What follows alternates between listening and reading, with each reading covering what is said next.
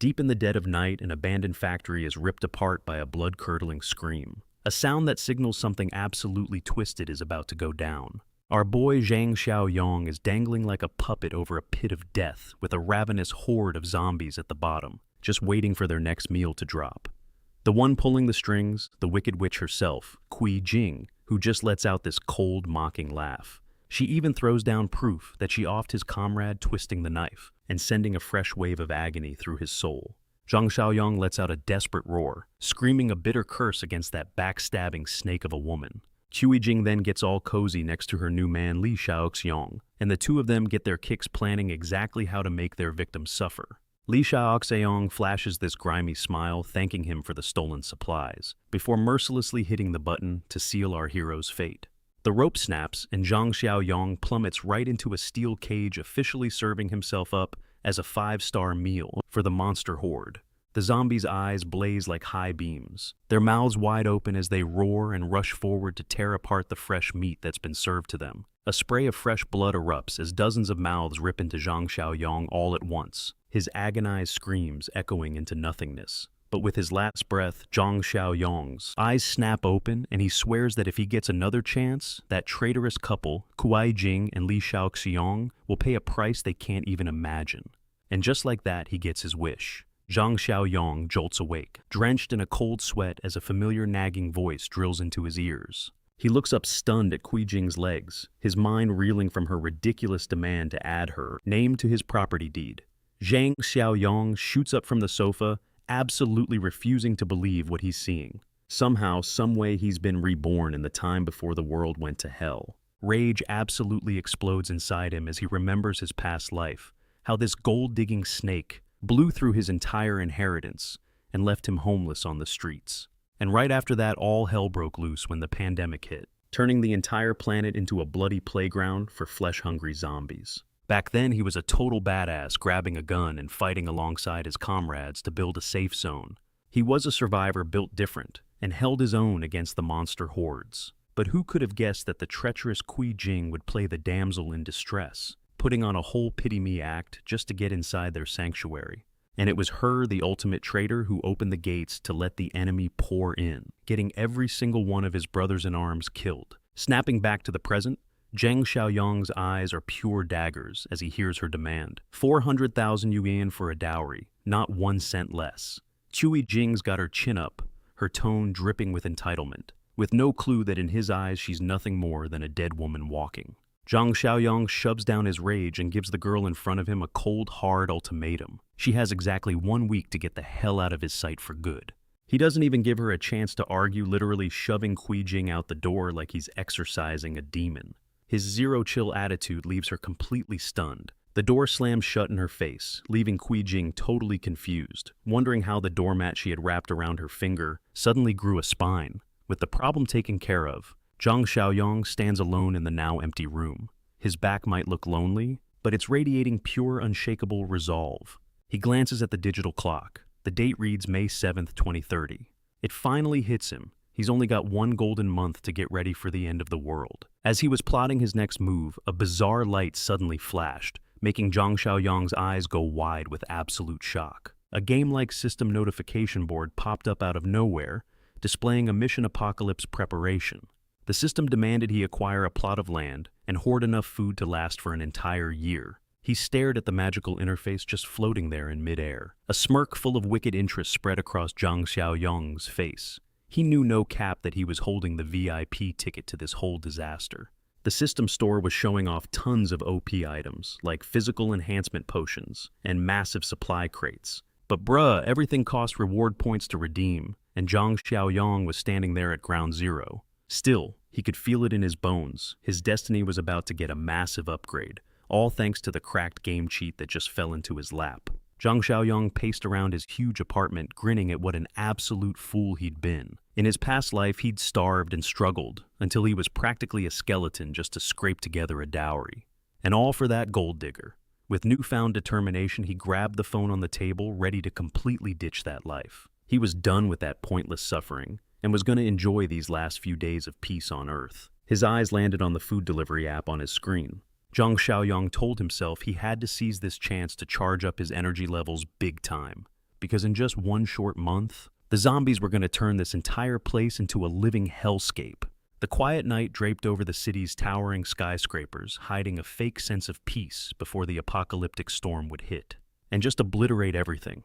A luxurious feast, legit worthy of 3 Michelin stars, was laid out right in front of him, a whole spread of delicious dishes, practically glowing and daring any foodie to resist. You already know he couldn't. Zhang Xiaoyong picked up a pricey piece of braised pork with his chopsticks, inspecting it closely. His eyes were sparkling with curiosity, dying to know how insane a single piece of meat worth 300 yuan could taste.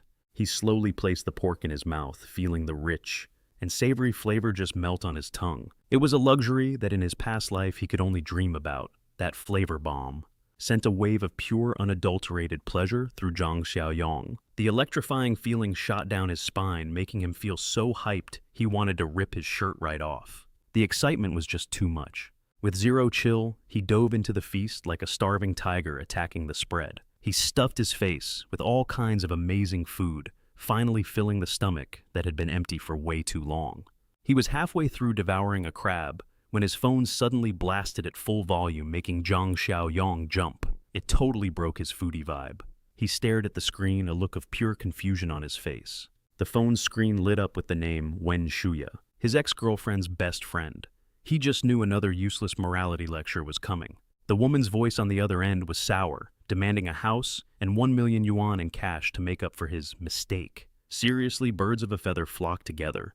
They were all delusional. But this Zhang Xiaoyong, he was built different now. He yelled right back at the psycho on the phone, telling her to get the hell out of his life.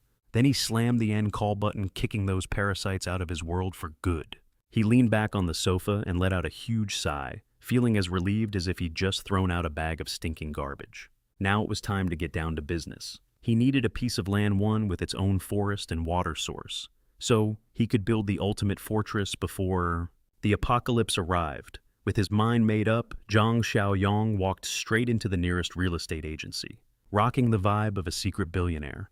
A super polite employee, Xiaoning, greets him with a bow and cheerfully asks if he's looking to rent, or maybe even buy. Zhang Xiaoyong just cracks a smile, about to answer, when a loud, arrogant voice just cuts them off completely. It's Manager Zhuo, and my guy is rocking a serious scowl. He straight up disses the customer and orders Xiaoning to haul toilet paper instead of, doing her actual job.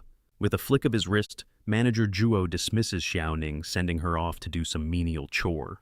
The dude has zero chill, straight up insulting his own employee right in front of a potential customer. Then he turns his attention to Zhang Xiaoyong, giving him a nasty once-over filled with pure disdain. He scoffs, saying our boy looks so broke he probably couldn't even afford to buy a toilet bowl. And that's when a flash of pure killer intent sparks in Zhang Xiaoyong's eyes. He's suddenly laser-focused on the trash talk spewing from this arrogant manager's mouth. Manager Zhu then makes a big loud promise, swearing he'll live-stream himself eating poop if our MC can actually afford anything here. Zhang Xiaoyong just looks back at him like he's watching a clown about to start his circus act. A wicked grin spreads across Zhang Xiaoyong's face. He's more than happy to accept this challenge. He even promises to personally find the moron a nice steaming hot meal fresh from the source. Then he slowly brings out the legendary black card, holding it casually between 2 fingers. With a smirk, he states he isn't here to rent, and he's definitely not interested in some dinky little house. Zhang Xiaoyong flashes the card, and both the manager and Xiaoning are absolutely floored. He announces loud and clear that he came to buy the entire damn estate. All of it. The other employees nearby completely lose their minds, buzzing, as they finally recognize the unmistakable glow of a mega-rich heir. Xiaoning snaps out of it first. She bows deeply, eagerly, offering her full service, ready to cater to this high roller's every need. She's ready to go all the way to the finish line. Zhang Xiaoyong confidently struts inside, leaving Manager Zhu behind, who's now sweating bullets. The dude is drowning in shame, but is still desperately trying to salvage what's left of his pride. Xiaoning respectfully hands over a list of all the available properties for the VIP to review, ready to walk him through all the details. But Zhang Xiaoyong just waves it all away, completely uninterested in the boring paperwork. He cuts right to the chase, declaring he'll just give her his exact requirements himself. There's no need to waste any more of his precious time. He starts listing off a wild set of criteria, basically for an apocalypse-proof bunker. It's got to be near a mountain, have its own water source, And most importantly, it needs a pre-existing workshop or some kind of massive building.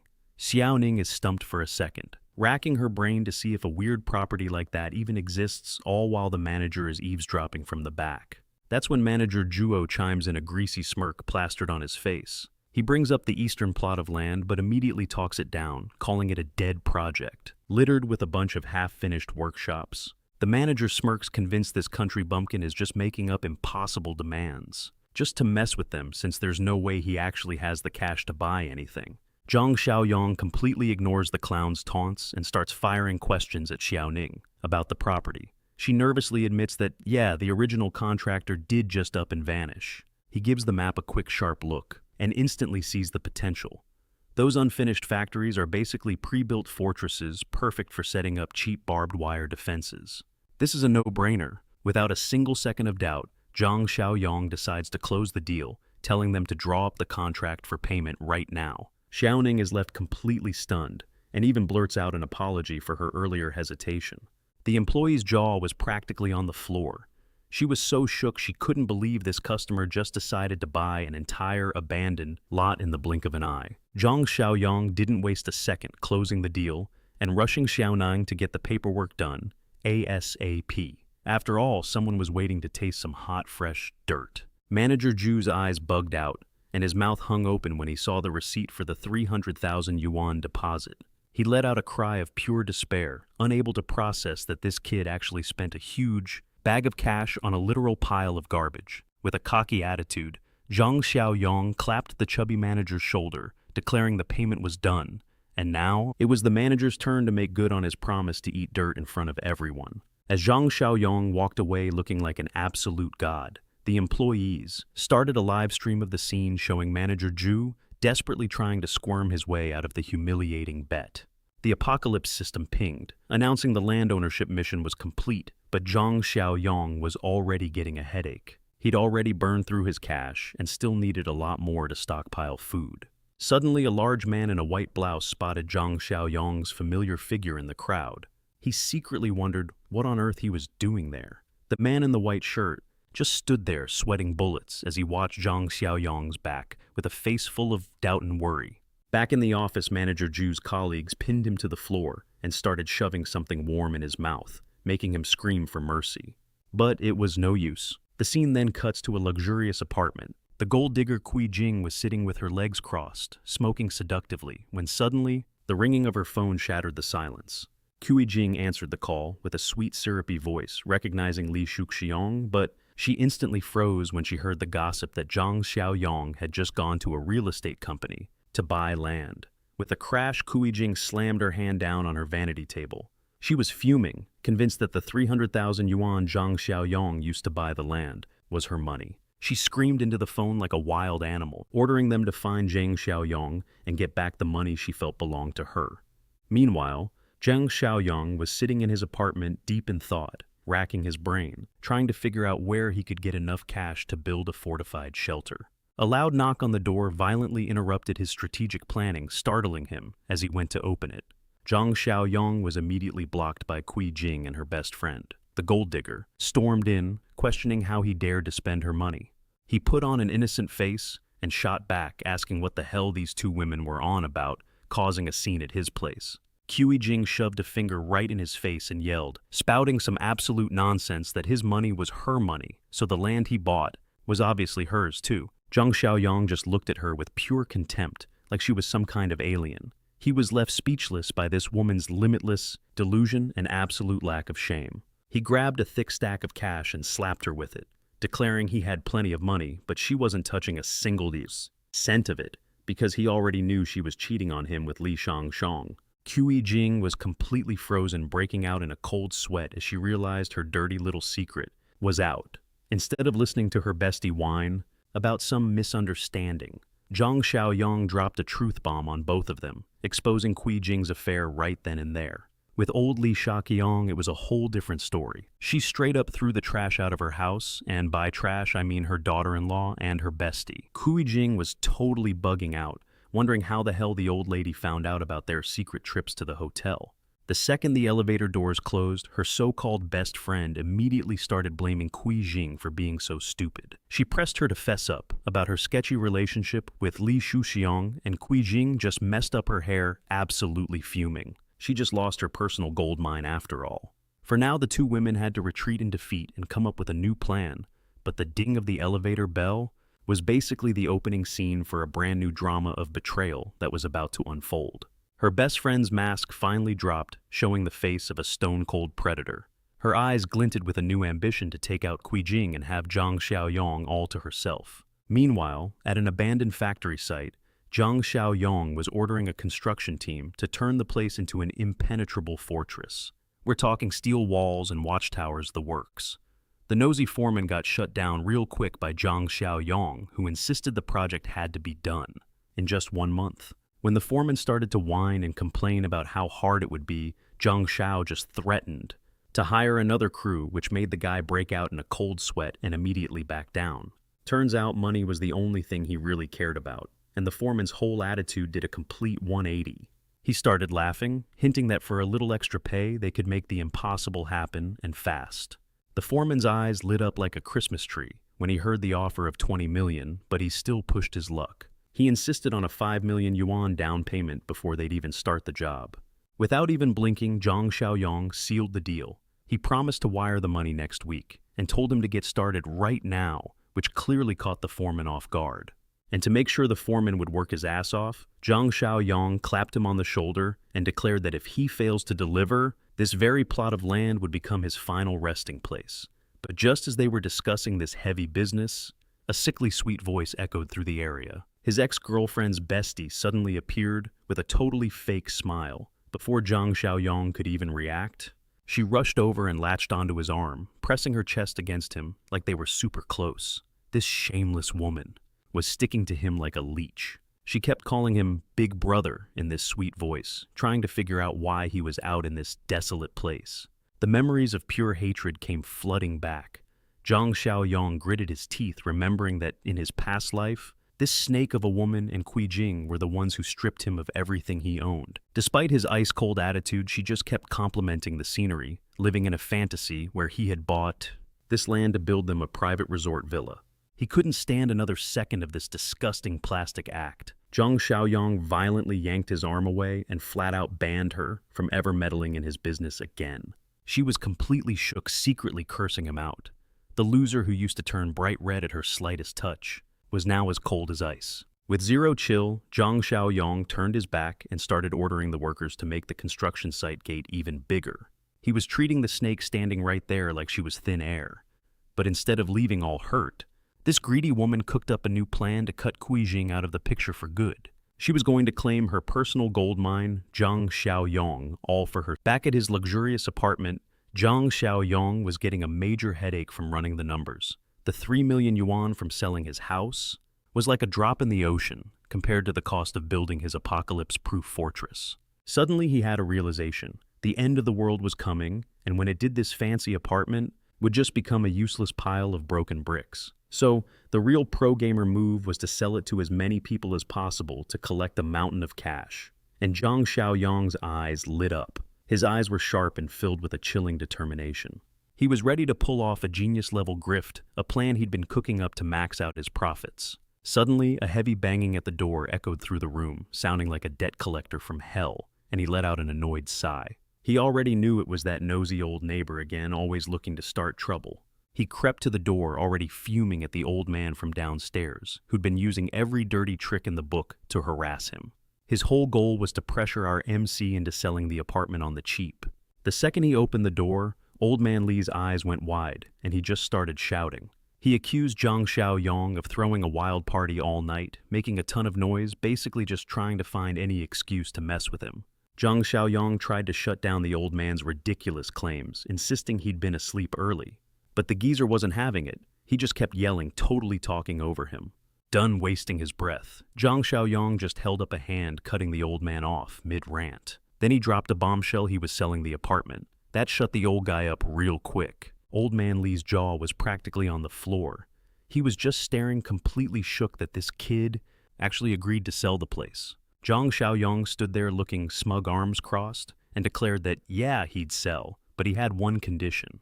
Before they could even think about finalizing the deal, his term had to be met. He demanded 5 million yuan wired straight to his account, no questions asked, but the real trap was the fine print. The old man wouldn't get the keys for another 6 whole months. Seeing the old-timer hesitate doing the math in his head, Zhang Xiaoyang just shrugged and pretended to close the door, making the old man panic at the thought of losing his perfect victim. He immediately rushed forward to stop him. And just like that, old man Li's own greed made him walk right into the lion's den. He frantically nodded, agreeing to every single demand as long as they put it all in a written contract. He didn't want the kid backing out, but Zhang Xiaoyang just shot him a wicked grin. He was secretly thinking to himself, "Go ahead, old man. Hug that concrete coffin of yours and just wait for the day the world ends." After getting rid of the old man, he checked his phone and ran the numbers.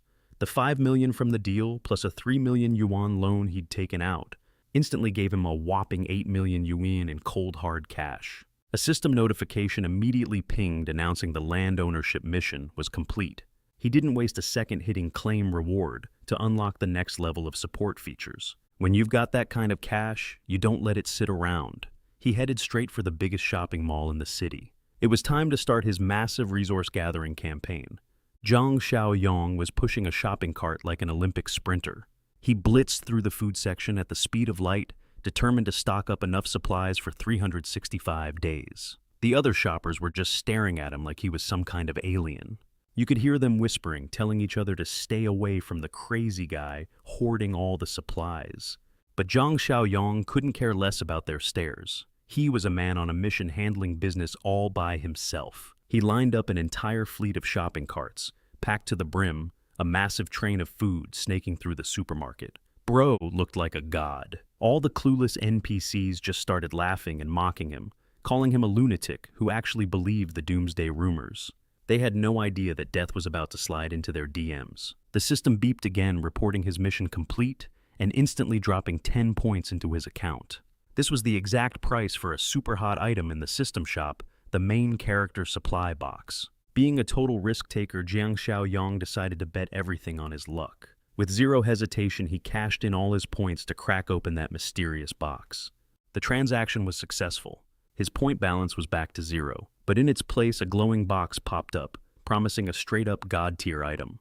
And boy did he hit the jackpot, scoring a level 1 space ring with a massive 500 cubic units of storage. But its most OP feature, it completely freezes time for anything stored inside.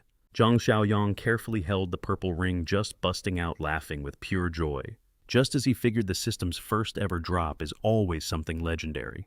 He was stoked when it hit him that the time freeze feature meant any fresh food he stashed in there would never ever spoil. Right on cue, the system dropped a new quest store enough food to last for a whole decade.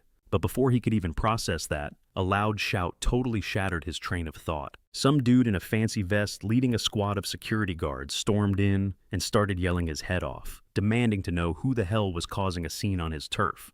But the second he saw our MC, he froze, a look of shock and disgust on his face, as he recognized his old acquaintance Zhang Xiaoyang. Zhang Xiaoyang wasn't even surprised, though. His sharp eyes immediately clocked the guy. It was his old classmate Yang Tao. The memories came flooding back. Yang Tao was the classic toady who got his kicks bullying weaker students back when they were in school. This was the same dude Zhang Xiaoyang had called out for trying to shake people down for protection money. Keeping up his arrogant act, Yang Tao pointed a finger right in our MC's face, threatening him to put all the merchandise back if he knew what was good for him. Zhang Xiaoyang just smirked, completely unimpressed with Yang Tao's whole bully routine, and bravely declared that he was just a customer there to do some shopping. Yang Tao, absolutely triggered, screamed at Zhang Xiaoyang to pay up immediately, dead certain that a loser like him was completely broke. An hour later, the entire staff is sweating bullets, still scanning barcodes.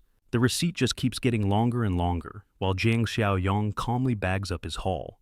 The cashier's hands are literally shaking as she holds the ridiculously long receipt and announces the grand total to Yang Tao, over 56,000 yuan. Yang Tao slams the card reader down in front of Zhang Xiaoyang, practically screaming at him. He demands payment clearly, just waiting for the sweet, sweet drama of the card getting declined. Zhang Xiaoyang doesn't even say a word. He just whips out his black card. His eyes flash with this sharp, taunting look and the sound of the successful payment. echoes through the store, hitting Yang Tao like a freight train. He breaks out in a cold sweat, unable to even process what just happened. Yang Tao and his security goons are just about to dip when Jiang Xiaoyong calls out, his voice dripping with authority. It stops every single one of them dead in their tracks. Yang Tao whips around his face, beet red with rage, and yells, asking what kind of stunt he's trying to pull in front of everybody. Jiang Xiaoyong just smirks back, demanding a proper apology. If he doesn't get one, he says he'll return every single item he just bought. Feeling the heat and totally humiliated, Yang Tao's eyes bug out as he screams, accusing Jiang Xiaoyong of just trying to start drama at his store. By now, the bystanders are whipping out their phones and going live, putting Yang Tao on blast and telling him to just apologize unless he wants to become the next viral meme. Then Jiang Xiaoyong lands the final blow, declaring that if the apology is actually genuine, he'll buy 10 times the amount of stuff he just did. In front of the now quivering manager, Jiang Xiaoyong holds up that all-powerful black card, challenging him to bring over a POS machine so they can all see the absolutely insane balance on it. Without even hesitating, Jiang Xiaoyong slaps down his card, and that perfect beep echoes through the room. That's the sound of pure screw-you money, the kind that just steamrolls anyone who gets in the way. Yang Tao just stares at the 700,000 yuan flashing on the screen, his eyes practically bugging out of his head. He's breaking out in a cold sweat over his old friend's insane flex, but all Jiang Xiaoyong gives him is a smug little grin. He's basically cornering the guy into an apology, while the manager just trembles with rage, completely and utterly useless. Bruh, you can't fight that kind of financial firepower. The manager folds, instantly bowing a full 90 degrees and scrambling to say he's sorry. His massive ego is just shattered all over the floor. Jiang Xiaoyong then grabs his old friend's head and just completely humiliates him, warning him to learn his lesson and maybe not burn every bridge next time. The second Yang Tao gets a whiff of that cash, his entire attitude does a complete 180. All of a sudden, he's sucking up to Jiang Xiaoyong like a lost puppy who just found its owner. The shady manager quickly jumps in with an idea, saying the supermarket's storage isn't nearly big enough. He suggests they find a much bigger wholesale supplier to handle all the merchandise. Jiang Xiaoyong just gives him a calculating look. The manager offers to introduce him to one of his connections, and with total confidence, Yang Tao proudly drops the name Zhang Xiansha. Yang Da gets so hyped, he immediately calls his crew to spill the tea. Meanwhile, Jiang Xiaoyong is just smirking to himself. He's already clocked their entire dirty little scheme. They quickly move to a massive warehouse where a fleet of heavy-duty trucks is lined up, ready for the score of the century. Then out of nowhere, a car comes screaming down the road. The roar of its engine absolutely shatters the quiet, snapping both of their heads in its direction. This luxury car pulls a sick drift, and the smell of burning rubber sends Yang Tao stumbling backward in pure terror. But Jiang Xiaoyong, he's standing there solid as a rock, completely unfazed. Jiang Xiaoyong narrows his eyes at the cocky driver, mentally cursing him out for being such a show-off. The door swings open and out steps Zhang Shengxia, dripping with main villain energy. He's got a cigarette dangling from his lips and his chin held high, an attitude that just screams, "I'm the..." Yang Tao immediately scurries over to play middleman, respectfully introducing Jiang Xiaoyong and hoping the boss remembers their old connection from back in the day. But Zhang Shengxia just furrows his brow, acting like he has no clue who this is, which forces Yang Tao to start the intro all over again. He has to remind the guy that Zhang Xiaoyong was a high school classmate. After digging through his memories for a second, the wannabe drug lord takes a long drag from his cigarette, and finally lets out a grunt of recognition, finally placing his old classmate. Then with absolutely zero chill, he blows a huge cloud of smoke right in Zhang Xiaoyong's face, but our MC stays completely emotionless. His face is a total blank slate. Zhang Shengxia lets out a nasty laugh and starts dropping some trash talk, going on about how stubborn Zhang Xiaoyong was back in high school. He yanks on the string of Zhang Xiaoyong's hoodie, looking it over. He starts roasting him for his cheap knockoff clothes, clowning on our boy for being a broke wannabe, clearly feeling like it's beneath him to even speak to a poor person. Jiang Xiansha grabs Yang Tao by the scruff of his neck and shoves him away, yelling about what a complete waste of his time this is. Zhang Shengxia even kicks Yang Tao for making him waste a few seconds of his day, all while spouting some garbage philosophy about judging people by their clothes, just to diss Zhang Xiaoyong. But Zhang Xiaoyong just smirks, realizing that his whole classy aura is totally wasted on an uncultured low-class goon like this. When the thug hears a certain trigger word, Zhang Shengjie lunges forward and grabs Zhang Xiaoyong by the collar. He's growling, demanding an explanation. But instead of being intimidated, Zhang Xiaoyong leans in even closer right into his enemy's face and adds one more taunt that's designed to push the gangster right over the edge. Our boy pulls the ultimate who me card putting on this super innocent face, like he can't figure out why he's getting called out. The goon starts sweating bullets, trying to explain that Boss Zhang is basically allergic to being called uneducated. But Zhang Shengxia has zero chill. He completely loses it and just boots the side of the truck, making a huge bang to try and scare our MC. He's seething, basically threatening that if our MC doesn't buy the whole damn truckload right now, nobody's leaving in one piece. But Zhang Xiaoyong is completely unbothered by the threat. He just coldly whips out his phone and asks for an account number ready to let his money do the talking. The second they see the notification for a 1 million yuan deposit on a 5 million yuan order, Zhang Shengxia's eyes pop out of his head, totally shocked at how much this VIP customer is willing to drop. Zhang Xiaoyong doesn't even waste his breath. He just orders them to collect everything from rice oil and salt all the way to snacks. If it's edible, he's taking it all. Zhang Shengxie is smirking to himself, thinking he's just bagged a massive whale to dump all his soon-to-be expired junk on. He leads our MC into a huge warehouse, even offering a 10% discount to try and get him to buy the entire lot. But Zhang Xiaoyong wasn't born yesterday. He stands his ground and makes it clear. He needs to personally check the quality of the goods before he finalizes the order. He grabs a package of food, and the vibe in the warehouse gets super tense as he silently inspects it. With just one look, our boy calls out the scam, pointing out that except for the top layer, everything underneath is totally expired. The moment he's exposed, Zhang Shengxia starts sweating buckets trying to cover his tracks. He desperately tries to salvage the situation by slashing the price, offering a 50% discount to save the deal. But Zhang Xiaoyong gives him a hard pass, stating that his 5 million yuan is for premium stuff only. But then my guy pulls a galaxy brain move. He flips the script and says he actually has a use for this pile of industrial waste, leaving the smuggler Zhang Shengxia totally shook. Zhang Xiaoyong closes the deal, taking all the expired products for a rock-bottom price. But here's the 200 IQ play. He sets a trap by scheduling the payment for 1 month later, a genius move, because he knows the apocalypse is about to drop, making money totally useless. Zhang Shengxia starts getting worried that he might not even get paid for the expired products. But Zhang Xiaoyong quickly calms him down, using his own house as collateral, and proudly declaring that he's the most trustworthy buyer around. He flashes this sly grin, insisting that this pile of garbage is about to be worth more than gold. The smuggler is just baffled, sweating like crazy because he has no clue what this madman's endgame is. Before the dude can even ask a question, our MC coldly finalizes the delivery order. His phone rings and he answers it immediately. As soon as he does, Zhang Xiaoyong recognizes the voice of his target, the guy who wants to buy his old house, which is the next phase of his plan to get more funds. He points at the food pile and tells Zhang Shengxia to handle it, then just turns and dips out like a boss. He leaves the two gangsters just staring at him, completely bewildered. Zhang Shengxia and his goon are just frozen on the spot, totally confused and wondering if they just hit the jackpot or got scammed by some rich kid who's selling his house. Meanwhile, this dude named Grandpa Li rushes to put down a 400,000 yuan down payment and instantly agrees to Zhang Xiaoyong's condition of moving in after 3 months.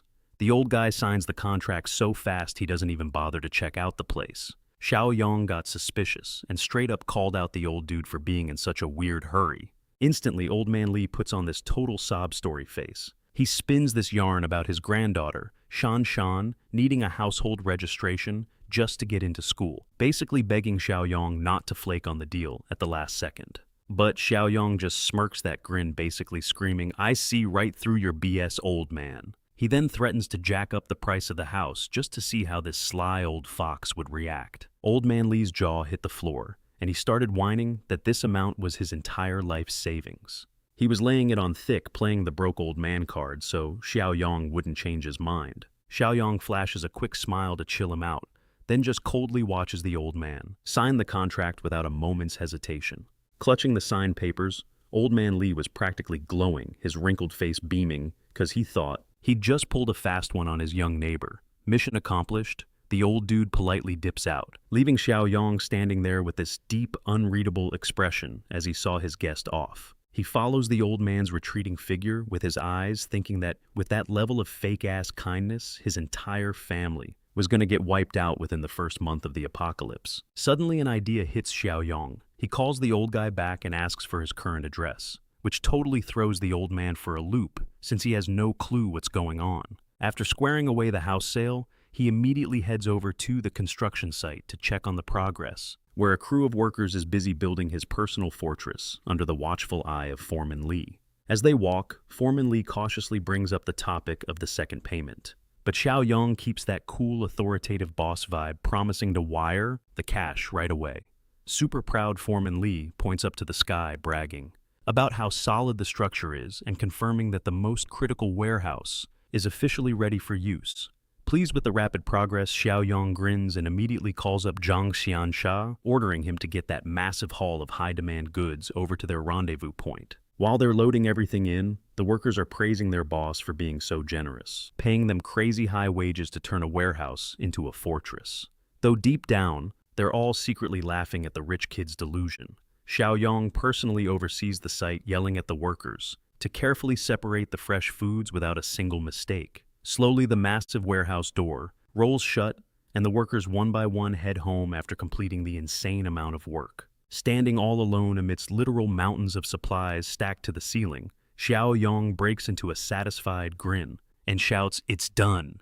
with a rush of joy that familiar notification sound dings, bringing some seriously good news. The Apocalypse system announces that the mission to hoard a 10-year food supply is complete, along with bonus points and the unlocking of new items. Without even thinking twice, he cashes in his accumulated points to immediately scan the Awakening Ability gift box. Bruh, he feels like he's hit the jackpot getting a power-up before the world even starts to end. The screen flashes Mind's Eye Skill Level 1, a seriously cracked ability that allows the user to instantly detect an enemy's hostility. Xiaoyong gets this calculated smirk on his face, understanding completely that in the coming dog-eat-dog world, this ability to tell friend from foe is worth way more than pure gold. The system just keeps hitting different, dropping a new mission that requires him to get fully kitted out with weapons, which lines up perfectly with his next bloody plan. As night falls, Xiaoyong heads out alone, making his way into the bustling black market, a place where all sorts of shady characters and forbidden items are gathered. Zhang Xiaoyong dives into the chaotic mess of a black market, where the crowd is tripping over themselves to bid on fake antiques they claim were dug up from an emperor's tomb just yesterday.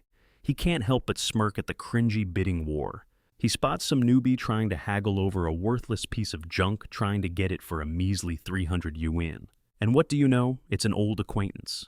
Li Shaqiang is happily finalizing the deal for a fake jade bracelet, thinking he's scoring it for a total steal from the stall owner. Zhang Xiaoyong finds this low-key hilarious, since he knows Li Shaqiang only bought that garbage to scam his gold-digging girlfriend Kui Jian. Talk about a match made in trash heaven, but he has no time for these small-timers. His eyes scan the area until they lock onto a stall packed to the brim with all kinds of gleaming razor-sharp swords and knives. With the sound of clashing steel filling the air, he knows he's found his target. A confident grin spreads across his face when he sees the exact weapon stall he needs in this hectic marketplace. He casually slides into a seat and picks up a dagger, his sharp gaze fixed directly on the camo-wearing seller. Then, using a secret code phrase, he asks about the heavy-duty merchandise. The camo seller just gives him a dismissive wave. He plays dumb, claiming they only sell dull knives you have to sharpen yourself, or maybe some batons. He insists they don't have any of the hot merchandise the customer is asking for. Not even fazed by the brush-off, Zhang Xiaoyong pushes back, insisting he needs something way harder than that, hinting at some real serious firepower. The camo seller's expression instantly changes. His eyes flash with a mix of suspicion and a straight-up killer vibe. He's thinking this kid in front of him is just here to stir up trouble. But then the camo seller's eyes nearly pop out of his head.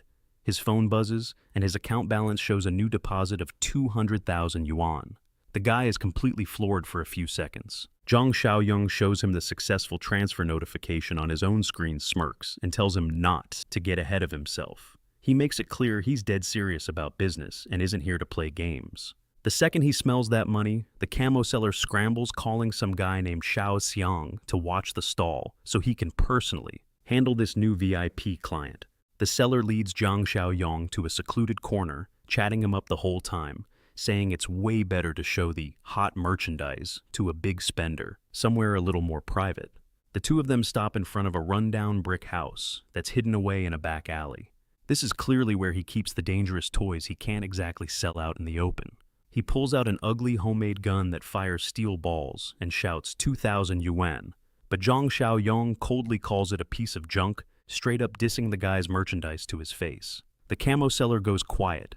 His eyes narrow as he sizes him up, realizing he's dealing with a total pro. He knew he had to bring out something better, a fake 9mm revolver. He boasts about the price 5,000 yuan, not even counting the crazy expensive ammo. Zhang Xiaoyong just stands there, arms crossed, looking like an absolute god of war. He bluntly says that this hunk of scrap metal isn't even in the same universe as the 200,000 yuan down payment. He just wired him.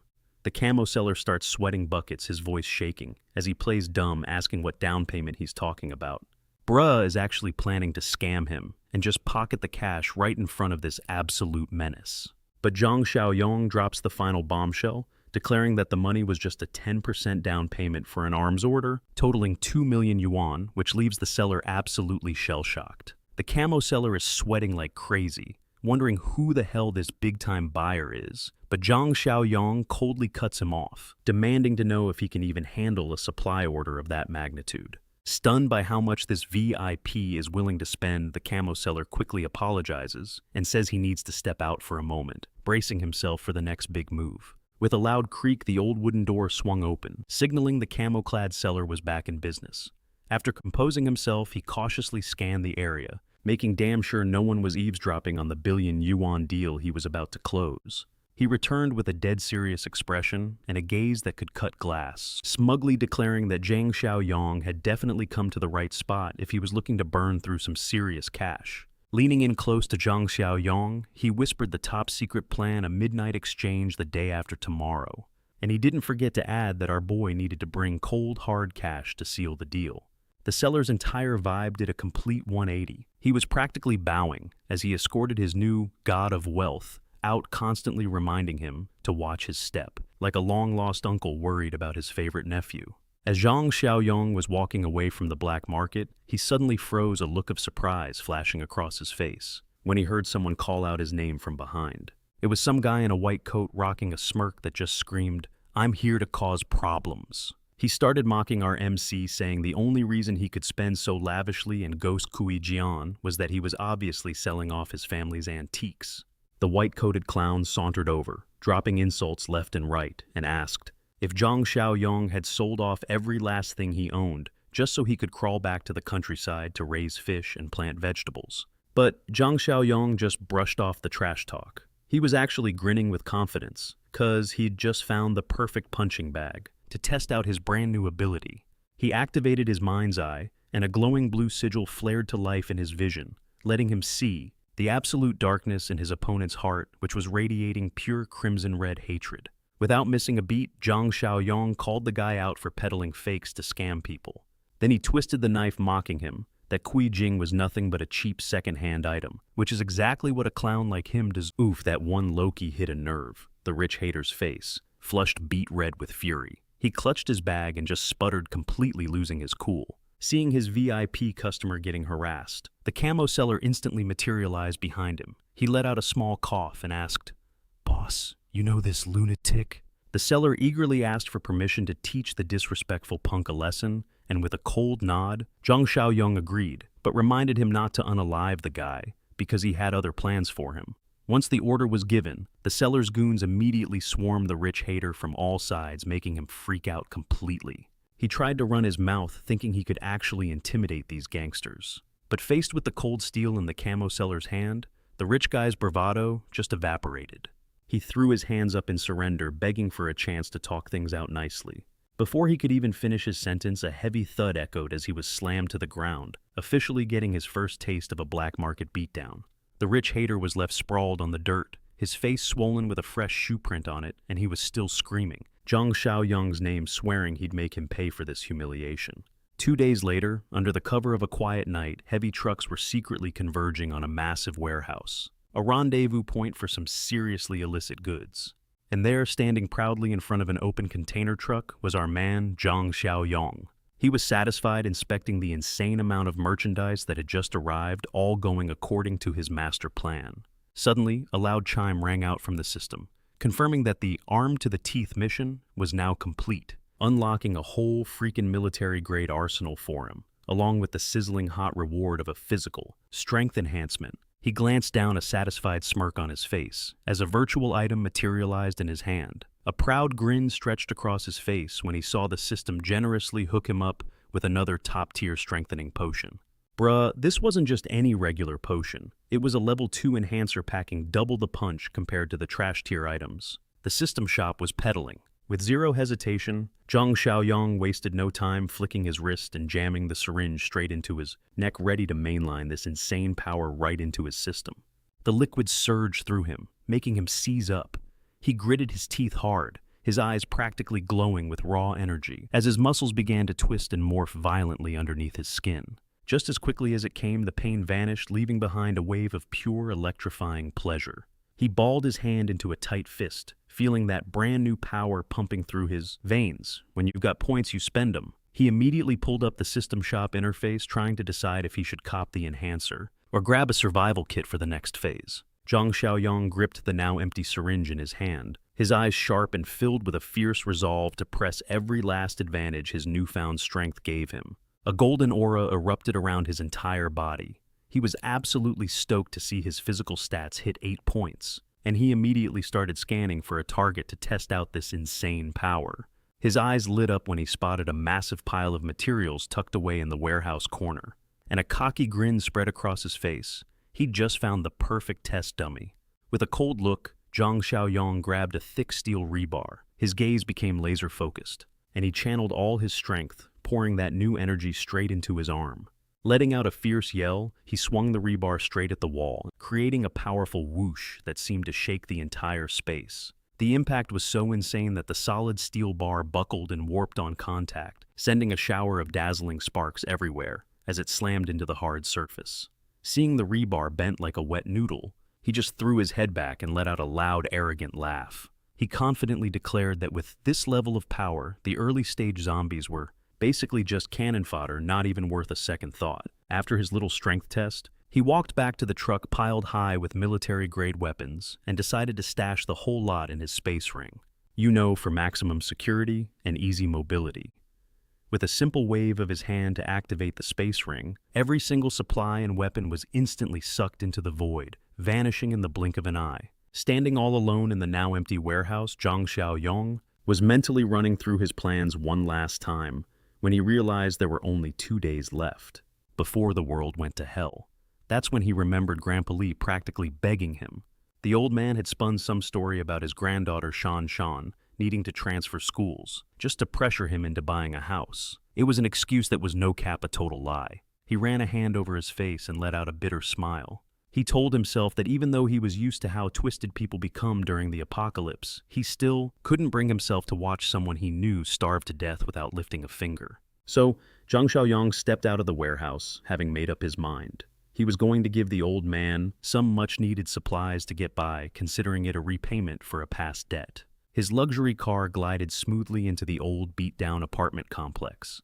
It looked like a spaceship that had landed in a junkyard, totally out of place among the crumbling buildings. Hopping out of the car, Zhang Xiaoyong rolled his eyes and started trashing the remote location. He muttered that if it weren't for his GPS, he'd never have found this absolute dump. He slowly made his way up the dark staircase, silently judging Grandpa Lee's broke-ass life, having to live in a cheap apartment on the very top floor. Zhang Xiaoyong raised his hand and banged on the door. The loud noise shattered the grim silence of the empty hallway. Suddenly, he froze up, breaking into a cold sweat when he remembered he was supposed to take the supplies out of his ring first. I mean, if the old man saw him pull a ton of stuff out of thin air, that'd be pretty hard to explain. He quickly activated his space ring and materialized a huge pile of boxes in front of the door, making it look like he had struggled to carry them all the way up. Just then, the sound of shuffling slippers and Grandpa Lee's hurried voice could be heard from behind the door. It was the signal that the owner of this place was about to appear to receive his gift. Grandpa Lee cracked open the door, his back hunched, sweating buckets, and immediately starting to apologize about the rent money, promising he'd have it next week, without even getting a clear look at his visitor's face. The old man stopped dead in his tracks, his eyes going wide as he realized the person at his door was Zhang Xiaoyong and not the loan sharks he was expecting. Zhang Xiaoyong stood tall in the narrow hallway, right next to a literal mountain of cardboard boxes, which left Grandpa Li completely gobsmacked. He was wondering what on earth Xiaoyong was doing in a remote place like this. Without letting the old man get a word in, Zhang Xiaoyong barked an immediate order to help him get the supplies inside the house, telling him to hurry up before any of the neighbors saw. While Grandpa Li was totally winded after all that heavy lifting, praising how strong the young man was, Zhang Xiaoyong was just standing there cool as a cucumber in the middle of a living room, now packed with supplies. He scanned the layout of the rundown apartment, nodding with satisfaction, and noting that the main door was solid enough to handle the first phase. Zhang Xiaoyong's whole vibe shifted, and he seriously told Grandpa Li to listen closely to what he was about to say next, framing it as a life-or-death command. He declared that the amount of food he brought was enough for 6 months and dropped a bombshell warning that the world was about to get flipped on its head starting tomorrow. This just flew right over the old man's confused face. Grandpa Li innocently wondered why they'd need to stockpile so much stuff when they were about to move out soon anyway. But Zhang Xiaoyong suddenly froze when he spotted a picture frame on the table. He went silent, his eyes narrowing when he saw that the girl in the photo with Grandpa Li was none other than Shan Shan, a character he knew all too well. Zhang Xiaoyong stared at the picture and bluntly asked for his granddaughter's name, Shan Shan, which totally spooked Grandpa Li because he'd never shared that info before. He kept pressing asking where the kid was right now, and Grandpa Li just answered like an old NPC, saying his granddaughter was still at school, handling her school transfer paperwork. That's when the memories of his past life came flooding back. Zhang Xiaoyong remembered a scene of Shan Shan crying helplessly, in the middle of a ruined city because she had indirectly caused her own grandfather's death. His gaze turned ice cold as he replayed that old scenario in his head. The one where Grandpa Li had bravely stormed a school swarming with zombies just to save his granddaughter Shan Shan, only to meet a tragic end. Zhang Xiaoyong carefully set the picture frame down on the table. He swore to himself that he'd undo every single regret and rewrite the ending for this grandfather and his granddaughter. Snapping back to reality, his entire demeanor turned ice cold as he delivered the news. He told Grandpa Li the plan had changed and he didn't need to move in anymore, which sent the old man into a full-blown panic. He immediately thought Zhang Xiaoyong was backing out of their deal at the last second, but Zhang Xiaoyong couldn't be bothered with his pointless freaking out. He insisted that by tomorrow the world would literally be hell on earth, and ordered Grandpa Li to come with him to the school. Their mission to pick up Shan Shan effective immediately. Seeing the old man's baffled expression, who looked like he'd just been asked to do advanced calculus, Zhang Xiaoyong realized that trying to explain the situation to the older generation with just words was a total waste of time. He decided to let his actions do the talking instead. He casually asked the old guy about the concept of famine, all while slowly twisting the space ring on his finger. Then Zhang Xiaoyong activated his ability, and his entire body erupted in a brilliant blue aura. He stated coldly that he held the future in his hands and forced Grandpa Li to get on board completely. If he wanted to save his granddaughter Shan Shan's life, he had to follow orders. Zhang Xiaoyong activated his ability again. His whole body lit up with that same bright blue glow. He declared that he was in control of what was coming, and that Grandpa Li had no choice but to obey him, especially if he wanted to keep his granddaughter Shan Shan alive. He shoved his face right up to Grandpa Li's. His eyes were practically glowing with murderous intent. He fiercely demanded Shan Shan's school address, and in the next instant, the car shot forward like it was trying to outrun the wind itself. Grandpa Li, stuck in the passenger seat, was pale as a ghost and sweating buckets. He was stuck having to navigate for this absolute madman. The shriek of the car's brakes echoed loudly through the air. The car drifted hard, coming to a stop right in front of the school's gate, under the setting sun. Zhang Xiaoyong bolted out of the car like a whirlwind, firing off a barrage of questions. He demanded to know her dorm number, which made Grandpa Li stutter and stammer before he could even get an answer out. Inside the quiet schoolyard, a group of female bullies were cornering and tormenting a much weaker girl. In a scene straight out of some cringe high school movie, the lead bully with a ponytail swung a hard slap across Shan Shan's face. She was screaming and cursing, all because she was jealous over some dude named Zhang Shou Cheng. Shan Shan held her swollen red cheek and tried her best to explain that she had zero interest in being with that guy. But her words meant absolutely nothing to them. She hadn't even had a chance to catch her breath when the bully in the white shirt charged forward and kicked her right in the gut, sending Shan Shan collapsing to the ground in a heap of pain. Two of the other goons grabbed Shan Shan by the hair, yanking her up, while they continued to torture her, mentally mocking the poor girl for having the audacity to reject someone's feelings. The mean girl gripped Shan Shan's hair tightly and yanked her head back. She kept grilling her with questions, making the girl just wince from the sharp pain. When she saw that help had arrived, the group of bullies wasn't scared at all. In fact, they started sneering when they recognized Shan Shan's useless grandpa. He was rushing in with Zhang Xiaoyong. Grandpa Li sprinted to the front pointing. He screamed at the little brats to let her go, while a deadly aura from Zhang Xiaoyong began to spread out from behind him. All of a sudden, three guys decked out in blue sportswear appeared and blocked their path, holding a knife and a baseball bat, threatening the old man to scram. Without even hesitating, this crew of wannabe gangsters immediately rushes Grandpa Li. One grabs his shirt, while the other raises a baton, planning to teach the old man a lesson he won't forget. Their leader winds up with a baseball bat and brings it down for a seriously lethal blow. He's aiming right for Grandpa Li's skull, and no cap, this dude is actually trying to kill him. But just as it's about to hit, the steel baton flying through the air just freezes, caught by a hand that seems to be as hard as cold iron. Zhang Xiaoyong effortlessly snatches the weapon, holding it in a vice grip. His razor-sharp eyes lock onto the thug's face as he gives him a verbal beatdown for having such a trashy attitude. But even though their attack was blocked, these worthless punks don't even look scared. They just start smirking and trash-talking, thinking they've found another easy victim to mess with. Not wasting a single second, Zhang Xiaoyong unleashes a crazy fast kick right into the chest of the thug holding a knife. The impact sends the guy flying straight into a wall, coughing up blood. That one super speed kick sent the thug reeling. He collapses in a pathetic heap on the ground. Seeing their buddy get one-shotted in an instant makes the other two start sweating bullets, but they try to man up and rush forward to attack him together. Zhang Xiaoyong's eyes suddenly glow with a cold blue light as he activates his extreme concentration skill. He can now predict every single move these lowlifes are about to make. The last two young thugs split up, trying to surround him from both sides. One's armed with a baton, and the other has a knife, thinking they can trap him in a pincer attack. The dude with the buzz cut lets out a yell to hype himself up. He swings the baseball bat with everything he's got, aiming for a one-hit KO to his opponent's head because of his own beefed-up physical stats. But dodging the attack is a piece of cake for Zhang Xiaoyong. His reaction speed is on a completely different level than a normal person's. The second his opponent overswings and loses his balance, our boy reaches out and grabs the man by the neck. He snatches the baton wielder like a hawk grabbing a helpless chicken with its powerful talons. With zero chill, Zhang Xiaoyong grabs the punk's arm and absolutely pile drives his foot into the hard tile floor in one brutal move. The dude with the buzz cut's eyes go wide, his mouth hanging open as he lets out a raw scream from the sheer mind-numbing pain. Seeing his chance, the guy with the blonde hair lunges forward, aiming to get in a sneaky stab. But all Zhang Xiaoyong has to do is give his head a slight tilt, and the sharp blade just slices through empty air, completely missing its mark. The blonde thug swings his baton with all his might, putting his whole body into the attack.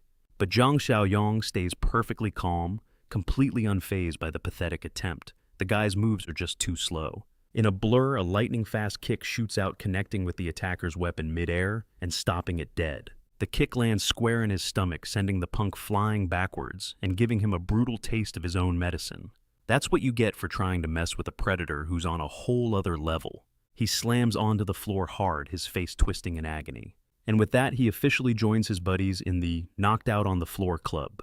Zhang Xiaoyong stands tall and confident over his defeated opponents. He's radiating an aura so intense that not a single person dares to say a word. After dealing with the guys, he slowly walks over to the girl in the black dress, who's trembling, as she asks him what he wants. He doesn't waste a single word. He just winds up and delivers a slap so vicious it almost snaps her neck, giving her a hard lesson about equality. The smack is so powerful it leaves a bright red handprint blooming on her cheek. The shock completely short-circuits her brain, leaving her wide-eyed and totally speechless. He then turns his attention to the long-haired girl in the white shirt. He grabs a fistful of her hair, yanks her head back, and asks her how she likes it when someone else does the hair pulling. Zhang Xiaoyong brings the knife right up to the captive girl's neck. His razor-sharp glare absolutely terrifies the girl to her core. Stuttering, she manages to ask what he's planning to do with that knife. A flash of steel cuts through the air, creating a deadly blue arc, followed by a piercing scream that echoes throughout the entire alley. Zhang Xiaoyong's eyes are glowing with a blue light, brimming with a lethal aura. But his face remains completely calm and emotionless even after giving such a severe warning. After witnessing that horrifying scene, the girl in the black dress just collapses to the ground, her mouth wide open in pure terror, while Shan standing behind them claps a hand over her own mouth, completely stunned and unable to speak. A loud thud rings out as the girl in the white shirt goes limp, her arms and legs giving out as she crumples to her knees on the pavement. She is in a state of absolute despair. The girl is in total shock, her hands flying up to her head. Her face turns ghostly white as she realizes that her precious long hair has had a huge chunk chopped off. Crying hysterically, she screams with rage and curses Zhang Xiaoyong, calling him a shameless monster for destroying her hair. Uncaring, Zhang Xiaoyong drops the severed lock of hair in front of her and coldly says that long hair is just a useless burden for what's coming next. After taking care of the trash, he turns his back and tells Shan it's time to bounce, leaving the group of bullies. Looking on in utter disbelief, Shan still can't wrap her head around what just went down, her innocent face showing nothing but pure confusion as he quickly pulls her away from the scene. The car peels out and speeds away. With Zhang Xiaoyong behind the wheel, he calmly drops a bombshell. He announces that a massive world-altering famine is on its way. He tells Shan to forget about her studies, because from now on, survival is the only priority. All Shan could do was grill her grandpa for being so naive, falling for every single scam call that came his way. Meanwhile, behind the wheel, Zhang Xiaoyong just smirked a picture of pure confidence. He made a silent vow in this life he'd protect the kid no matter what. He cut right through their argument, stating with zero hesitation that the whole story about the famine, yeah, that was him. He's the one who started it, and he swore it wasn't a scam. Shan shot a confused look at this mystery driver, her eyes full of suspicion, and straight up asked who the hell he even was. The car floored it as Zhang Xiaoyong casually introduced himself. He then dropped a chilling bombshell her bullies were about to disappear, so she shouldn't even sweat it. The kid was still shook, stammering, as she asked if the terrifying famine was for real. Zhang Xiaoyong just kicked back in his seat, looking way too comfortable. He admitted the famine was just a cover story, something he cooked up so her grandpa could wrap his head around things. Then with a cryptic smile, he dropped the real truth bomb, something 1,000 times worse. The actual end of the world was coming. Hearing the word apocalypse, Shan's eyes went wide. Her jaw hit the floor, completely unable to process what she was hearing. Zhang Xiaoyong calmly told her to check her phone, and as Shan started scrolling, she broke out in a cold sweat. The news going viral online was absolutely insane. Shan scrolled through her feed, her eyes glued to a horrifying video. Some lunatic was straight up biting another person in broad daylight, and the security guards couldn't do a damn thing to stop it. The headline just screamed, "Rabies outbreak." The next post warned about a fog rolling in that smelled wrong. The first signs of the end were popping up right there on her screen. Shan was dripping with sweat, her hands trembling. As she read desperate messages for help from victims who were changing, a cold dread crept up her spine.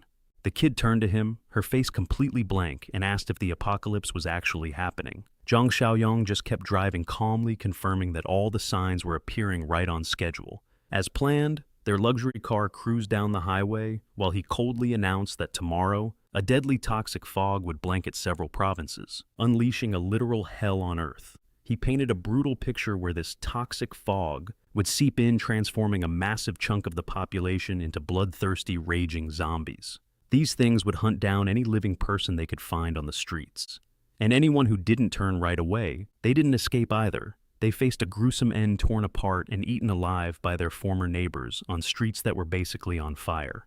Zhang Xiaoyong then dropped another mind-blowing piece of info, revealing the brutal rule of this new world. The second a victim dies, they instantly get drafted into the disgusting army of the undead, complete with those signature deadly glowing eyes. He glanced into the rearview mirror, his eyes sharp as daggers, and asked if kids these days even know what a zombie is. Shan managed to stutter out a yes, but her brain just couldn't accept this insane reality.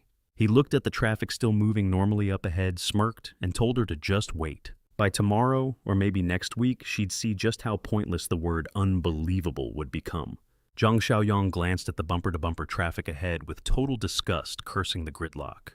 The emergency lane was also completely clogged by entitled drivers trying to cut ahead, a perfect example of how selfish people get in a crisis. Grandpa Lee was starting to freak out, worried that if the car stopped, the zombies would catch up to them. But Zhang Xiaoyong told him to chill, saying it wasn't time to panic yet. Even though he sounded tough, his mind was already running the numbers on the risks. If an outbreak happened right here in this traffic jam, they'd be in for a world of hurt. Suddenly, a high-end luxury car came tearing up from behind them at an insane speed. The roar of an engine absolutely shredded the quiet of the road. Some cocky driver in a flashy car suddenly shot past, cutting right in front of Yang Xiaoyong's vehicle. He was trying to squeeze into the emergency lane, forcing our guy to slam on the brakes to keep from crashing. The sudden stop sent everything inside the car flying. Shan let out a scream, and Grandpa Lee's soul nearly left his body from the unexpected jolt. Pure rage just boiled up inside him, and Zhang Xiaoyong ground his teeth as he cursed out loud. He was fuming about that rich punk's totally reckless driving, not even using a signal. But he wasn't about to just take it. He immediately maneuvered to get some payback, making it clear. There was no way this guy was getting away after pulling a stunt like that. Zhang Xiaoyong's car rammed straight into the back of the other vehicle. He didn't hesitate for a single second. Our boy was about to teach this clown a lesson about road etiquette in the apocalypse that he wouldn't ever forget. The tough white car slammed hard into the side of the other vehicle. The sound of grinding metal was deafening, almost like it was testing the very limits of Zhang Xiaoyong's ride. Zhang Xiaoyong narrowed his eyes, and they were filled with a murderous intent. He couldn't believe this kid still wouldn't back down, and was ready to go all out just to cut in line. The two cars were now stuck together like glue, their bumpers scraping against each other without mercy. This fight for a spot on the road had turned into a brutal test of wills and steel. The rich driver stuck his head out the window, letting loose a string of curses, but all he got back was cold contempt. That was the only response he got from Zhang Xiaoyong. Seeing that their opponent seemed pretty unhinged, a trembling Grandpa Lee told him to just endure it, but Zhang Xiaoyong just smirked. He declared he was ready to put down anyone who had the guts to get out of their car and start trouble. Finally, after nearly an hour of being stuck, the traffic started to move. The cars broke free from each other, and the other vehicles sped away. But before anyone could even catch their breath, Shan screamed a warning as she saw that same pest. That car was speeding up again, clearly planning to cut them off one more time. Zhang Xiaoyong gritted his teeth, pure fury rising in his chest when he saw this guy was still determined to fight.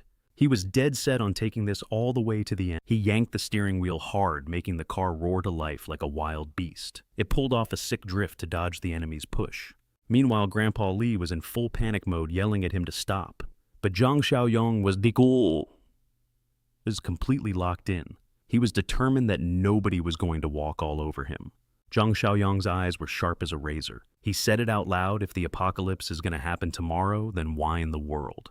Should he have to put up with garbage people like this? With fierce determination, he maneuvered the car and slammed it directly into the side of his opponent's vehicle. The sound was insane, a tragic symphony of crunching metal that echoed everywhere. The massive impact sent the rich driver's car spinning to the side, sparks flying. They looked like fireworks celebrating a victory for the stronger one as the luxury car spun out in a cloud of smoke. The driver stumbled out looking like a total wreck, but he was still screaming curses, absolutely livid as he yelled into his phone. He was demanding the traffic police check the CCTV footage. His face was twisted with rage, his neck red with the sheer helplessness of getting schooled by some nobody. He just stood there in the middle of the road, staring at the departing taillights. He swore he'd teach that guy a lesson about respect, but now his threats were nothing. Just empty words carried away by the afternoon breeze. With a dry creaking sound, the rolling door of the secret base slowly began to open. The winning ride pulls up safe and sound, breaking the silence of the night. The squad piles out of the car, and Grandpa Lee, looking pale as a ghost, has to grab the door just to stay upright.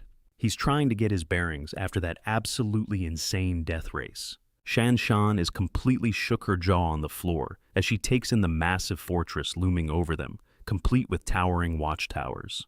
This thing is absolutely built different. Zhang Xiaoyong, with zero chill, tells everyone to rest up and get strong because starting tomorrow, Hell on Earth officially opens for business. And they've all got front row tickets. Later, Zhang Xiaoyong is just posted up in front of a huge window. He's soaking in the view of Beijing, savoring the last moments of peace before everything goes sideways. Meanwhile, Shan lets out a massive yawn, Loki just thrilled she's escaped having to do homework ever again. Just then, Zhang Xiaoyong strolls past looking completely unbothered, as if the whole life or death chase was just another Tuesday. He glances back over his shoulder and cracks this knowing smirk. He gestures for the girl to check out his masterpiece, the fortress he dropped a fortune to build. With that, Zhang Xiaoyang starts leading the group on a tour of the main hall. He's flexing hard, showing off the reinforced concrete walls and the 3-inch thick steel doors. The dude claims they can stop a tank, let alone a horde of zombies. Then his whole vibe shifts and he gets dead serious, laying down the law. Besides the three of them, nobody else is allowed inside the main fortress, period. Shan Shan goes pale, her voice shaky as she asks innocently if they're really just going to leave all the other survivors out there to die. Zhang Xiaoyang doesn't even bother arguing with the rookie. He just coldly tells her to follow him if she wants a serious reality check. As they walk, he gives her the grim rundown on how messed up people get during the apocalypse. He insists that showing mercy in this new world is just another way to get your... He leads Grandpa Li and Shan Shan over to a railing. Once again, their jaws just drop at the sheer scale of the compound below them. Zhang Xiaoyang points down to a buffer zone, a whole maze made of shipping containers. He lays down a hard rule that's the only place outsiders are ever allowed to stay. And the main gate stays locked down unless he's there to open it himself. No exceptions. Next up on the tour, Zhang Xiaoyang leads the two rookies to the food storage. On the way, he explains the strict rationing rules for when everything hits the fan. They step into a massive warehouse lined with towering shelves of supplies. The place is absolutely insane. It's big enough to blow anyone's mind. He turns back to the grandfather-granddaughter duo with a proud smirk, getting ready for his next big flex. Zhang Xiaoyang activates his mind's eye, and his left eye flares up with a sick blue flame. He's scanning their psychological state, and for the first time, a green smiley face icon pops up. It's hovering right over both Shan Shan's and Grandpa Li's heads. That's the signal he's secured their complete and total loyalty. No cap. With that confirmed, he hops onto a crate. He declares that weapons are the ultimate key to survival, and then starts pulling an arsenal straight out of his virtual inventory. A sick-looking crossbow materializes for Shan Shan, while Grandpa Li gets a classic. He's now holding a heavy double-barreled shotgun. Zhang Xiaoyang gives them one simple order guard: those weapons with your life. Grandpa Li grips the shotgun tight in his hands. His eyes are filled with a new hard determination, promising he's ready to play by the brutal rules of this new world. Just as that sinks in, a system notification pings out of nowhere announcing a new mission. The objective is to rescue a former colleague named Zhang Qi, and the reward is a fat stack of points. Zhang Xiaoyang glances up, locking his eyes on the massive sun-like beacon lighting up the sky. A smirk creeps across his face. The system is literally dropping a GPS pin on the exact location of the ally he needs to find. But before he dips, Zhang Xiaoyang turns to give Shan Shan and Grandpa Li one final serious reminder. He lays down the law, telling them they're forbidden from breaking any safety rules if they want to, stay alive. His super sports car peels out of the base, following that massive system guide to kick off his new recruitment mission. The target destination that pops up in front of him is a packed KTV bar. The place is still popping off with neon lights, a whole vibe just before everything is about to get wrecked. Inside a karaoke room, a white-haired dude named Zhang Qi is absolutely screaming his lungs out into a mic, partying it up with his crew. He's just trying to sing away his problems with zero clue that his whole world is about to get flipped upside down. Zhang Qi slings an arm around his buddy in glasses. The two of them, totally hammered, are stumbling together trying to find the bathroom, grinning like absolute fools. The sound of a flushing toilet echoes through the restroom, mixed with the loud laughter of a few guys just enjoying their last few moments of peace. But the second they step out the door, the two drunk friends accidentally barrel right into a fancy-looking couple, and the vibe instantly gets super tense. The stuck-up woman in the red dress shrieks, then whips around to give the guy who bumped her a look of pure disgust. Zhang Qi starts sweating bullets, immediately throwing his hands up and apologizing like crazy to try and calm things down. But this other dude is not having it. The guy in the vest doesn't even bother to argue. He just winds up and delivers a brutal kick that sends Zhang Qi spinning, all for the crime of bumping into his girl. The kick was no joke. It sends Zhang Qi flying backwards until he slams hard against the wall with a nasty thud. His friend in glasses immediately scrambles over to help him get up. The color completely drains from his face, seeing his best friend crumpled on the floor like that. And that's the final straw. All his fear turns to pure rage. The friend in glasses whirls around and gets right up in the arrogant dude's grill, screaming about why he had to be so violent. The rich guy's face twists into a murderous scowl. He genuinely can't believe these peasants would have the nerve to talk back to him, especially with his hot girlfriend watching. Without saying another word, the guy just grabs the friend by the collar and yanks him right off the ground. Zhang Qi quickly jumps in the middle of the chaos, trying to take all the blame on himself. Just then, a waiter who's clearly sick with the flu walks over, letting out a heavy sigh as he takes in the all-too-familiar scene of a fight breaking out. The waiter dives right into the middle of the mess, using all his strength to pull the two cities apart while pleading with everyone to just chill out. But the rich dude just glares at him and starts screaming. He drops the classic "Do you even know who my dad is?" line, threatening them for daring to even breathe near his girlfriend. Realizing they've messed with the wrong kind of psycho, the waiter starts sweating and whispers to the two drunk friends to just run for it, telling them they can't afford the trouble they're in. While the rich prick's attention is diverted, grabbing the poor waiter by the collar and threatening to shut down the whole bar, Zhang Qi and his buddy see their chance. They take the opportunity and make a run for it. Zhang Qi and his friend burst into room 309, like their lives depend on it, completely killing the vibe for their other friends who were in the middle of a song. Seeing his two buddies looking completely spooked, their friend in the gray jacket mic still in hand, jokes, "What's up with you two? You running like you just saw a ghost?"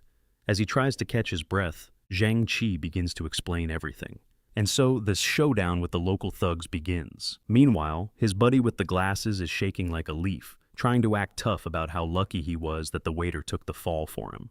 That's when his own blood starts to boil, and Chen Chong suddenly jumps up screaming that he's gonna get on the phone. He swears he'll call the entire mechanical engineering department to throw down with these guys and get their honor back. But Zhang Qi, scared that a bigger fight could totally wreck his diploma, quickly grabs his hot-headed friend.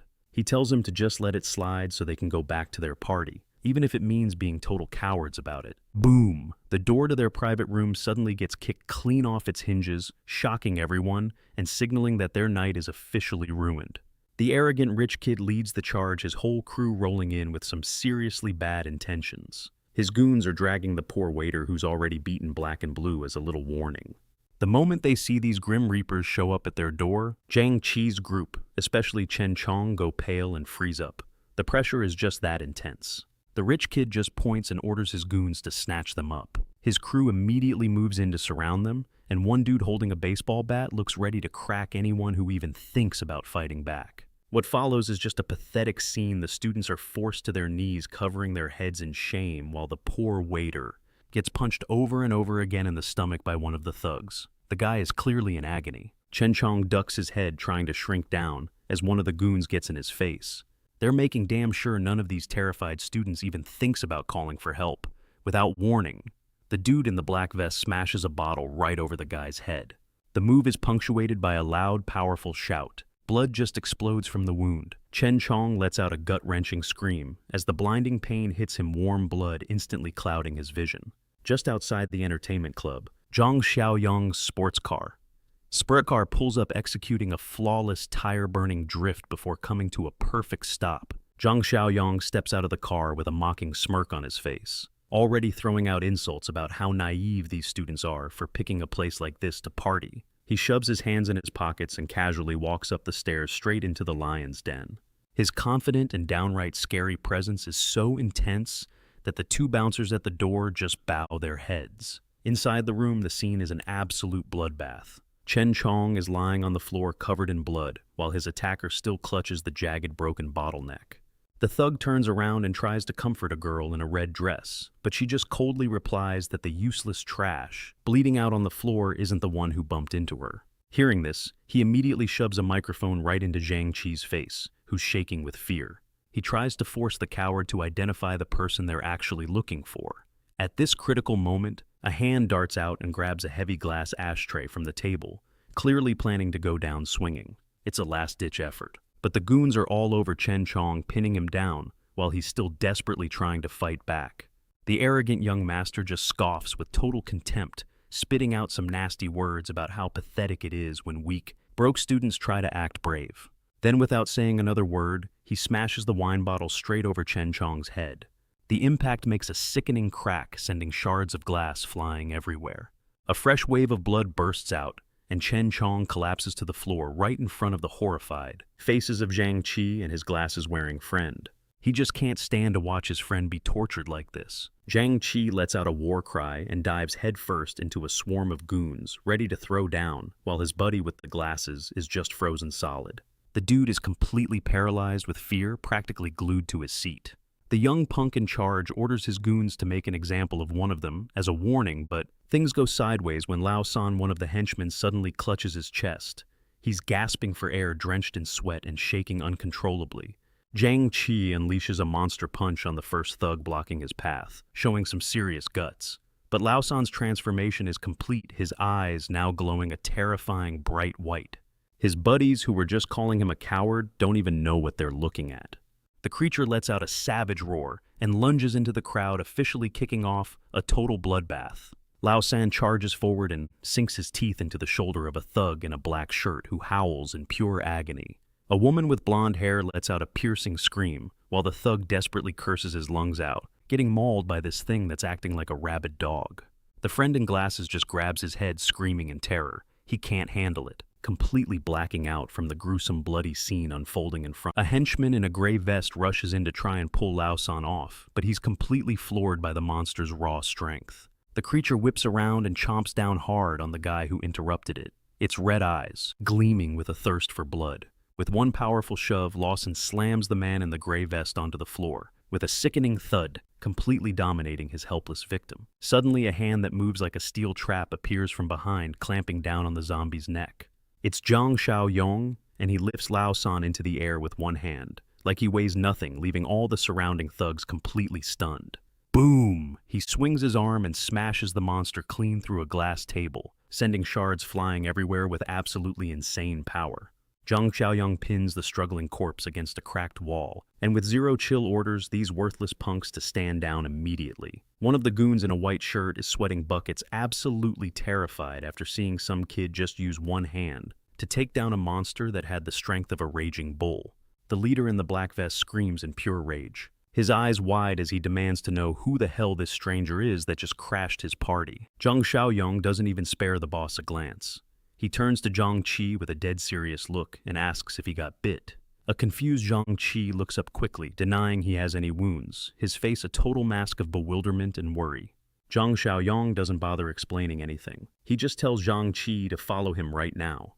But the vest-wearing boss grabs Zhang Qi's shoulder, stopping him. He aggressively declares that no one's going anywhere until he says things are finished. Just then, another one of the minions in a dark shirt grabs his head and starts screaming. He's groaning from a sudden crazy dizzy spell, while his buddies just think he's coming down with a minor cold. Zhang Xiaoyong's sharp eyes instantly notice the signs of infection. The henchman is sweating profusely, muttering about how his sickness is getting worse way faster than any normal cold. Zhang Xiaoyong exposes the wound on the man's shoulder and asks where the bite came from. He gets a defiant and idiotic response.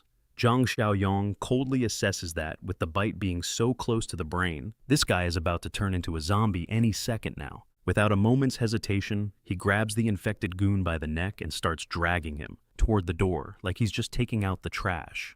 With a powerful heave, Zhang Xiaoyong yeets the source of this disaster straight out of the hall in front of the absolutely terrified crowd. He slams the door shut, throwing the bolt and completely sealing off the escape route for the dude he just kicked out. Totally ignoring the frantic banging on the door behind him, Zhang Xiaoyong calmly strolls back into the room with a smirk. He scoffs, saying that the zombies outside aren't exactly rocking a high IQ. They can't even figure out a doorknob. He turns to the rest of the people in the VIP room, and bruh, the vibe instantly drops to sub-zero, the air getting thick with menace.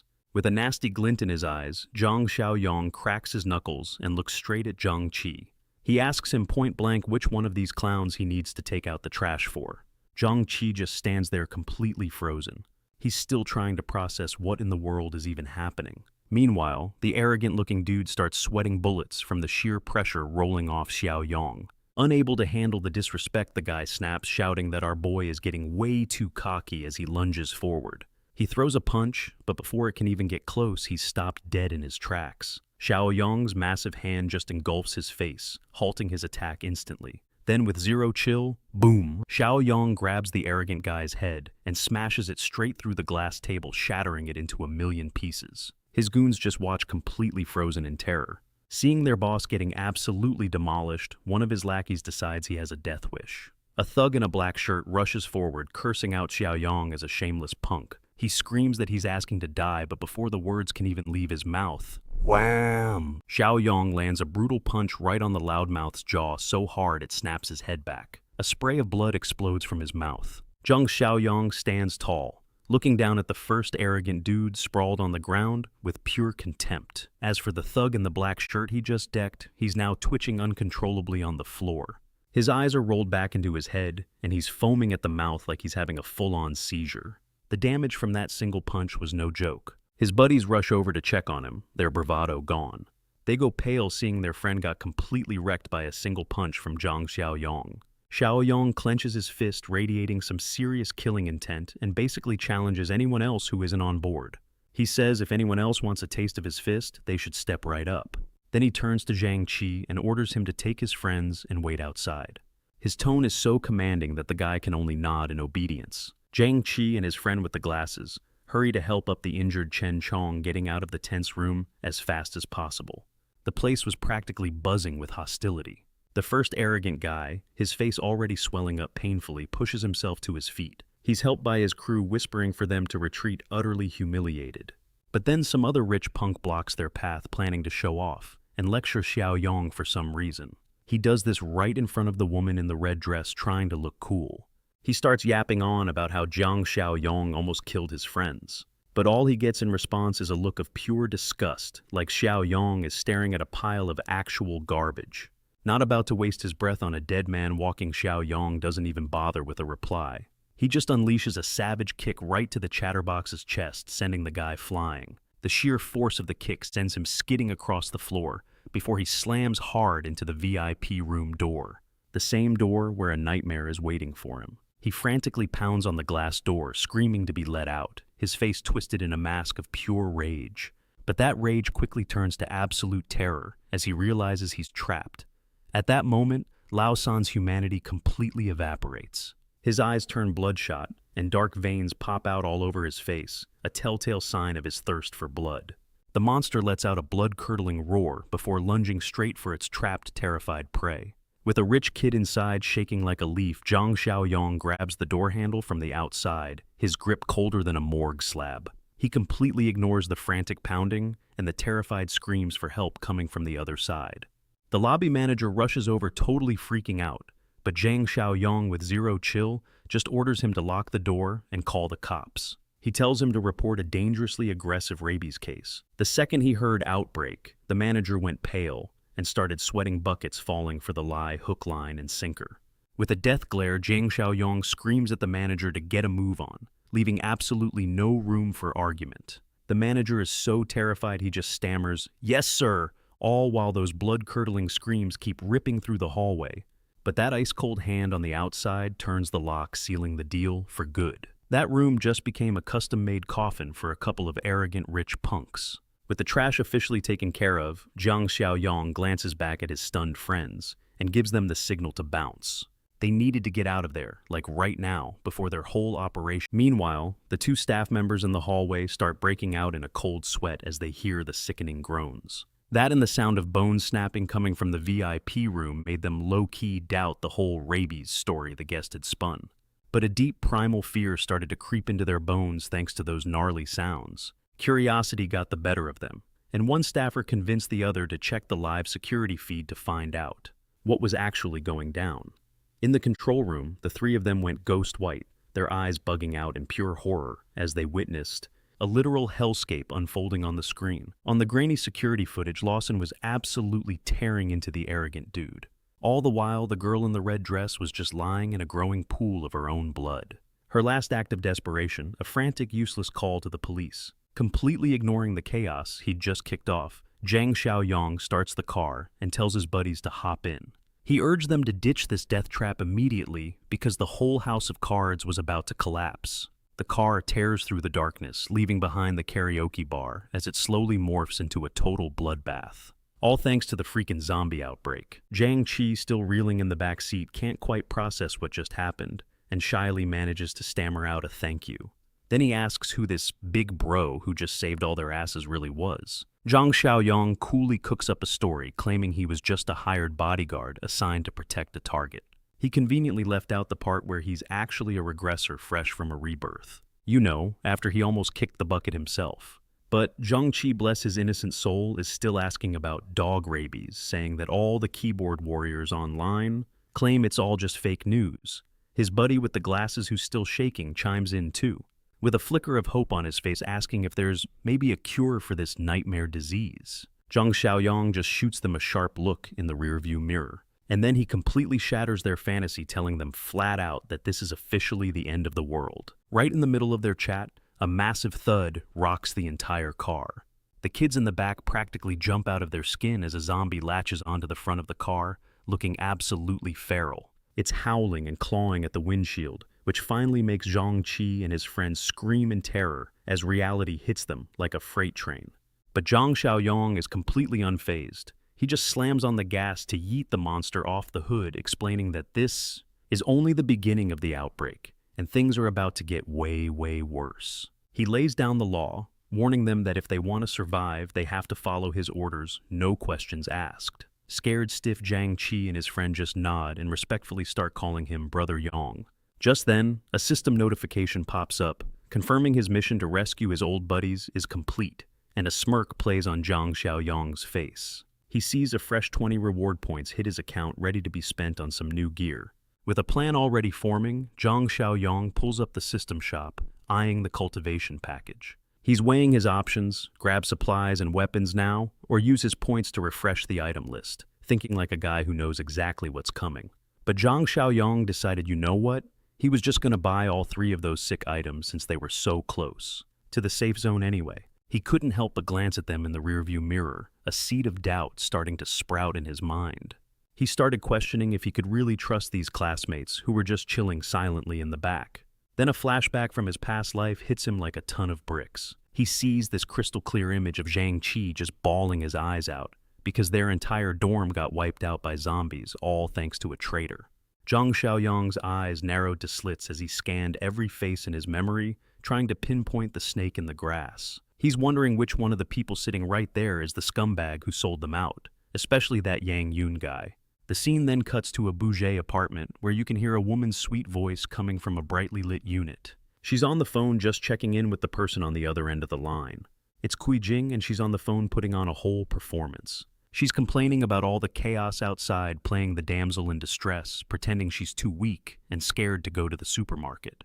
She's clearly just trying to get someone to bring her supplies. Suddenly, a series of loud knocks on the door makes Kui Jing jump, and her face goes pale with fear. She has no idea what's happening, and quickly makes an excuse to hang up her voice full of genuine panic. She blurts out that someone's at the door, and she can't continue her little shakedown for supplies anymore. Shaking, Kui Jing peeks through the door's peephole. Her heart is hammering in her chest, terrified that it's either zombies or maybe some debt collectors who've shown up in the middle of all this madness.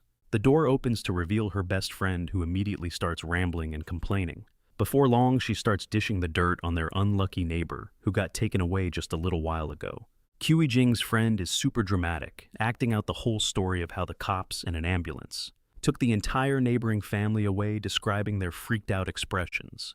Kui Jing is just stunned, her hand flying to her mouth. As she thinks about it, she's slowly starting to understand why her fancy apartment building was in such an uproar. Earlier that morning, her friend immediately switches gears, getting all practical. She asks if Li Shuxiang has brought any supplies by, but all she gets in response is a disappointed shake of the head from Kui Jing. The friend tells her to ditch her current boyfriend and hit up Zhang Xiaoyang right away because she can practically smell the money coming off that massive warehouse of his. Yep, this girl's a total schemer. With her arms crossed, she admits she spied on Zhang Xiaoyang and found out he's been consistently hoarding supplies at some abandoned factory.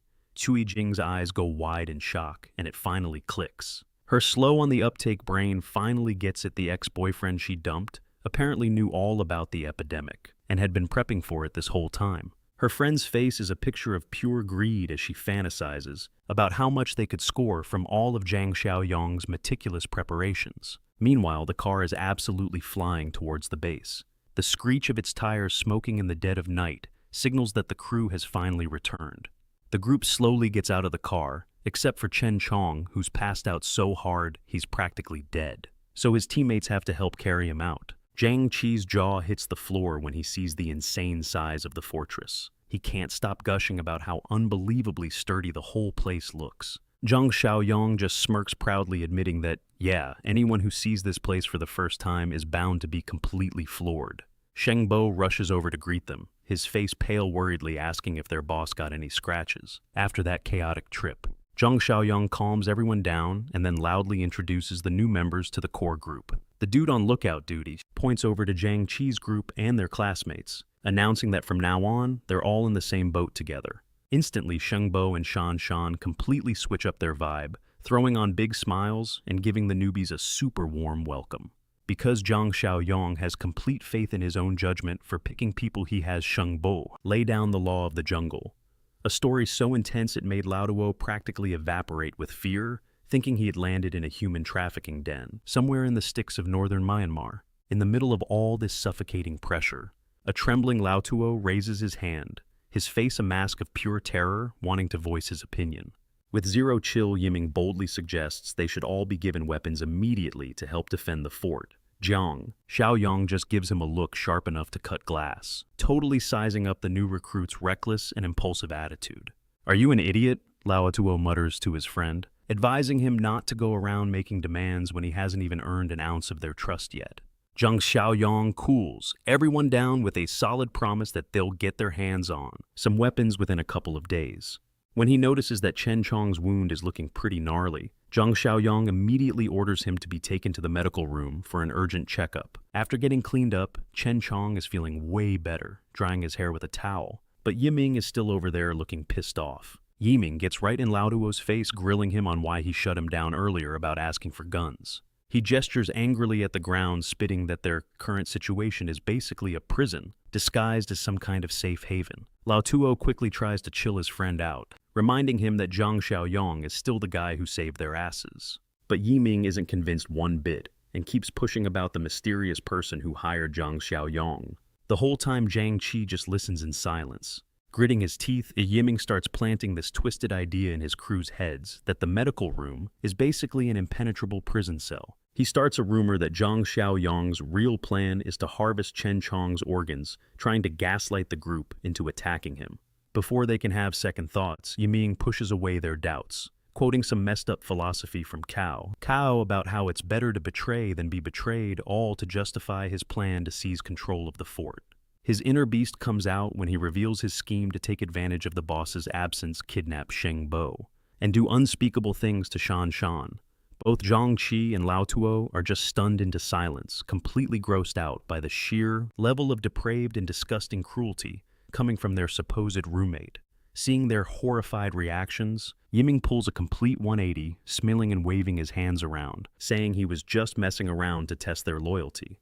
Zhang Chai wipes the sweat from his forehead and finally lets out a breath he didn't realize he was holding. He points out that if someone really wanted to harvest their organs, a dude with a gun like Zhang Xiaoyong wouldn't need such a complicated plan. The sound of a water drop in the bathroom hitting the cold floor echoed through the awkward and suspicious silence. As he watches his two friends leave, Yiming smirks, disgusted by their weakness, and makes a secret vow to enslave everyone, once he's the one calling the shots. Over in the main hall, Zhang Xiaoyong is just chilling with his legs crossed, relaxing on the sofa while Sheng Bo brings his granddaughter Shan Shan to report on the situation. Sheng Bo gives a quick report. All the doors are sealed up tight, and their injured classmate Chen Chong is recovering in the medical room. Zhang Xiaoyong cracks a smile and thanks them, telling both Sheng Bo and Shan Shan to get some rest. They've got to be ready for whatever tomorrow throws at them. But right as they're about to leave, something clicks in his head. He calls them back for one last crucial instruction. His eyes narrow, and he warns Sheng Bo to keep a close watch on two of their classmates. He says his gut is screaming that there's a snake hiding in their crew. Once his crew is gone, Zhang Xiaoyong heads into the massive warehouse all by himself. Under the cold blue glow of the lights, his lone figure casts a long, sharp shadow across the floor. He pulls up the system interface, scrolling through the store's items, with the look of a gamer who's about to drop his entire wallet. No hesitation, just pure focus. He starts spam-clicking the virtual screen, buying up random supply packages to seriously buff the fortress's potential. A blinding light flashes with a series of satisfying cha-ching sounds. The transactions are a success. Packages for farming food and weapons all get purchased, absolutely draining his accumulated points. The system spits out a list of some seriously good loot, including seeds, hundreds of kilos of stewed meat and sausages, and the real jackpot 1,500 fresh 9mm rounds. Staring at the mountain of supplies that just materialized out of thin air, Zhang Xiaoyong smirks. No cap in the apocalypse, this stuff is worth way more than some useless pile of cash. Meanwhile, 3 off-road vehicles are tearing across a bridge, their engines roaring, like a promise of the absolute chaos that's about to go down. The convoy screeches to a halt right in front of the fortress gate. The gang's leader hops out casually checking the address on his phone. You'd think he was just there for a stroll, but then his goons armed with machetes and bats start swarming out of the vehicles like angry hornets. All the while, the leader is chilling, finalizing a dinner deal on his phone like this whole home invasion thing is just a minor errand. He hangs up points at the door, and with zero chill orders his men to tear it down. He wants this place leveled like yesterday. The thugs rush forward like moths to a flame, kicking and wailing on the massive steel door, but all it does is create a bunch of pathetic clanging noises. That thing is built different. One of the goons sweating buckets runs back to his boss. He's shook, reporting that the door is as thick as tank armor, and their regular manpower and these janky weapons can't even scratch it. The gang leader grinds his teeth and lets out a curse. He can't wrap his head around what kind of psycho would install a 1-inch thick bulletproof door on a residential house. He screams at his men to bring out the big guns. Immediately, a couple of his guys struggle to haul a heavy wooden crate out of their car's trunk, hoping this will solve their little problem. They pop the lid off, revealing a whole stash of makeshift gasoline bombs. Well, guess their plan B is to just burn down anything that gets in their way. The flaming bottles get chucked through the air, drawing deadly arcs as they sail towards the fortress, fully intending to barbecue everyone inside. The Molotov cocktails whistle through the air and slam against the fortress walls, erupting into massive fireballs that threaten to engulf the entire structure. Thick black smoke starts billowing from the roof, making the entire team inside look up with serious concern. They're quickly realizing the enemy outside isn't just messing around. Another one scores a direct hit on the roof, shattering and unleashing a monster wave of fire that starts to spread across the entire structure. Shan Shan immediately grabs a bucket of water and sprints towards the flames with Sheng Bo hot on her heels wielding a fire extinguisher. They've got to put out that blaze before it turns into a major disaster. While running, Sheng Bo is just barking orders to fight the fire, totally drenched in sweat. And that's when it hits him like a freight train. All those warnings Zhang Xiaoyong gave about the end of the world have become a brutal reality. But while most of the crew is busy panicking over the fire, Zhang Xiaoyong with zero emotion grabs a shotgun and heads out to fight. Right beside him, vibing with that same killer instinct, is Sheng Bo. He's got a hunting rifle ready to back him up. They immediately scramble up a massive watchtower. Zhang Xiaoyong narrows his eyes, scanning the scene below, and declares he's about to find out. Who's got the balls to show up here looking for a death wish? From their killer vantage point, Zhang Xiaoyong scopes out a convoy of high-end cars parked arrogantly on the road. He instantly clocks the familiar ride of an old enemy, which leaves Sheng Bo completely shook. He recognizes the cocky driver who caused all that chaos on the highway, and he's also blown away by Zhang Xiaoyong's ridiculously sharp, eagle-like vision. Sheng Bo glances up at the watchtower, his face a mask of total disbelief. He can't believe this kid could actually ID the enemy from so far away. Down below, the goons start shouting and pointing as soon as they spot their target. They confirm that's the worthless kid their gang leader has been hunting down. The leader points to the sky and screams a storm of curses. He threatens to burn this whole dog cage to the ground if Zhang Xiaoyong doesn't get down. Zhang Xiaoyong just stares down at them with an ice-cold look. He gives the lowlifes an ultimatum. They have 5 minutes to get out of his sight, or they'll have to face the music. The gang leader isn't scared at all. In fact, he shouts back a challenge, waving a bottle of gasoline. He even orders his guys to bring 2 more crates of weapons, ready to take this fight to the next level. Just then, a blue mission notification screen suddenly materializes in front of Zhang Xiaoyong. It's basically a giant sign telling him it's time to start farming some points. While Sheng Bo is still hesitating about to suggest they fire a warning shot into the air, the system drops a mission called Common Threat, demanding that he kill the enemy as quickly as possible to score 10 points. Zhang Xiaoyong's grip on the rifle tightens. He completely throws out the idea of going easy on them. These scumbags who dared to set fires and kill people don't have an ounce of humanity left, so they sure as hell don't deserve a warning. He raises the rifle and aims with deadly precision, knowing that letting this trash survive in the apocalypse would only bring disaster to innocent people and themselves. Bang, a single deafening shot echoes out the muzzle flash, tearing through the air, a hole in the otherwise quiet space. The bullet whizzing through the air makes the gang leader jump back. His cocky expression instantly melts into pure terror as death itself just grazed his cheek. The bullet tears right through his hand, causing the gang leader to let out a blood-curdling scream. Fresh blood sprays everywhere, leaving his surrounding goons absolutely stunned. Zhang Xiaoyang lets out a curse pissed that his shot was off target. He blames himself, thinking his skills have gotten rusty after living the quiet life for so long. But he also clocks that those guys have a rifle too. The gang leader, clutching his bloody arm, makes a desperate run for an off-road vehicle. He's still trying to spew empty threats while screaming at his men to retreat. Zhang Xiaoyang coldly depresses his cheek against the gun's stock and takes aim once again. With zero chill, he declared that he absolutely hated waiting and was determined to end these guys right here, right now. Gunshots ripped through the air, and the two goons trying to make a run for it instantly dropped from a couple of clean shots. One to the head and another to the chest, right inside their getaway car. The gang leader's face went pale and he started screaming like a madman for the driver to floor it and get them out of there before they all got turned into Swiss cheese. Seeing the enemy about to bolt, Zhang Xiaoyang just told the worried Shengbo to take a chill pill and calmly kept on firing. He knew this automatic rifle was built different, made specifically for messy situations like this. The expensive off-road vehicle was getting absolutely shredded by a storm of bullets. Glass shattered everywhere, and sparks flew as its metal body buckled under the insane firepower. And just as he ran out of ammo, Zhang Xiaoyang executed a flawless tactical reload with zero wasted movement. The old mag went flying, while his eyes never once left the target. Shengbo just stood there, sweating buckets as he witnessed the young man's god-tier shooting and reloading skills. It was a level of mastery that even a seasoned veteran like him had to respect, leaving him wondering. What kind of monster is this guy?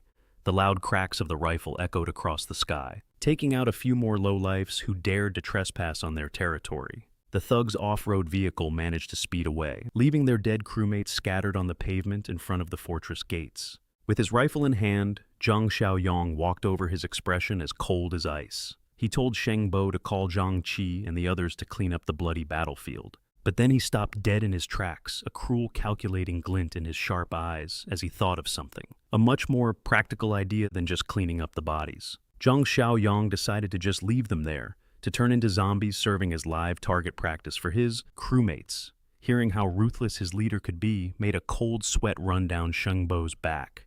Meanwhile, somewhere else, a white luxury car was speeding down the highway, heading straight for the fortress. A fat, rich-looking dude in a white tank top was driving, a thirsty look on his face. He turned to ask if they were close to their date spot yet. Sitting in the back, Kui Jian put on her sweetest act, pointing the way for the fat guy and telling him they were almost there, just at the next intersection. Her so-called best friend sitting next to her, Wen Shuya, just rolled her eyes in disgust. She mumbled under her breath that Cui Jian was always so extra and fake whenever Li Shaqiang's business deals were involved. The car pulled over. The fat dude promised to park outside and told his baby to just text him when she was done. Little did he know, he was just a disposable pawn in their game.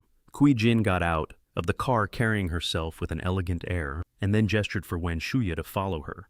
Wen Shuya was totally caught off guard, ignoring Wen Shuya's whining about her feet killing her in high heels. Kui Jen insisted that she needed a guide to pinpoint the exact factory location. With zero remorse, Kui Jin practically dragged Wen Shuya along, completely ignoring her panicked cries about her purse and phone being left behind in the car. From the driver's seat, the fat guy watched the two women hurry off. Kui Jing was telling Wen Shuya to calm down, assuring her that she had brought the phone.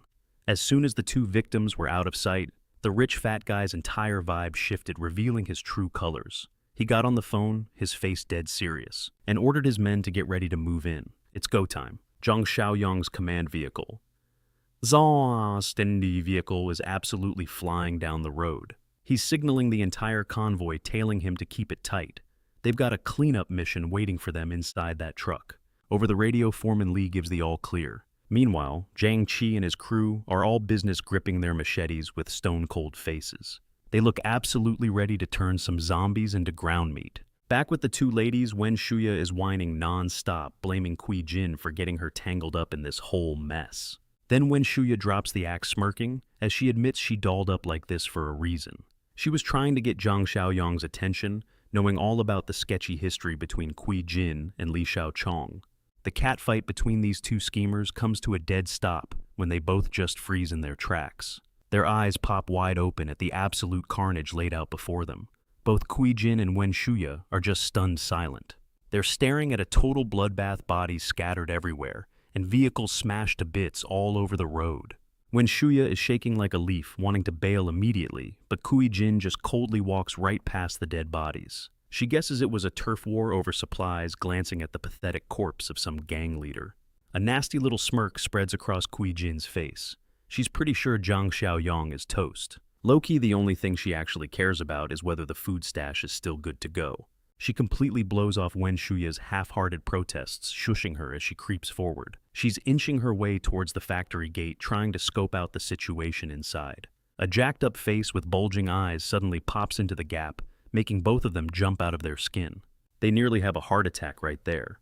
Now the two women are standing all alone in front of this massive reinforced gate. It's solid steel, and they realize this place is built different, like an unbreakable fortress. No cap. Totally annoyed, Kui Jin starts banging on the sealed gate. She's pissed that she can't get a peek at what's going down inside. Suddenly, a sharp voice yells down from above, startling the two intruders who whip around, with total shock on their faces. Up in the watchtower, Shan Shan is standing there, looking like a total boss, bow in hand, and eyes locked on them. She demands to know who these two strangers are, but the moment Kui Jin spots a familiar face, her whole vibe just flips. She starts waving like crazy and shamelessly claims she's Zhang Xiaoyang's girlfriend, hoping it'll get her through the gate. Shan Shan ducks back inside to give her leader the quick rundown on the two fakers trying to talk their way in. Seeing that cold shoulder, Kui Jin mutters to Wen Shuya that it looks like her ex has already found a new girl. And she's not gonna lie that Bo in Shan Shan's hands is making her a little nervous. Wen Shuya, the more level-headed of the two schemers, reminds her that Li Xiaochong's crew is packing heat. Once they trick their way inside, it's game over for Zhang Xiaoyang. Just then, Zhang Xiaoyang steps out onto a balcony, his expression colder than ice. He asks what the hell these two scheming women think they're doing here. He doesn't even waste a breath on small talk with Wen Shuya and Kui Jin. He instantly activates his mind's eye skill, ready to see right through their lies and into their dark hearts. Under the gaze of his truth-seeing eye, their phony act of concern completely dissolves, revealing a glowing red aura of pure malice hanging over their heads. A smirk plays on his lips as he calls out their ambush plan right to their faces. He demands to know exactly where Li Xiaochong's crew is hiding and what kind of firepower they're bringing. That killer question makes both women freeze up. The color drains from their faces, and they can't figure out how. Their secret plan got leaked. Bang! Before they can even process it, Zhang Xiaoyang fires off a round from his handgun. The shot kicks up dirt right at their feet, making them jump back in sheer terror as smoke curls from the silver barrel. He stared down at her, his eyes dripping with pure malice as Kui Jing screamed her head off. The girl was totally freaking out, but Kui Jing tried to hold it together, attempting to calm down the shivering Wen Shuya. She stared up straight up, daring Zhang Xiaoyang to pull the trigger if he actually had the guts. Zhang Xiaoyang just glanced down at them with a smirk that screamed total contempt, having absolutely zero chill. He told them a bullet would be letting them off way too easy, and right then a gnarly groan echoed from behind them. It came from the shadows, making both women jump and whip their heads around as cold sweat started pouring down like a waterfall. They were both frozen stiff when they saw the infected crawling towards them, their faces all twisted and messed up. Their eyes were practically screaming for fresh meat. Meanwhile, Zhang Xiaoyang's own eyes flashed with a chilling, eerie blue light. He was cold-heartedly sentencing these two traitors to death by letting the zombies have them for dinner. A monster in a vest let out a horrifying growl, flashing its nasty rotten teeth before charging straight at its terrified victims. Kui Jing and Wen Shuya let out blood-curdling screams and bolted desperately, trying to outrun the jaws of death snapping at their heels. Sitting inside a vehicle, Li Shuxiong heard the chaotic yelling and peeked outside with a completely confused look on his face. He still had no clue what the hell was going on. The two women were bawling their eyes out, sprinting for their lives straight toward the car. They were desperately screaming Li Shuxiong's name for help, as the zombies were literally inches away from them. The second Li Shuxiong saw the horde of crazed infected rushing at them, His face went white and he cursed under his breath. He realized in that instant that their entire ambush plan had been completely blown. Sweat started pouring down Li Shuqiang's face as he screamed into his walkie-talkie, ordering the car to turn around immediately. He knew this zombie outbreak was spiraling out of control. The car pulled a sick drift, spun around, and got the hell out of there. He didn't even hesitate, totally ignoring the desperate cursing from the teammates he was leaving behind to die. Kui Jing was pale as a ghost, running and sobbing, as she could literally feel the cold breath of the zombies, right on the back of her neck. In a life-or-death moment, people's true colors always come out, and suddenly, a cruel hand made a choice, sacrificing a friend to save herself. A simple bag strap became the weapon that sealed her friend's fate. It wrapped tightly around her ankle, making the poor girl lose her footing in a split second, when Shuya crashed face first onto the pavement with a sickening thud. Just like that, her only chance to escape death was completely gone. The swarm of hungry zombies was on her in an instant, like a pack of wolves on a fresh kill. Their jaws were hanging open as they roared, piling on top of the poor girl who was lying there completely helpless. Wayne Shuya screamed Kui Jing's name, her voice filled with absolute rage as she was torn to pieces by the monster's fresh blood exploding all over the screen. Kui Jing just kept running, a twisted, insane smile on her face, muttering that her so-called friend got exactly what she deserved. She left the absolute bloodbath behind her without a single backward glance. With zero emotion, Zhang Xiaoyong glanced at the system notification, confirming his points had increased after the threat was officially neutralized. And just like that, he immediately got a brand new challenging cleanup mission. Kui Jing's face was pale, her voice trembling, unable to believe what she was seeing, as living people turned into zombies in the blink of an eye. With no emotion whatsoever, Zhang Xiaoyong just dropped the cold, hard truth on her. He confirmed that the virus had officially gone airborne. Out here, the weak and the wounded, they're just the first ones on death's guest list. But our MC ain't got time to be scared. He just pops up, channels his inner leader, and calls an emergency meeting on the spot. The crew quickly assembles around the table, all under Kui Jing's watchful eye. The vibe in the room is heavy as a brick, everyone just waiting for their leader to make the call. Zhang Xiaoyong then drops the #1 rule for survival. Everyone's got to stay indoors for the next 2 days so their bodies can get used to this crazy virus that's blanketed the whole world. But Zhang Qi is visibly stressing, you can see it all over his face. He's hesitant, but he has to ask about his brother Chen Chong, who's completely knocked out. Turns out Chen Chong is laid out on a hospital bed, looking pale as a ghost. His life's hanging on by a thread, his body just totally ravaged by this thing. The veins in his hands are turning this nasty blackish purple, and you can literally hear his bones grinding. It's a crystal clear sign that the Grim Reaper is at the door. The virus is just tearing through Chen Chong's system, with those dark veins creeping up his neck. It's making him grit his teeth just to handle the insane pain. Meanwhile, outside, the entire city has officially become a living hell, choked with thick smoke and flames, with people just trampling each other, desperate to get away. Meanwhile, Zhang Shengxia is posted up by the window, watching the absolute chaos on the streets, sweating buckets. As he stares down the apocalypse, he turns back inside, stone-faced, and orders Shaoli and Shuai to lock it down and not open the door for anyone but him. But then a series of knocks echoes through the house, sounding like death itself came knocking. It shatters the silence and makes the whole family jump out of their skin. Zhang Shengxia grits his teeth, totally sketched out. You can see the tension on his face as the knocking gets way more aggressive, and just doesn't stop. He throws a finger to his lips, signaling for complete and total silence. His wife and kid get the message, clamping their hands over their mouths to stop any sound from escaping. Gripping a golf club like his life depends on it, he cautiously creeps toward the door, but then he hears a familiar voice call out, "Brother Z," from outside. He recognizes it immediately. It's his friend Yang Tao. He lets out a huge sigh of relief, completely letting his guard down like a total amateur. He turns the doorknob without a second thought, having no idea he's literally inviting a pack of starving wolves right into his own home.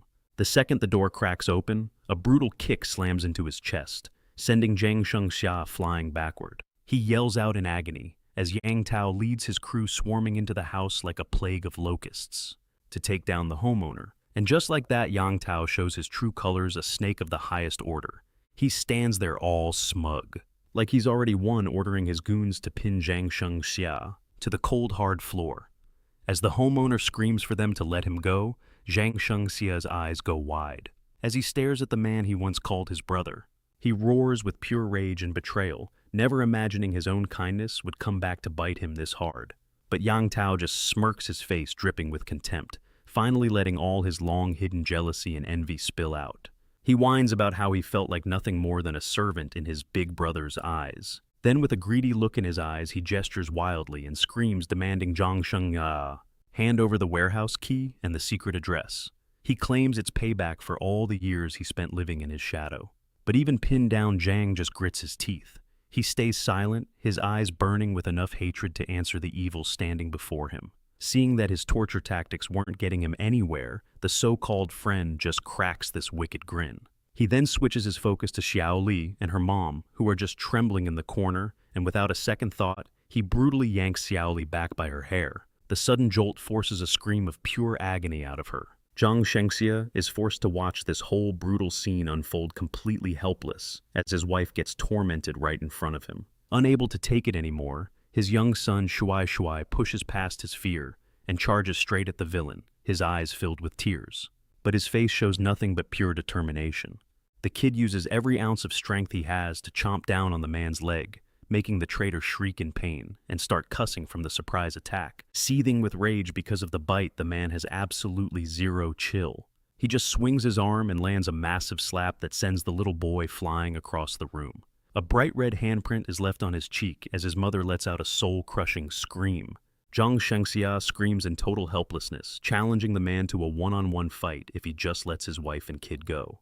All this is happening while little Shuai Shuai is getting pinned to the floor by the guy's goons. The man just crosses his arms and smirks, acting like he owns the place. He promises to spare their lives, but only if Zhang Shengxia caves and immediately shows him the location of the secret warehouse. The rolling door of the warehouse slowly cranks open. It reveals a dark cavernous space to a crew of goons who are practically drooling at the thought of food. The leader steps inside first, his face lit up with greed, followed by his men. He's totally convinced he's about to hit the jackpot, a gold mine of supplies that'll let him live like a king in this new world. But that smug grin gets wiped off his face real quick when he sees the warehouse is basically empty. Only a few boxes are left since Zhang Shengxia had already sold off all the good stuff to his major clients. He strokes his chin, putting the pieces together like some low-budget detective, and suddenly it clicks. The name Zhang Xiaoyong pops into his head, the guy who's been hoarding supplies like a madman. That greedy glint comes right back into his eyes. He's dead certain that if they can just raid Zhang Xiaoyong's fortress, they'll be living the high life. They'd be set for life without a single worry in the world. But Zhang Shengxia quickly shuts that idea down, warning him that Zhang Xiaoyong isn't some pushover. He's seen the guy carrying a gun and says it seems like he knew the disaster was coming. But the man just scoffs, completely ignoring the deadly warning. He coldly declares that's a you problem, not a me problem, and forces Zhang Shengxia into an impossible position. He has to raid Zhang Xiaoyong's warehouse in exchange for the lives of his wife and son. He calls it a fair but cruel trade. Meanwhile, Sheng Bo is sweating bullets, his brow furrowed with worry. He can hear these seriously bizarre sounds coming from the isolation room. A horrifying inhuman roar echoes across the sky above the base. It's a clear signal that death is knocking on their door from inside their own fortress. Zhang Xiaoyong stands there stone-faced with his crew of bros. All of them are just staring at Chen Chong, who's convulsing violently on the hospital bed. His agonizing screams make the air in the room feel as heavy as lead. The virus has completely hijacked his body, turning Chen Chong into a feral beast. He's thrashing around like a maniac, desperately trying to break free from the restraints. The roars have Lao Tzu so freaked out he can't even breathe. At the same time, Zhang Qi is completely gutted, forced to watch his best friend slowly lose every last shred of his humanity. In contrast, Yiming shows his ruthless side. He's built different. Without a hint of emotion, he gives the brutal order to put their former comrade out of his misery. Zhang Xiaoyong shoots a quick glance over at Yiming. His sharp gaze is practically dissecting the student's ice-cold resolve and utter mercilessness. Yiming whipped his head around, practically daring Zhang Qi to challenge him after hearing that fierce objection. Ying confirmed that Chen Chong was a lost cause, a threat that needed to be neutralized, ASAP, but Zhang Qi still roared with rage. He just couldn't stomach the idea of turning his back on his own brother. Zhang Xiaoyong hit him with a cold dose of reality, shattering Zhang Qi's last sliver of hope by confirming it. Once they turn, there's no coming back. With zero emotion, Zhang Xiaoyong pulled a sharp combat knife from his belt. His movements were fast, precise, and absolutely lethal. He shoved the weapon into Yiming's hand with a clipped command that sent a wave of fear through the young student, making him break out in a cold sweat. All this while, the monster that used to be Chen Chong was screaming its head off in the background. Zhang Xiaoyong delivered the brutal death sentence, his voice low and final, "End him." Yiming's hand trembled as he gripped the knife. Sweat poured down his face, absolutely terrified at the prospect of killing his former comrade with his own hands. Zhang Xiaoyong leaned in close, whispering poisonous words into his ear, pushing the kid to finally christen a weapon of his own, to baptize it in the blood of another. Wham! A firm hand suddenly clamped down on Yiming's, stopping the knife mid-air. Zhang Qi had lunged forward, grabbing the weapon and stopping the insane act just in the nick of time. His determined gaze locked onto Zhang Xiaoyong as if to say, "I'll take responsibility for this coward." The silver-haired man snatched the combat knife away. Gritting his teeth, he announced to everyone, his voice filled with grim resolve, "Let me be the one to do it." Zhang Qi held the razor-sharp knife against his chest. His breathing was heavy and ragged from the sheer tension of the moment, but his eyes, they were filled with the determination to set his friend free from this nightmare.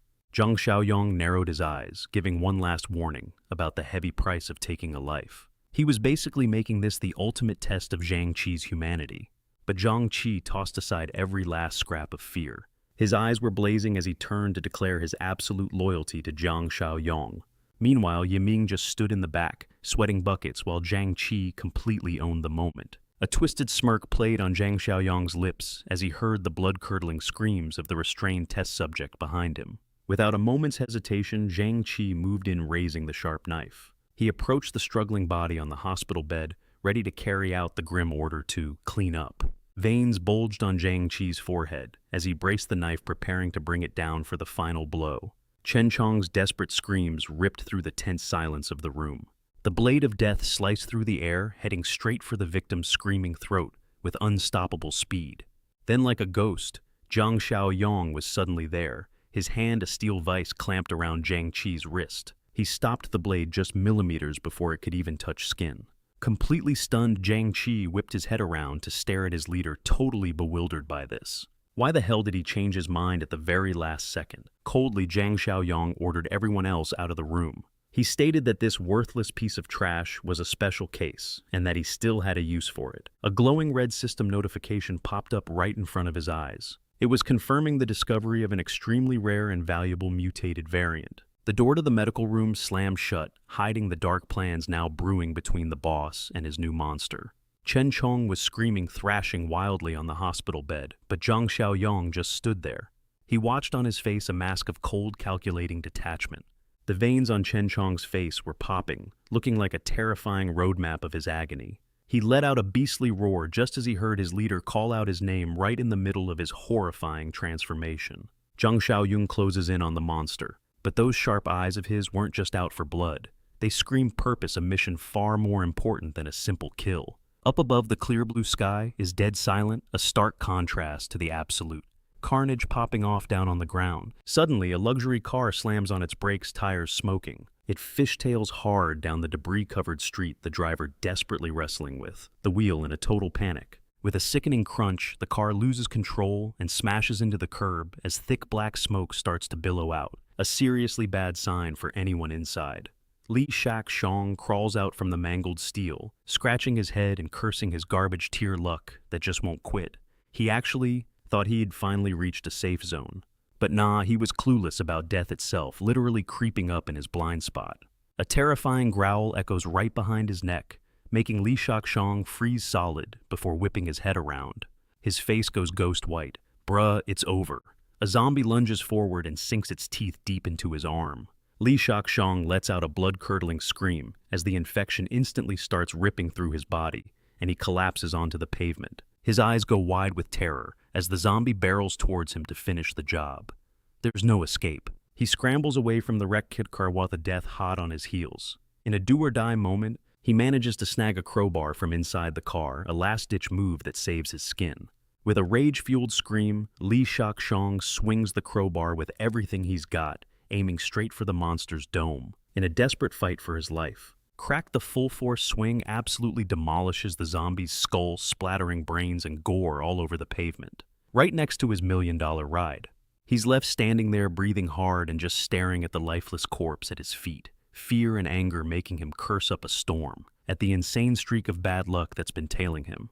But before he can even catch his breath, Li Shang, now drenched in sweat, spots something else. More zombies, and they're slowly closing in. He knows he can't stick around. Gritting his teeth, he makes a break for the fortified factory area up ahead, praying he can find some way to make it out of this alive. Li Shaoqiang sprints straight for the massive gates of the base, leaving the shambling horde in his dust.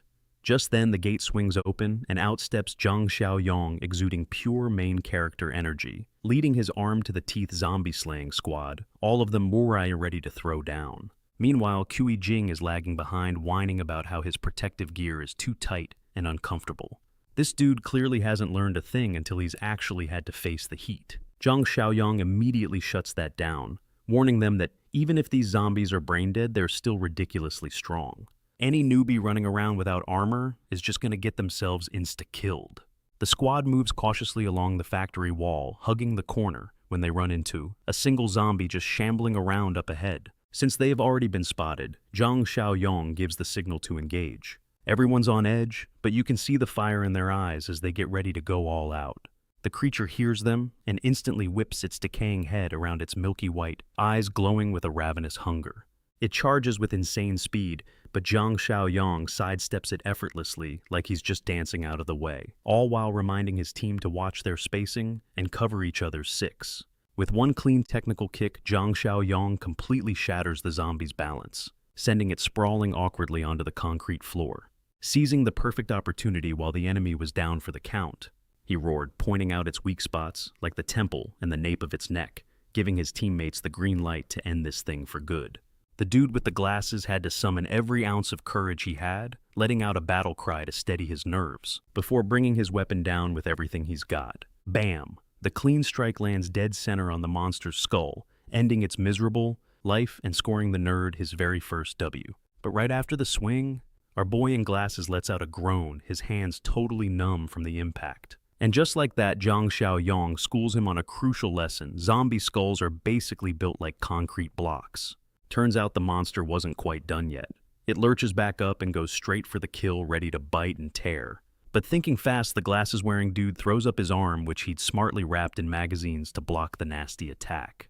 Those decaying teeth just uselessly clank against the makeshift paper armor, but it's enough to scare the living daylights out of him. He starts screaming for help, like his life depends on it, squealing like a pig at the slaughterhouse. Seeing this textbook perfect defense, Zhang Xiaoyong can't help but crack a satisfied smirk. He immediately orders Zhang Qi to move in. Following his leader's command, Zhang Qi gets his baseball bat ready. Coming up from behind, he takes aim right at the neck of the zombie, which is way too busy trying to chew on its victim. Crack! A solid clean hit connects, nearly taking the zombie's head clean off and saving his buddy in the nick of time. Seeing their chance, everyone else rushes in and starts wailing on the downed monster, while Zhang Xiaoyong just chills. He's directing the beatdown, telling them not to stop until there's nothing left but a pile of mush. After they finish cleaning up the mess, Zhang Qi turns around grinning from ear to ear. He asks his leader if their teamwork was up to snuff. Zhang Xiaoyong is just about to give him some props, when out of nowhere, another bloodthirsty shadow lunges at him. It comes flying from his blind spot, moving at an insane speed. Zhang Qi's eyes go wide with absolute terror. He screams his lungs out, trying to warn his leader about the fatal danger coming for his neck. The zombie opens its decaying maw, letting out a blood-curdling screech. It was planning a sneak attack from the back, but it picked the wrong dude to mess with. Zhang Xiaoyong's hand moves like a blur, shooting straight up and grabbing the monster by the top of its head. He stops the ambush cold, holding it in place with so much raw power that it can't even twitch. While still gripping the zombie's skull, he casually turns to teach Zhang Qi a lesson he'll never forget. The #1 rule: never let your guard down. Both Zhang Qi and our guy with the specs are just frozen on the spot. Their sweating buckets completely stunned by their leader's god-tier reflexes and absolutely terrifying composure. Meanwhile, in a hidden corner nearby, some long-haired thug is secretly hiding behind a concrete wall. His eyes are glued to the scene unfolding outside. He's totally bugging out seeing all these monsters just roaming around, and starts to wonder if that thorn in his side, Zhang Xiaoyong, had finally kicked the bucket. But then the familiar roar of an engine cuts through the chaos. The armored G-Wagon pulls up, looking like a straight-up mobile fortress. Zhang Xiaoyang steps out amidst the ruins, strolling confidently through the zombie corpses that they just cleared out. His sheer dominant presence makes the hiding thug realize with a jolt of fear that this god of death is still very much alive. The long-haired punk immediately ducks behind a truck. His face goes pale as the horrifying truth sinks in Zhang Xiaoyang's crew isn't just surviving, they're actively hunting these zombies like it's a walk in the park. Down below, a shadow with glowing eyes is lurking underneath one of the cars. It holds its breath, watching those footsteps of doom get closer and closer, feeling death itself breathing down its neck. It's a female zombie dragging herself across the ground with a twisted, deformed face and a mouth overflowing with black blood. On the hunt for its next meal, a decaying hand shot out and clamped onto Zhang Shenxia's ankle like a vice, freezing him in place. He couldn't even budge. Zhang Shenxia's balance was completely shot, and he crashed onto his back, raw terror plastered all over his face as the grim reality hit him. Death itself was knocking on his door. He let out a hopeless scream, drenched in a cold sweat that felt like a freezing shower. With death staring him right in the face, the monster didn't hesitate for a second and lunged right at him. Its foul-smelling mouth was gaping wide open, ready to deliver one hell of a death bite. Zhang Shenxia cursed his rotten luck, absolutely hopeless, as the zombie's teeth caked with black blood were just inches from tearing into his neck. Suddenly, a loud gunshot ripped through the air, splattering black blood all over Zhang Sheng's face. Xia screamed his lungs out in pure terror, but there, standing like a total badass, was Zhang Xiaoyang, a smoking gun in his hand. He'd just pulled off a perfect headshot, saving the guy's life at the last possible second. Gasping for air, Zhang Shenxia frantically shoved the headless zombie corpse off of him. Still completely reeling from the shock, Zhang Xiaoyang narrowed his eyes, recognizing the familiar face. With zero chill, he asked, "Zhang Shenxia, what the hell are you doing?" "Out here." Zhang Shenxia slowly picked himself up, his face a mess of bruises, but a flicker of hope ignited in his eyes, when he realized his old acquaintance was somehow still alive. But Zhang Xiaoyang's face was a total stone mask showing zero emotion. His sharp gaze swept over the man in front of him, but then it locked onto a fatal detail, a fresh, bloody wound peeking out from under a tattered sleeve. It was a dead giveaway. The virus was already starting to spread through the tough guy's body. Without a moment's hesitation, Zhang Xiaoyang coldly aimed his gun right at his former friend, handing down a death sentence. "You've been bitten." Zhang Shenxia was stunned, immediately throwing his hands up in surrender. Meanwhile, Zhang Xiaoyang kept a safe distance, giving him a signal to say his last piece. The big guy broke down, admitting through sobs that he was infected and only had a few hours left to live before he turns into one of those bloodthirsty monsters. He roared with rage, spilling the beans about some heartless bastard named Yang Tao who kidnapped his wife and son, holding them hostage to force him to steal from Zhang Xiaoyang's stash. Right then, Zhang Xiaoyang activated his mind's eye skill. His eyes flared with a blue light as he scanned every micro-expression on the desperate man's face, trying to figure out if he was capping or not. With the gun still on him, Zhang Shenxia clung to his last hope and pleaded desperately. He brought up how he'd helped him get supplies in the past, basically trying to cash in that favor for the lives of his wife and son. Zhang Xiaoyang went deep into thought. Even though the guy was only ever looking out for number one, you couldn't deny that he'd been a huge help in securing that massive stash of supplies. Zhang Xiaoyang's eyes narrowed. His mind was already racing, calculating how he could squeeze the most benefit out of this absolute train wreck of a situation unfolding before him. Kuijing gripped her baseball bat, her face tense, while Shengbo, standing just behind her, was also on high alert, watching this whole drama with the fortress intruder go down. Just then, a ding sound chimed in music to his ears. A smug grin spread across Zhang Xiaoyang's face as he saw it. A golden opportunity to profit had just landed right in his lap. A new quest popped up on his system panel. The mission was to protect the wife and son, and it came with a 25-point bonus. This instantly triggered his inner hustler, sparking that desire to get rich even in the middle of the apocalypse. He had a perfect read on his opponent's psychology. Zhang Xiaoyang made a solemn promise to take good care of the man's wife and child, hitting him right where it hurt the most. It was the ultimate weak spot for a man on the brink of death. Zhang Xianshang was so deeply moved that he slammed his forehead onto the hard ground with a loud thud. He swore that in his next life, he'd become a slave just to repay his incredible savior. After he was done giving his thanks, he looked up and pleaded with Zhang Xiaoyang to just end his life already. He begged for a quick finish to his suffering before it was too late.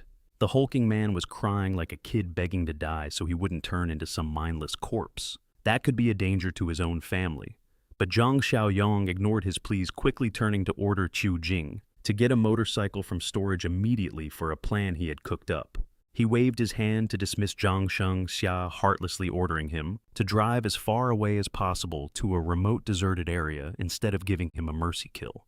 Zhang Shengxia wiped away the mix of tears and blood, choking out one last thank you to his savior Zhang Xiaoyong before accepting his fate and leaving to protect everyone else. He used the last bit of strength in his legs, pushing the beat-up old bicycle to tear off like a bullet. He had to get away from the fortress as fast as humanly possible. The virus was already starting to invade his brain, making one of his eyes turn bloodshot red. But even in his delirious state, he couldn't stop whispering the names of his wife and son. Gnarly veins started bulging on his face. Zhang Shengxia let out a scream of pure agony, trying to use the final shred of his humanity to hold back the monster that was taking over. Meanwhile, Zhang Xiaoyong stood tall, like some kind of war god, in front of a mountain-high pile of corpses. Behind him, his entire team could only stare with a mix of awe and terror as the golden gasoline was poured all over the rotting pile of bodies, prepping for a massive bonfire to sanitize the source of the infection. A single click was all it took for the Zippo lighter to ignite the heap, burning it all to ash and ending a grueling but super effective day of cleanup. But as he was checking the notification panel for his bonus points, Zhang Xiaoyong made a cold-hearted assessment. His current crew was just strong enough to take on a single zombie without getting completely wrecked. He dropped a massive reality check on them, saying that if they ever faced a huge horde of the undead, they'd be nothing more than moving practice targets. Not about to waste another second, Zhang Xiaoyong slung his rifle over his shoulder and ordered, "You're with me." The whole squad had to suck it up and get in formation, following their leader's lead. Zhang Xiaoyong stood like a stone wall in front of the massive gates, and the sight of his lone but unwavering back was enough to silence his teammates, who waited quietly for their final orders. He turned around and called out to Shengbo, his gaze sharp but filled with undeniable trust. As the old man scrambled to receive the important instructions from his leader, Zhang Xiaoyong tossed him the key to the armory, which felt as heavy as a massive responsibility. He announced that he was heading into the city by himself tonight to take care of things, entrusting the safety of the entire fortress to the old man. Shengbo clutched the key, his hand shaking as he worriedly asked if the boss was seriously planning to charge into a nest of insane monsters all by himself. Zhang Qi and Lao Tzu immediately rushed forward, begging to tag along, desperate to fight alongside their leader, to the death, saying there's no way they'd just sit back and watch. But he instantly shut them down with zero chill, flat out telling them they were too weak and would only get in his way, only to end up entrusting the base to Shengbo before taking off. Now sitting behind the wheel of a speeding car, Zhang Xiaoyong had a deadly chill about him, with a pile of heavy-duty weapons, like guns and crossbows, just lying there silently, on the passenger seat, just waiting for the command to let loose. He pulls up the system store interface to check it out, but only 3 blank lines greet him. Frustrated, he curses in his head, thinking about how painfully slow this system is at updating its inventory. With a seriously tough mission just around the corner, he's got no other choice. He firmly presses the manual refresh button, accepting the cost of burning his saved-up points in exchange for even a tiny advantage for survival. A ting sound rings out, signaling that 2 points are gone, but in return, 3 high-tier supply boxes pop up in the shop, ranging from black technology to intimidating weapons, which totally hypes him up. Zhang Xiaoyong's brow furrows as he breaks out in a sweat, seeing that the ridiculously high price for a manual refresh has now jumped.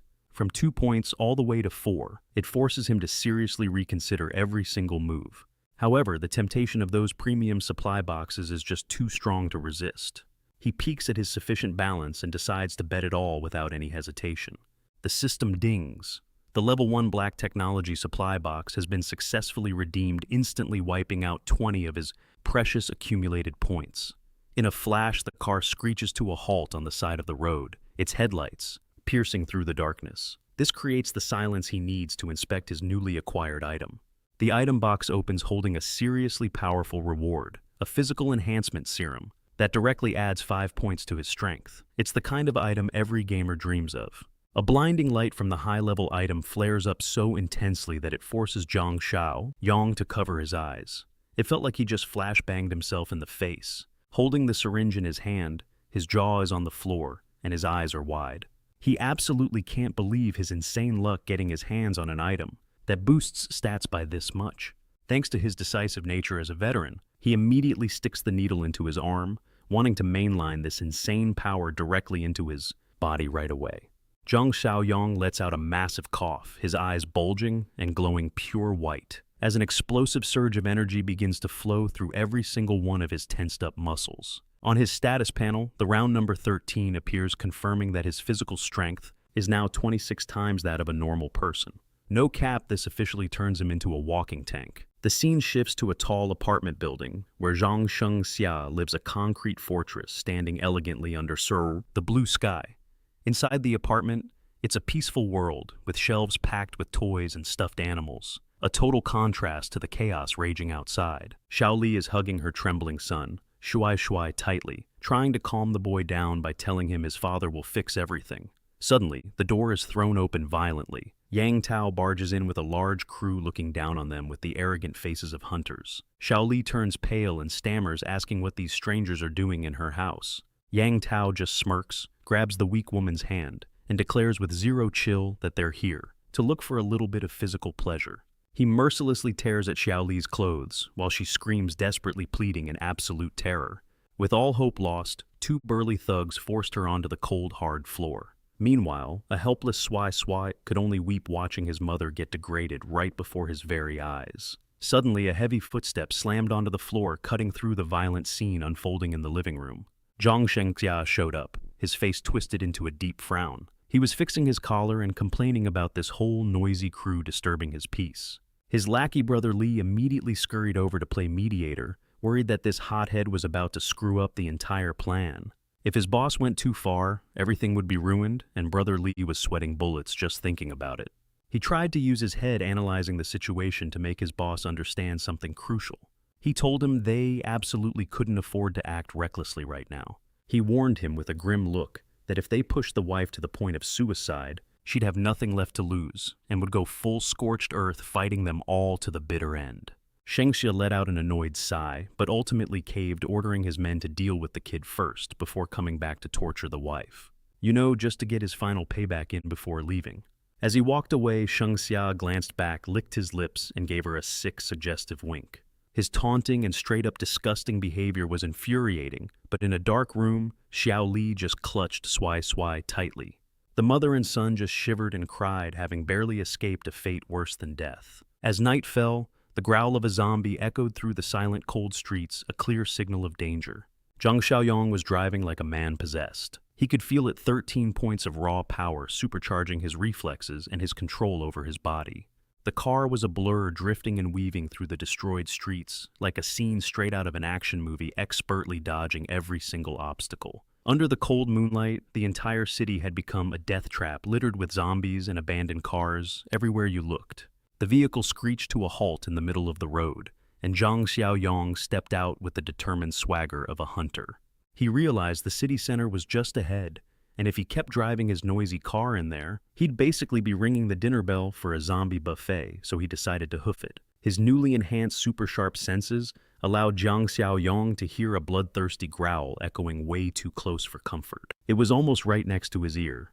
A zombie suddenly lunged out of the darkness, its jaw wide open, ready to sink its teeth into the neck of its delicious-looking prey. But with his insane agility, Zhang Xiaoyong dodged the attack as easily as swatting a fly. The monster's pounce hit nothing but air, and without wasting a single second, our boy was already moving. He whipped his arm around and unleashed a lightning-fast counterattack, backed by some serious muscle power. Zhang Xiaoyong's elbow slammed directly into the zombie's face, completely stunning it before it even knew what hit it. It had zero time to process the situation. The terrifying force of the blow yeeted the rotting corpse, sending it flying backward. The sound of its bones snapping was just so crunchy and low-key, super satisfying to hear. After that little warm-up, he raised his hand to activate his space ring. He summoned a heavy-duty toy from his virtual storage. A razor-sharp longsword formed from shimmering pixels materialized in Zhang Xiaoyong's hand. He stood there looking like the Grim Reaper himself, an absolute unit. He was ready to absolutely demolish the rest of these monsters. Zhang Xiaoyong shot forward like a bullet, his eyes burning with intensity. He was moving so fast, he left after images behind him, and with one clean swing of his sword, the zombie's head popped right off its neck and soared through the air as its body crumpled to the pavement. He stood there looking cool and confident, totally vibing with his new strength. He could feel his raw power, which was no cap at least double that of a normal person, completely owning the monster horde. Zhang Xiaoyong fires up his mind's eye, trying to get a lock on the sound, but lets out a frustrated sigh when he realizes what's up. Turns out some kind of barrier is jamming his supernatural radar. He glances up at the dense cityscape, and in a flash pinpoints the source of the chaos roughly 800 meters out. Just then, a blue notification board pops up right in his face. The system is basically screaming at him he's just triggered a random encounter quest. Meanwhile, in a nearby shop, it's absolute pandemonium as zombies are going ham on the glass door. Inside, a handful of survivors are scrambling desperately trying to barricade the entrance. A dad with a killer mustache is holding the line, trying to tell his terrified son, "There's no way. Those freaks outside are getting in." But the pressure is too much for the kid in the hoodie. He completely breaks down, and his sobbing just cranks up the chaos for everyone else. The mustache dad whips around and starts yelling at some dude Old Song for being such a doomsayer, even as the guard with the firearm keeps arguing back. Old Song is sweating bullets, his eyes darting around, wondering if this is really how it all ends for them. Just outside that flimsy pane of glass, the zombies are relentlessly smashing against the door, creating a spine-chilling symphony of impacts. The ear-splitting crack of shattering glass sends a jolt through Old Song, and the cashier girl, their faces instantly draining of all color. Then comes a massive hammer-like blow that rocks the entire room, sending a thick cloud of dust into the air. The mustache dad and the kid in the hoodie get thrown off their feet by the sheer force of the impact. The kid lets out a blood-curdling scream as a shadowy figure blitzes past them at an insane speed. It's followed by the razor-sharp whistle of something slicing through the air, the unmistakable sound of death's arrival. A spray of fresh blood explodes against the glass door. Right before the survivor's eyes, a gory end plays out in the blink of an eye. The mustache dad shouts, ordering Old Song and the cashier girl to move some heavy stuff and fast, desperately trying to reinforce their crumbling defenses. Old Song, now holding the gun, screams for everyone to shut up, while the father and son duo are shaking like leaves as they shove a massive table against the door.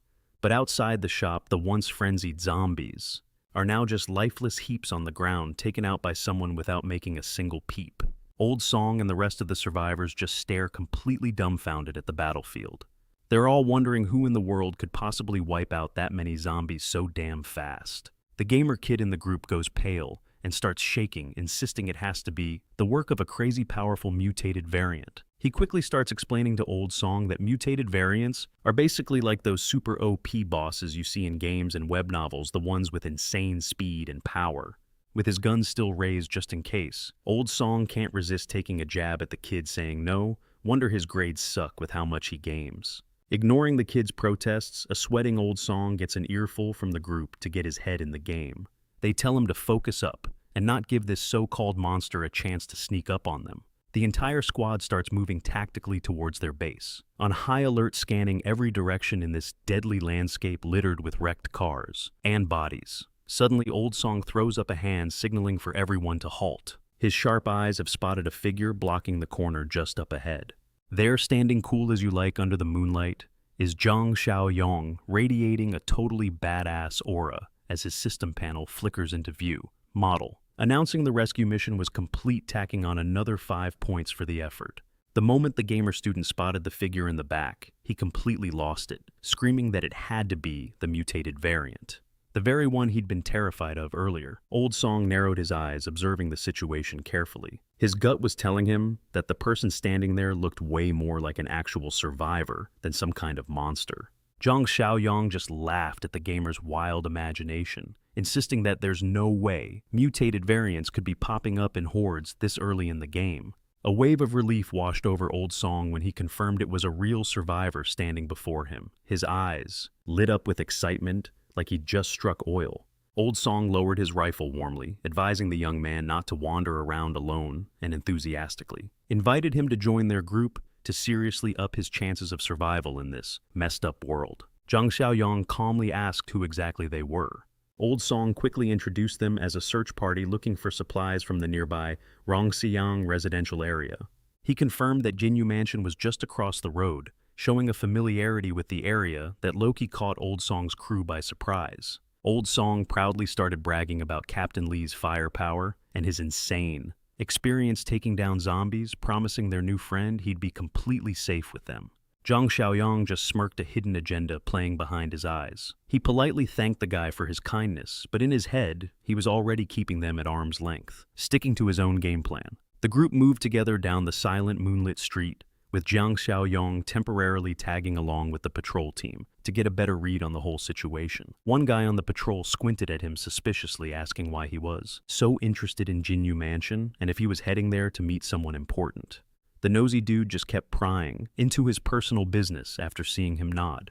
He started guessing if he was risking it all to find his family or maybe to rescue his girlfriend. Old Song put a hand on Zhang Xiaoyang's shoulder, hitting him with a cold dose of reality. The world had already ended, and whoever he was looking for was most likely dead meat.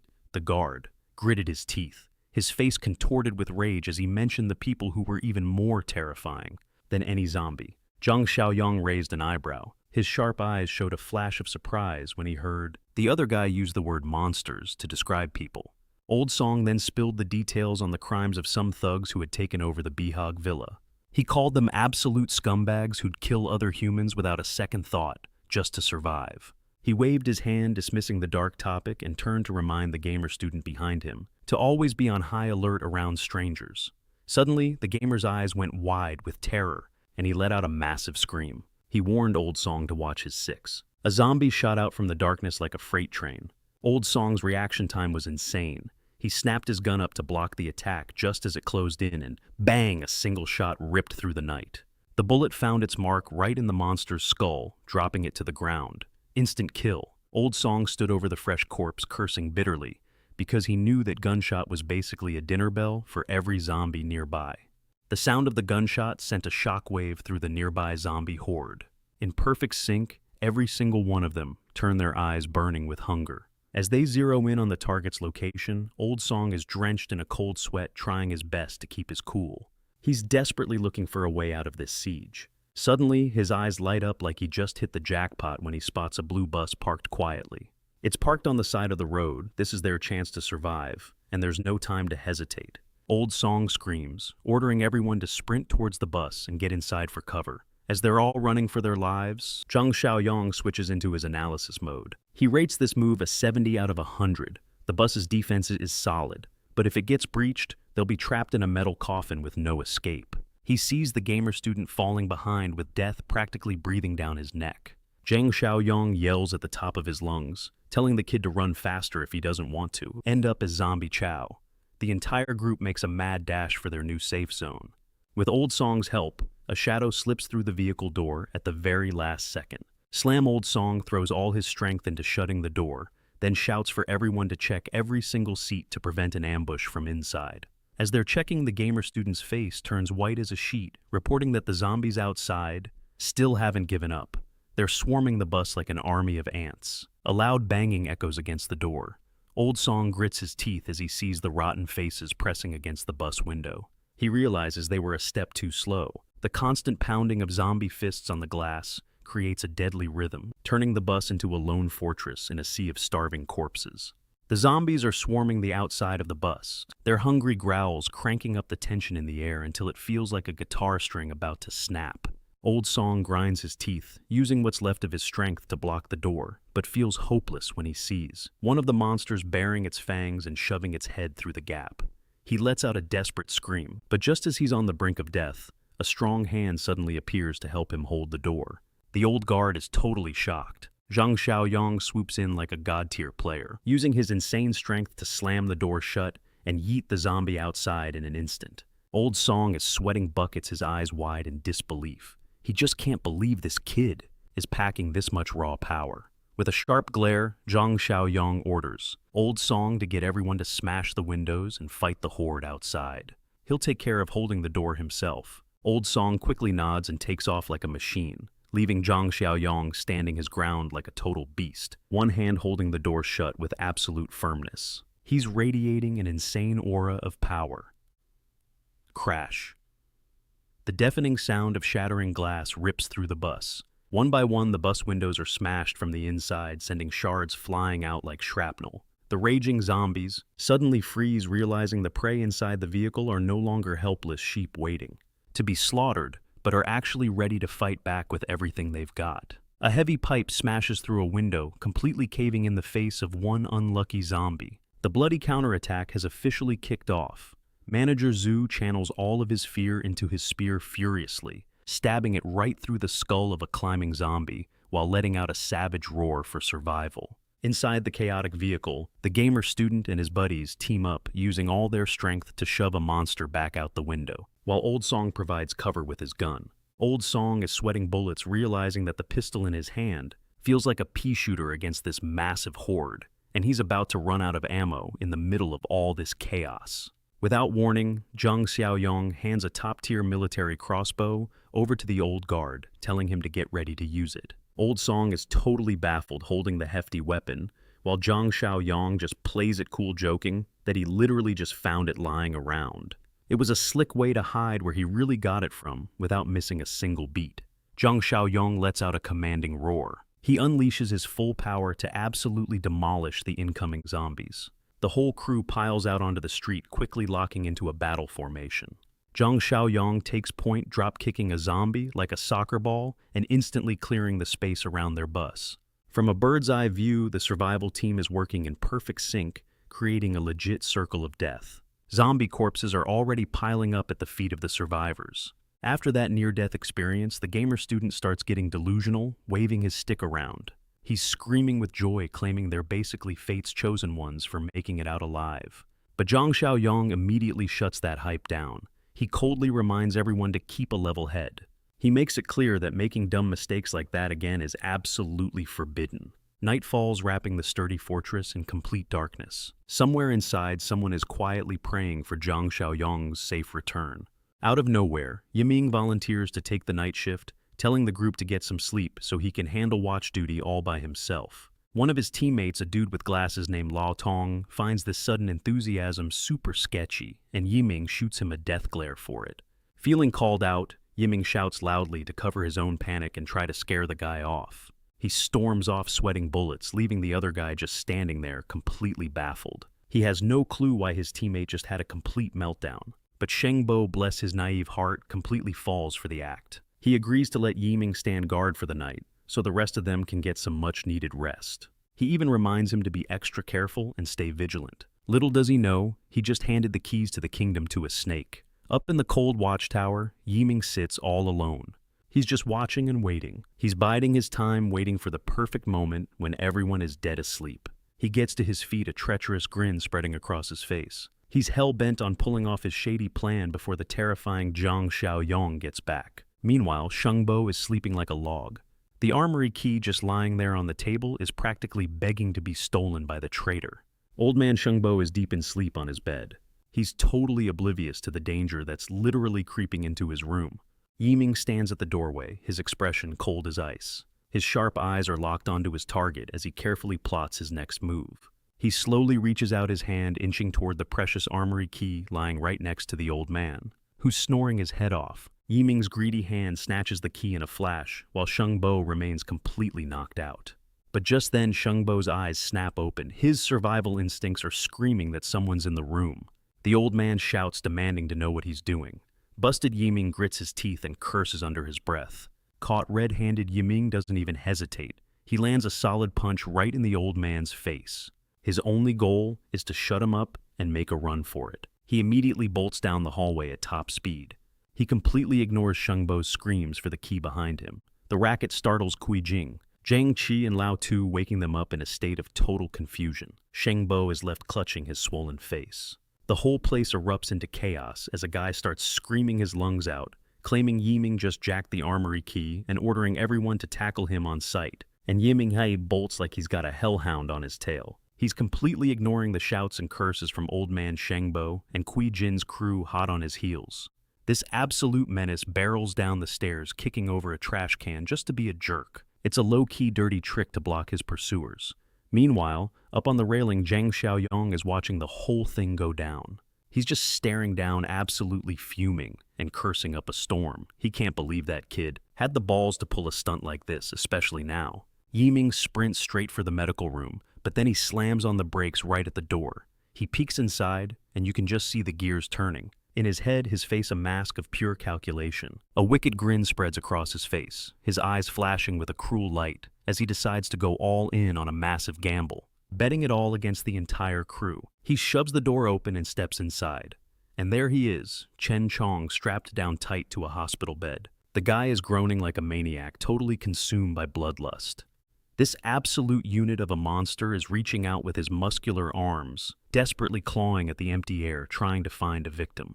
Suddenly, Chen Chong lurches up with a terrifying roar that makes Yiming jump out of his skin. He leaps back instantly, cursing under his breath. That was way too close for comfort. Yiming's breaking out in a cold sweat when he notices one of the safety straps is loose. He's not sure if someone tied a garbage knot or if this beast is just built different, but his fear vanishes in a flash, replaced by this evil, triumphant smirk. Yiming realizes he doesn't even have to do the dirty work himself to set this monster free. And with that, our resident scumbag Yiming just casually strolls out of there. Just as he's leaving, Zhang Qi and Kui Jing's crew rush in, drawn by all the strange noises. Zhang Qi's eyes go wide and he starts sweating buckets as he takes in the absolutely critical situation unfolding right in front of him. It hits Shengbo like a ton of bricks. Yiming did this on purpose. He unleashed Chen Chong from the infirmary to use the monster as a weapon to wipe them all out. Shengbo is furious, cursing himself for underestimating just how twisted Yiming really is. Meanwhile, Kui Jing is having a full-on panic attack, realizing all their weapons are locked away in the armory. But Shengbo ain't about to let fear win. He bellows for everyone to spread out and immediately use the anti-infection tactics Zhang Xiaoyong taught them.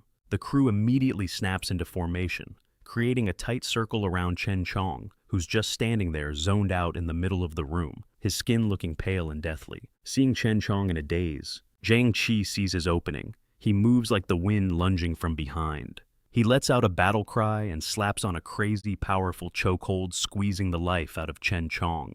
The sound of bones grinding against each other is enough to make your skin crawl. Lao Tu and Kui Jing don't even hesitate.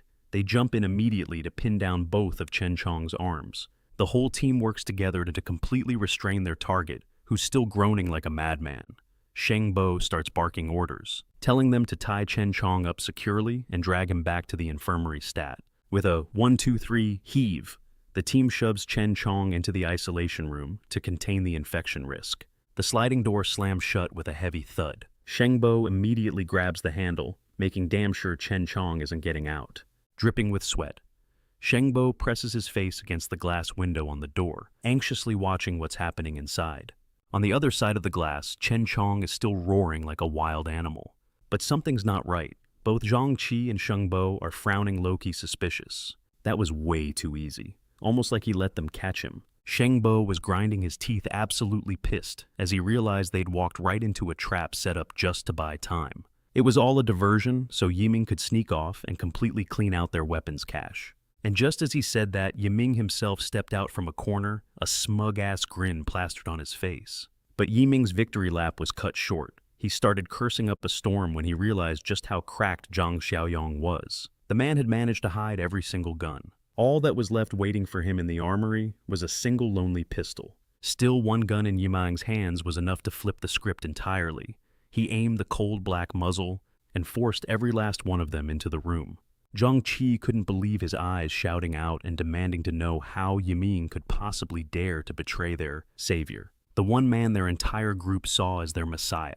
Yiming just stared him down and hit him back with some classic traitor logic. He claimed that being saved had turned into straight-up slavery, and he'd rather die a rebel than live out his life on a leash. Shengbo was sweating buckets, his voice trembling as he tried to appeal to whatever friendship they had left, trying to convince the turncoat Yiming to stand down. Meanwhile, Lao Tu just stood in the back, his face as white as a sheet. But Yiming wasn't having any of it, shutting down their pleas with a deafening roar. He leveled the dark barrel of the gun, forcing everyone to shut up and obey without a single word of protest, while Chen Chong, who was inside the glass, seemed to be getting hyped up by all the chaos.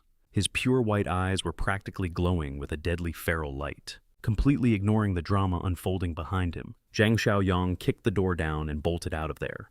He seized the moment to bounce from this death trap. The quiet of the night draped over the towering skyscrapers. Death was literally lurking around every corner of this dead city, but in a relatively safer spot, the patrol team was giving Zhang Xiaoyong the rundown, warning him about the tricky layout and the zombies crawling all over the Ginyu Villa area. The patrol member was crystal clear once Xiaoyong found his people. He had to hit the assembly point at the side gate of Building 8 and absolutely not risk going through the main entrance. Zhang Xiaoyong just gave them a confident smile, shot them a thumbs up to show he got the message, and then he just turned around and walked off. He strolled off with the kind of swagger you'd see on a casual walk in the park. As his lone shadow vanished into the oppressive darkness, the two patrol members glanced at each other, their faces etched with worry, thinking the kid was basically on a suicide run. One of the patrol guys let out a heavy sigh, bummed out and shaking his head in disappointment. He was thinking what a total waste it was for someone with that much skill to end up as zombie chow, all because he decided to waltz into a nest of the undead. Night fell, wrapping the dead city in a shroud of darkness as zombies aimlessly wandered under the cold moonlight. The power grid was completely out. Leaning against a wall, Sheng Tao had a nasty look on his face. He guessed that Zhang Shengxia was probably already dead meat out there. His henchman couldn't contain his scummy nature any longer. He demanded some stress relief for the night, whining about how long he's had to keep himself in check. Sheng Tao just grinned, totally on board. He then laid out a truly disgusting plan to tie up Zhang Shengxia's wife so she couldn't fight back. Huddled in a dark corner on the verge of ending it all, Xiao Li clutched her son, Shuai Shuai, like he was her last lifeline. The two of them trembled uncontrollably as the vile, disgusting threats from the men outside echoed through the room. Yang Tao's patience is officially toast, and he orders his lackeys to make their move now. But he lays down one major rule: they better keep the girl breathing for their own twisted amusement. Suddenly, the lookout, a dude named Brother Li, stopped dead in his tracks. He cocked his head, catching a strange sound coming from the stairwell. He glanced down the stairs and immediately broke into a cold sweat when he saw the entire zombie horde that was supposed to be blocking their path had been completely wiped out by a single person. Their bodies were just littered across the floor. From the stairwell, a lone figure in a vest emerged, carrying an ice-cold aura that just screamed danger. Every single one of his footsteps landed with a heavy, menacing pressure in the dead quiet of the building.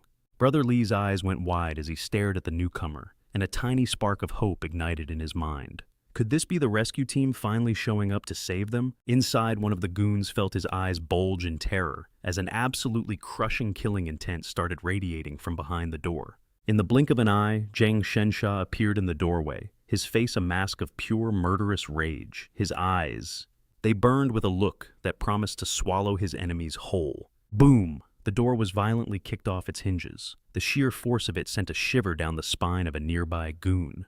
Zhang Shensha stood his ground, a human shield for his wife and son. His voice was pure ice as he ordered the scumbags to get lost. But the henchman, he wasn't even scared. Bruh, he actually smirked and with zero chill lunged right past the warning to grab Xiao Li. Xiao Li let out a scream of pure terror as the disgusting creep got his filthy hands on her. She struggled desperately trying to break free, but it was completely useless. Slap! A vicious backhand cracked across the defenseless woman's face, leaving her stunned. It cut off her cries for help in an instant. The goon then tossed little Shuai Shuai aside like a bag of literal garbage. He sneered that his only target was the mother, but even with tears streaming down his face, Shuai Shuai bravely scrambled back to his feet. The little boy let out a furious cry and charged forward with every ounce of strength he had to save his mom. But because of the massive gap in power, he was brutally kicked clean out of the room, hitting the floor with a sickening thud. Despite the searing pain from the impact, Shuai Shuai screamed at the monsters, cursing them out. He desperately yelled for his dad to protect his mom, trying to use him as a shield, but his hope was shattered in an instant. A dark figure came flying through the door, landing on the floor with a heavy, wet thud. It was his father, Zhang Shensha, who'd been beaten to a bloody pulp. The little boy froze his eyes, widening in pure horror.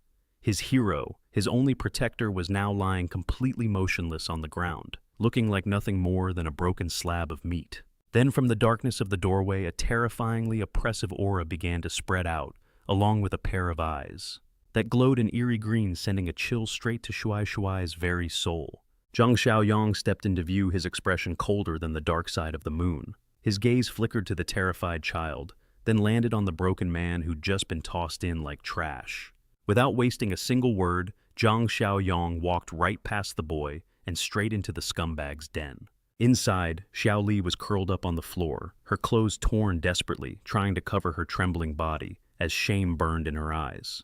One of the cruel bastards slapped her hard across the face, trying to force a reaction out of her for their sick kicks. Another goon grabbed a handful of her hair, yanking her head back as a disgusting predatory leer spread across his face. He proudly announced that he was going to be the first one to have his fun with her. Kaboom! The door to the room exploded inwards with unbelievable force, making Yang Tao nearly jump out of his skin. He let out a mocking laugh, actually complimenting the strength of whoever had the balls to interrupt them, but then his eyes went wide. As his gaze drifts over to the busted door, it hits him that this person on the other side didn't just knock, they straight up demolished it. He spins around to his bald-headed goon, arrogantly barking at him to get rid of whoever just crashed their party, and to do it now.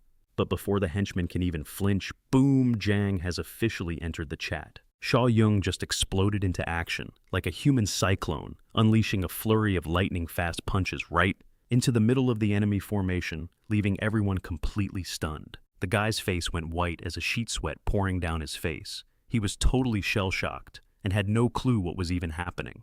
An iron fist connected squarely with the gang leader's face, shutting down any stupid questions he was about to ask with one stabot. Painful impact delivered with an ice-cold glare that just screamed murder. Zheng Xiaoyong unleashed a massive punch that sent the dude flying like a busted ragdoll, and everyone there was absolutely speechless. The traitorous friend went airborne, blood spraying from his face, his eyes wide with fear because he couldn't handle the absolutely overwhelming power Zhang Xiaoyong was packing. The goon who was plotting all that evil is now trembling, his face pale as he stammers out a question about the identity of the terrifying figure who just appeared in front of Xiao Li. A savage kick slams into the victim's face. Yiming doesn't hesitate for a second, using violence to assert his dominance. As the guy holding the gun, he points the black pistol at the group of elderly and weak people, screaming that they better move immediately if they don't want to get a taste of lead. Sheng Bo is sweating buckets, about to get dragged into the mess. But honestly, in front of a loaded weapon, trying to reason with someone is completely pointless. Yiming's face is twisted in a sick grin, drunk on this illusion of power. He's whispering about being ruthless and establishing his absolute authority over the entire group. The psycho lets out a bone-chilling laugh, presses the weapon to Sheng Bo's head, and declares that he's going to be the first one to die just to serve as a warning. Shan Shan is absolutely terrified, screaming Yiming's name, desperately trying to stop him from pulling the trigger. But at that critical moment, a strange noise from the infirmary startles the traitor, making him turn his head and momentarily freeing his victim. The infirmary's doorknob, which was tightly locked, suddenly starts turning rapidly. It's a clear sign that someone inside is about to bust the door down and come out. The door bursts open with a bang, and Zhang Xiaoyong emerges from the smoke and dust like a demigod, radiating an oppressive aura that literally stops the gunman in his tracks. Everyone is just staring at the key turning in the lock by itself. They can't believe that a crazed monster like Chen Chong actually knows how to open a door like a civilized person. Yiming's face drains of all color, and sweat just starts pouring off him when he sees the faint, gray figure of Chen Chong appearing right in front of him. Chen Chong's face comes into focus, revealing blazing red eyes and bulging blue veins. Bro looks like a straight-up bloodthirsty demon. Yiming grinds his teeth and shoves the gun against his opponent's head, screaming his resolve to immediately eliminate this threat that actually knows how to use its brain. He squeezes the trigger hard, but the only response is a dry click, the sound of karma finally catching up to the traitor. His eyes go wide as he stares at the useless gun in his hand, overcome with panic as he realizes his only weapon jammed at the worst possible moment. Chen Chong lets out a blood-curdling roar and lunges straight for the weak student, who's now just shaking uncontrollably with fear. A spray of crimson paints the screen as Yiming's desperate screams for help echo, while the monster pins him down and tears him apart on the floor. Chen Chong limps away, his face a mask of blood, leaving Sheng Bo and the others standing frozen in the background, completely traumatized. Without a shred of mercy, Chen Chong starts dragging Yiming's ruined corpse across the floor, leaving behind a dark, slick trail of blood that had Sheng Bo pinned against the wall in pure terror. The entire crew, including Sheng Bo Qiujin and Zhang Qi, was sweating bullets. They couldn't figure out what was happening when the monster's vibe suddenly did a complete 180. It went from totally berserk to chillingly calm in an instant. Bam Chen Chong lets out a heavy breath. His face still pulsing with veins, held the ghost of the bloodlust he had just moments ago. Sheng Bo's group was glued to the monster's feet, which were dripping with fresh blood, They were so scared, it felt like their hearts were going to hammer their way out. Their hearts were about to explode from their chests. But then plot twist, Chen Chong's gray hand reaches up to twist the lock on the infirmary door. Instead of rushing in to tear the survivors to shreds, he does something completely unexpected. He just flicks his hand back, tossing the key behind him like his job was done. Mission accomplished, no cap. Click. The key clattered to the floor right in front of Shengbo and the others, the small sound echoing like a gunshot in the dead silence. Boom. The infirmary doors get shoved open with insane force, sliding apart to reveal a mysterious passage. Zhang Shiqiu, Jin, and Shengbo all went dead silent, at the same time their eyes wide. They were bracing for whatever was about to step out of that newly opened room. And there, standing like the literal Grim Reaper, was Zhang Xiaoyong. At his feet lay the motionless body of Zhang Shengxia alongside Yang Tao's crew and brother Li, all tied up like pigs for slaughter. Meanwhile, the mother-son duo Xiao Li and Shuai Shuai were huddled in a corner shaking. He coldly calls out to the boy, Shuai Shuai. The kid jolts, completely shocked by this dude's terrifying and undeniable presence. Xiao Li frantically pulls her son into a hug, her eyes screaming with desperation and fear. She had no idea what this dangerous man was planning to do to her child. Zhang Xiaoyong completely ignored her show of weakness, his sharp eyes locked on his target. With a short command forcing the boy to come closer, Shuai Shuai gently pushes his mom's hand away, trying to reassure her. He tells her he'll be fine, then shakily walks towards Zhang Xiaoyong. He's leaving behind the only protection he has, and it feels useless anyway. Zhang Xiaoyong pulls out a wickedly sharp knife and hands it straight to the kid. It was a clear move, like he was giving the boy the power of life and death. He points to Yang Tao's group kneeling on the floor. And then he drops a cold command, end them. Shuai Shuai's hand starts trembling while holding the blade. A wave of pure dread washed over the captives. Yang Tao and brother Li started screaming in absolute terror, their faces twisting in shock. They were pathetically begging for their lives, looking like the biggest cowards on the planet. No, Xiao Li cried out in total desperation. She tried to shield what was left of her son's innocence, screaming that he was nothing more than an innocent child. Zhang Xiaoyong crouched down, looking Shuai Shuai dead in the eyes, and brutally declared that his childhood had just expired. From now on, the kid needed to evolve if he wanted to survive in this insane world. Zhang Xiaoyong coldly drilled the concept of survival into the kid's head. He forced him to grip the knife and take out the trash with his own 2 hands to protect his mother. Shuai Shuai's eyes went wide with fear and tears started to fall. His instinct to survive was in an all-out war with his terror. The kid let out a blood-curdling scream to hype himself up and charge straight, forward gripping the dagger tightly. The sound of a blade sinking into flesh sliced through the air. Shuai Shuai stood there gasping for breath, looking down at the unmoving corpse of Yang Tao, who was now lying in a growing pool of his own blood. Xiao Li was completely shook, staring at the absolute carnage unfolding before her. Trembling, she called out her son's name, and as she did, the knife slipped from her grasp, clattering loudly on the floor. After the initial shock wore off, the mother and son just clung to each other, sobbing their hearts out.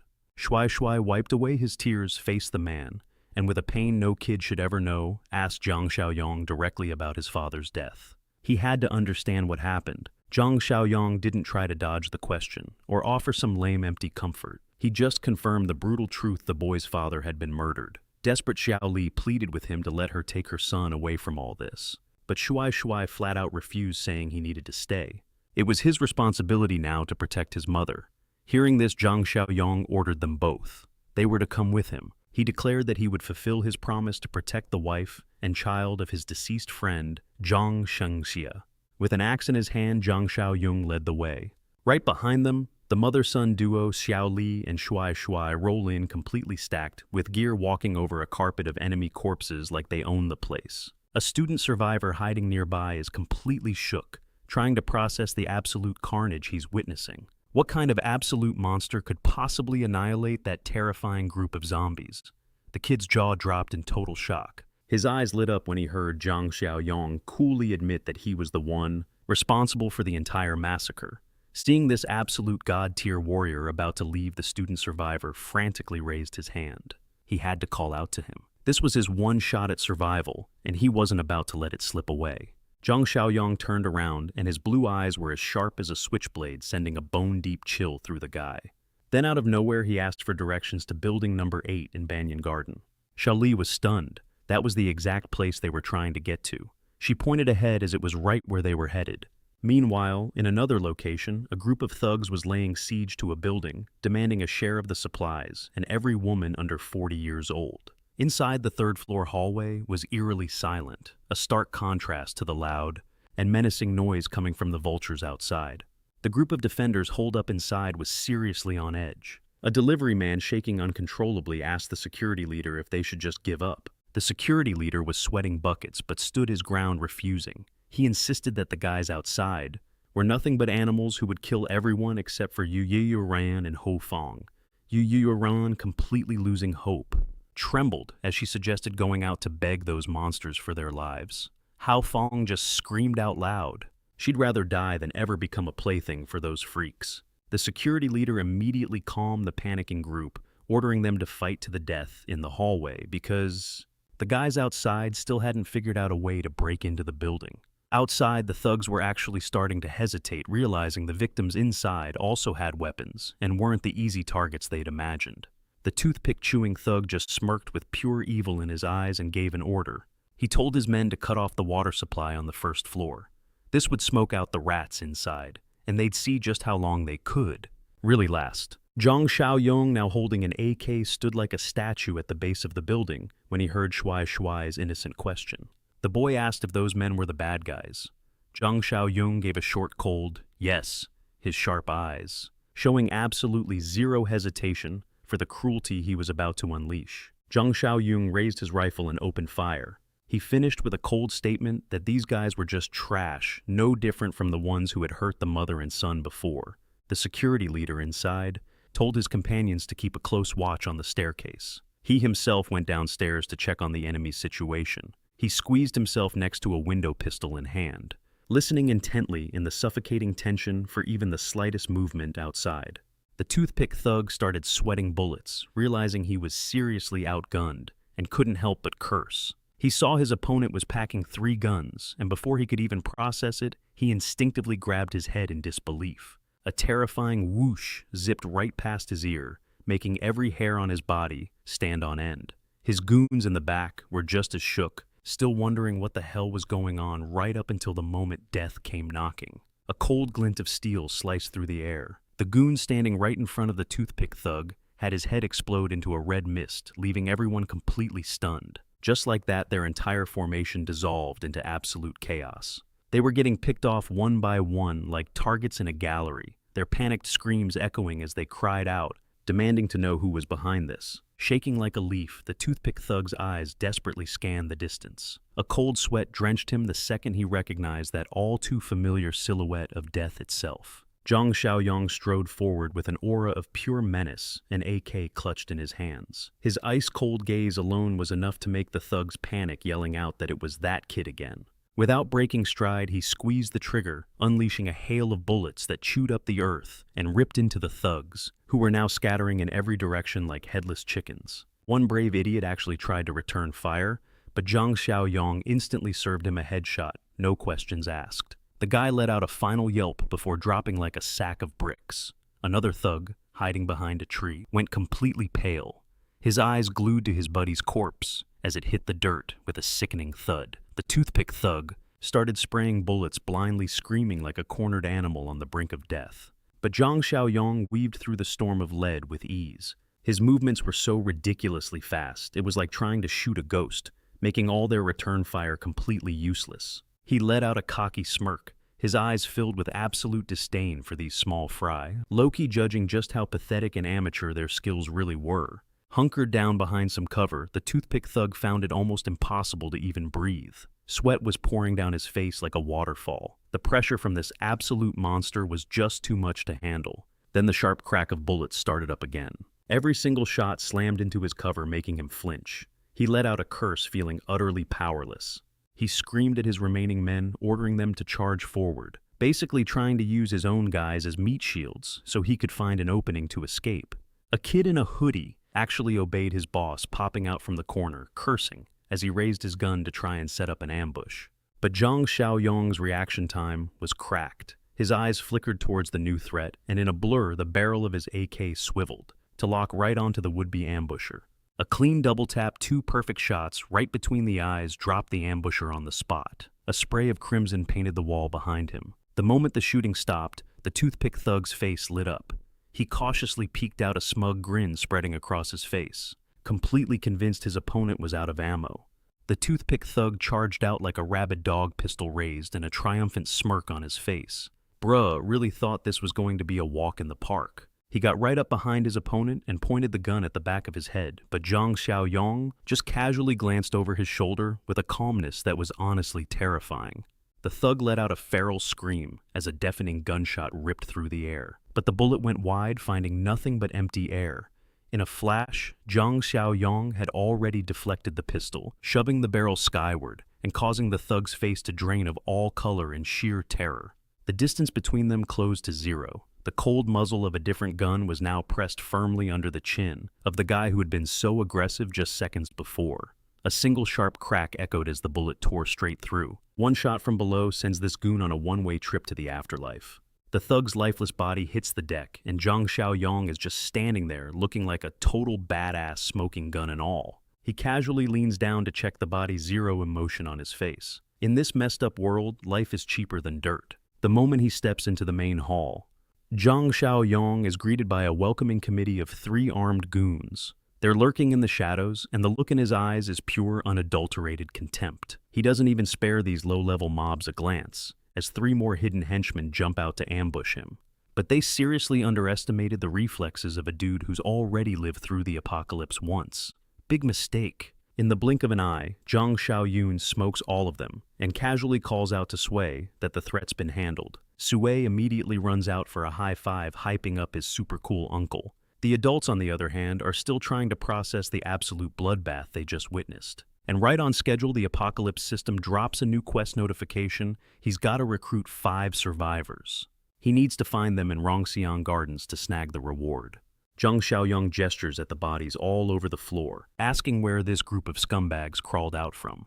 The security chief grits his teeth, explaining that these monsters are from the Vichizian Villa area south of the city. He immediately calls over 2 delivery guys who barely escaped from the south to give a detailed report on the situation to Zhang Xiaoyong. Shaking like leaves, the 2 delivery guys spill the tea. The raiders are armed to the teeth and are rounding up any survivor they find. Their goal to turn them all into slaves. Zhang Xiaoyong's eyes narrow as memories from his past life start to click into place.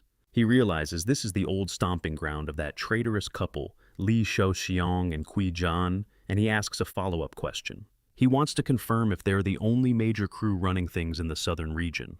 The delivery guy spits out furiously that those monsters have already wiped out half the population, and they're enslaving women wherever they go.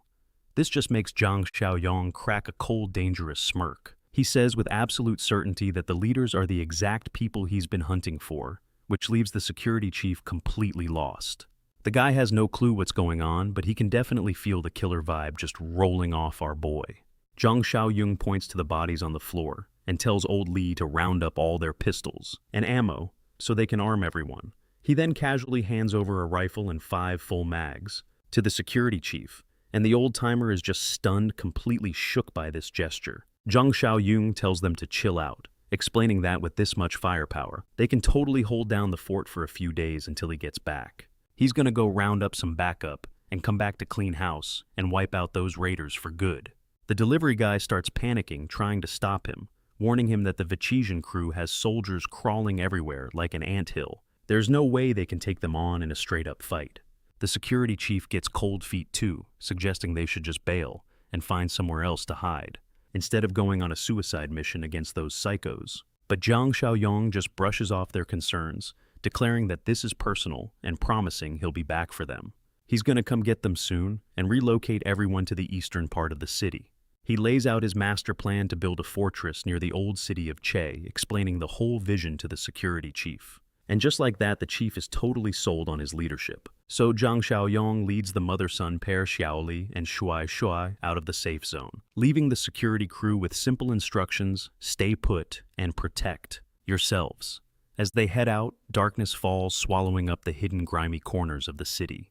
A storm's gathering on the horizon right over at the Bekoishan's nest. Inside a lavish meeting room, a Bikoishan guard is just chilling, like it's a regular Tuesday, sitting right under 3 gruesome dangling corpses, while 4 of the top dogs are holding a meeting. They're deep in planning mode, and the one calling the shots is a guy with red hair and glasses named Wenge, who's got arrogance practically leaking from his pores.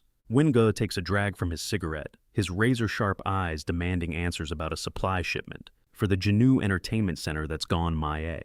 Across from him, a bearded dude named Xiao Li is sweating bullets. He frantically explains to the boss that he's already dispatched his crew and that the goods are on their way. Kaiga sitting right beside him just scoffs. He low-key hints that there are way juicier targets living in the high-end Jinyu Villa area nearby.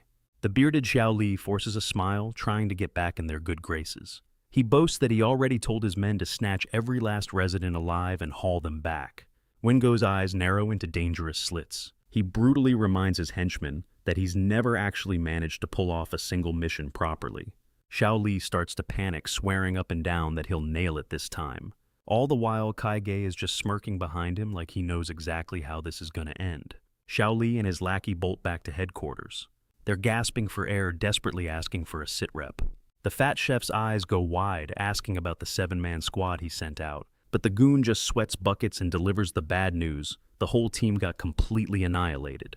Xiao Li lets out a crazy scream into the night. He's raging, unable to process how his crew, armed with 3 firearms, got absolutely wrecked by a bunch of normal people at wrongs. Gritting his teeth, he orders his underling to call up Tossi and round up every brother with a firearm. It's time to get ready for some serious payback. He is absolutely determined not to take another L.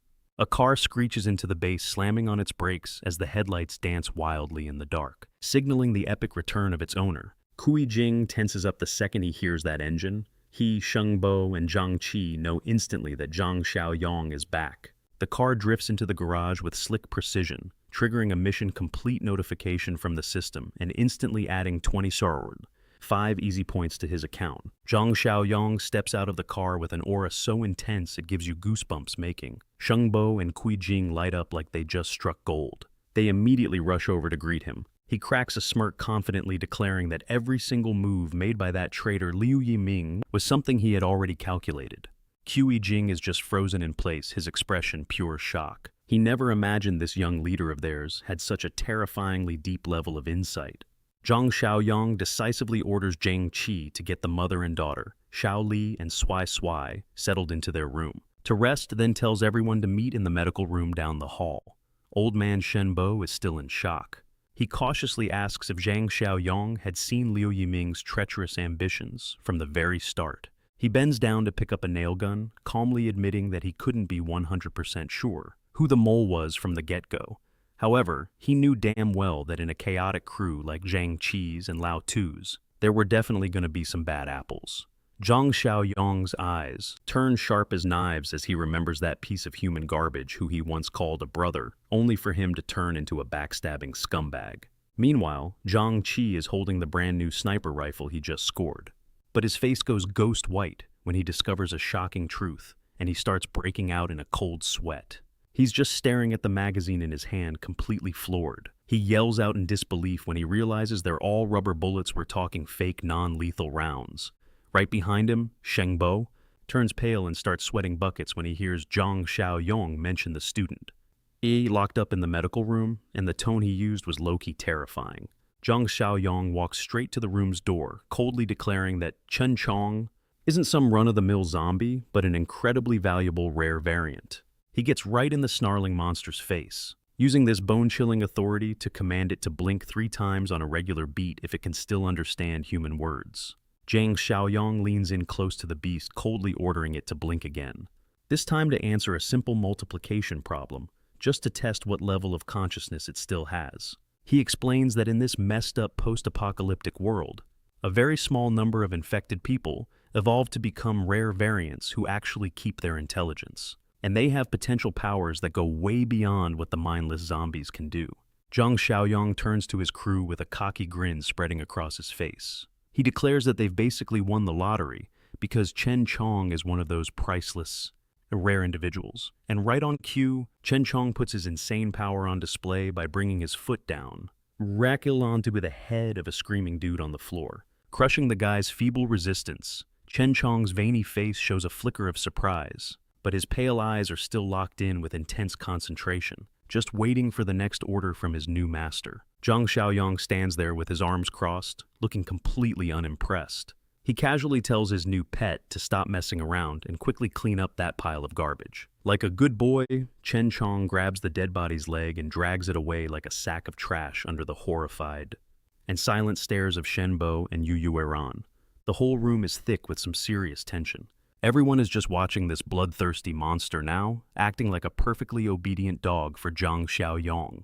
One of the student survivors actually recognizes an old acquaintance and starts sweating like crazy. He points a shaky finger at Chen Chong and stammers, asking if their old leader remembers anything from his past. Chen Chong says nothing, just silently pivots on his heel on the blood-soaked floor, getting ready to get back to his new job as a powerful and savage bodyguard. A low growl rumbles in Chen Chong's throat, which sends a shiver down the spine of the survivor standing near him. The surviving student and a guy named Lao Tu can practically feel the Grim Reaper breathing down their necks. They're frozen solid, their faces going ghost white as they lock eyes on the terrifying presence of a tamed monster. When the kid tries to wave his hand to check if it's even real, the gamer student's heart just about leaps out of his chest when Chen Chong suddenly reacts. He lets out a sharp warning, shocking the kid, who then yells out in a weird mix of hype and terror as he realizes that even though Chen Chong is basically brain dead, he's still got some instincts left. His annoying old habit of always having to fidget with his hands and feet is still there. Back at their base, Zhang Xiaoyong is laid out on the bed, just soaking in his success when the system pings him. A notification pops up, telling him he's unlocked the hidden achievement for taming a mutant companion, complete with some sweet bonus points. He shoots upright when he spots the level 2 black technology supply box, a super rare item that's a nightmare to find, and one he's never even seen before. Zhang Xiaoyong scratches his chin, does some quick mental math, and cringes at the crazy expensive 50-point price tag. So, he decides to crack open the 2 level 1 boxes he has first, to get his power levels optimized, ASAP. The system pinged, confirming the transaction was a success. It cost him 10 points, but in return, he copped a life-saving support box and an armed deterrence box. Then in a flash of blinding blue light, he couldn't help but crack a huge grin when he got his hands on an infection inhibitor and a legit hand cannon, the Barrett M82. This kind of firepower? Yeah. It's more than enough to obliterate anything that gets in his way. Zhang Xiaoyong tapped the virtual screen, setting his objective for the next day. He's got to clear the recruitment mission at Yangshan Garden Farm, enough points and snag that level 2 box. When night fell, it was the perfect time for Zhang Xiaoyong to put his body to the test with some acrobatics. He started vaulting over fences just to feel out how his newly enhanced body handled the movement. The second dawn broke. He had every single member of the base assembled on the training ground. It was time to establish some hardcore discipline. Right from day one, he wasn't playing around. Zhang Xiaoyong laid down the law. Everyone had to put in at least 1 hour of shooting practice every single day. No exceptions. His goal was to turn these rookies into legit sharpshooters. Gunfire echoed as the entire squad let loose on a row of beer bottles, determined to level up their skills so they wouldn't just be zombie chow. He turned around, putting Shenbo in charge of the base, and announcing his plan to head out to Yangshan Garden. He was going to pick up another group of survivors to join their crew. With a cold command, Zhang Xiaoyong called on Chen Chong, the mutant monster who was now obediently suited up in a gas mask, silently trailing him like a walking death machine. The bus tore down the highway, plowing through any zombies dumb enough to get in its path, creating a sickening series of crunches and leaving a long crimson smear in its wake. The vehicle screeched to a halt, and Zhang Xiaoyong stepped out with his undead bodyguard right on his heels. His sharp gaze scanned the scene, taking in the lifeless bodies scattered everywhere. A driver zombie was still trapped in its cabin, growling like a maniac and clawing at the windshield, now that it caught the scent of fresh meat. Without even waiting for a second command, Chen Chong lunged forward and ripped the zombie right out of there. Then he slammed it onto the pavement like a worthless sack of trash. Zhang Xiaoyong tossed the keys to Chen Chong, his sharp glance a clear signal for his mutant disciple to get ready for action. Chen Chong snagged the keys out of the air. The crisp clink of metal was proof of their perfect unspoken understanding. He gave the monster a tap on the shoulder, giving Chen Chong the go-ahead to take off that annoying muzzle, so he could get some fresh air since it was just the two of them. Still, Zhang Xiaoyong warned him he'd have to put it back on when they arrived at their destination. so he wouldn't totally freak people out. The monster let out a grunt of understanding. Zhang Xiaoyang yelled out for a final head count, making sure his crew was all set in the back of the pickup truck before giving the order to roll out. Foreman Lee took a long drag from his cigarette, with a look of satisfaction gripping a machine gun ready to clear any obstacle at their destination. The engine roared to life as the truck blasted through the main gate, leaving the safety of the base, to plunge straight into the war zone. A few stray zombies in the middle of the road didn't even have time to react before the pickup truck slammed into them, and the sound of snapping bones was loud and clear. The impact was so brutal it sent the undead flying through the air, turning them into useless meat sacks that just flopped back down onto the pavement. The convoy tore down the boulevard, expertly weaving through a maze of abandoned cars, beelining it straight for their target. They moved with deadly speed, finally arriving at base number 8, where a massive building towered against the blue sky. Meanwhile, the last of the soldiers are holed up somewhere, quietly waiting for backup to arrive. Inside a sealed room, our makeshift squad, including the security leader and a guy we'll call Mustache Dad, and the gamer student are all hunkered down together. They're trying to regain some energy by munching on a few dry crackers. Suddenly, the gamer kid stops chewing, his eyes lighting up when he hears the familiar roar of an engine. He gets all excited, guessing that Boss Yong has finally rolled in with the cavalry. The security leader is instantly on high alert, gripping his rusty old AK. He signals for everyone to go dead silent so he can scope out the situation first. He creeps over to the window, beads of sweat rolling down his face as he strains his eyes. Sin bistige, reads, trying to identify the new arrivals down in the courtyard. Down below, a sketchy-looking pickup truck screeches to a halt, absolutely packed with aggressive armed dudes. It's no secret their main target is this very building number 8. Out steps the villain Xiao Li, rocking a white tank top with a look on his face that could kill. He's brandishing a modern submachine gun and starts barking orders at his goons to start the slaughter. The security leader's face drains of all color when he recognizes his mortal enemy. He's pissed and starts cursing. He can't believe those scumbags from Bikoishan actually had the balls to show up here and start trouble. Mustache Dad gets all fired up, whipping out his pistol and boasting that he'll fight them to his last breath. Just because he's finally packing some heat, the security leader immediately pops his bubble, yelling an order to set up an ambush. He tells them to stick to the plan before grabbing a rifle and bolting for the rooftop to claim the high ground. From this new vantage point, a cold, calculated gaze peers right down the rifle's scope. He confirms that the idiots down below are perfectly lined up within his kill zone. The villain Xiao Li gives a decisive wave of his hand. His goons instantly raise their submachine guns, ready to turn the whole building into Swiss cheese. Up on the roof, the security leaders and the gamers' eyes go wide with pure terror. They scream a warning for everyone inside to hit the deck before it's too late. A deafening roar of gunfire erupts from below. One gun after another spits fire, unleashing an insane storm of bullets. It creates a terrifying web of fire that zeroes in on the windows. Glass shatters everywhere. The gamer kid dives for cover as a bullet whizzes past his head, and he's pale as a sheet. Because he almost got permanently logged out of life's server, Xiao Li arrogantly orders his goons to keep the windows pinned down with gunfire.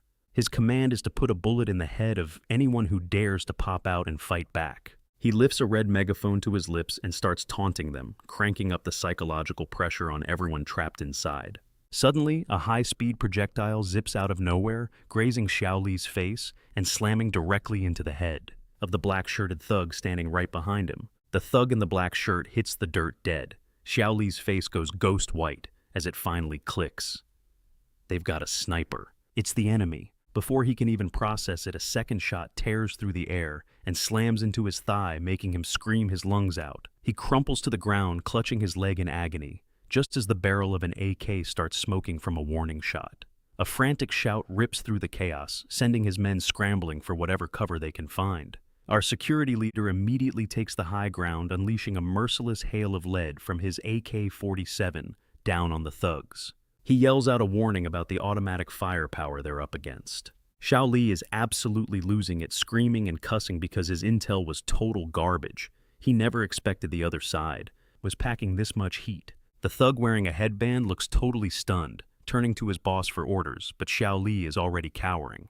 The coward is hiding behind a corner, like a cornered rat squealing at everyone to fall back. The headband thug tries to keep his cool through all of this. He signals to his goons to wait for his command, so they can all make a break for it from the kill zone at the same time.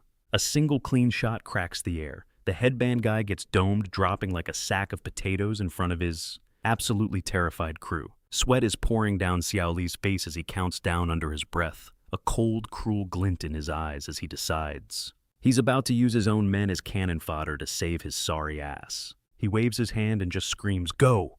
literally shoving his henchmen out into the open to soak up bullets for him while they sprint for their lives. Xiao Li cracks this disgusting smirk, showing his true colors as a snake. No cap, this dude has zero chill. His thugs barely even make it onto the main road before they're met with a wall of firepower.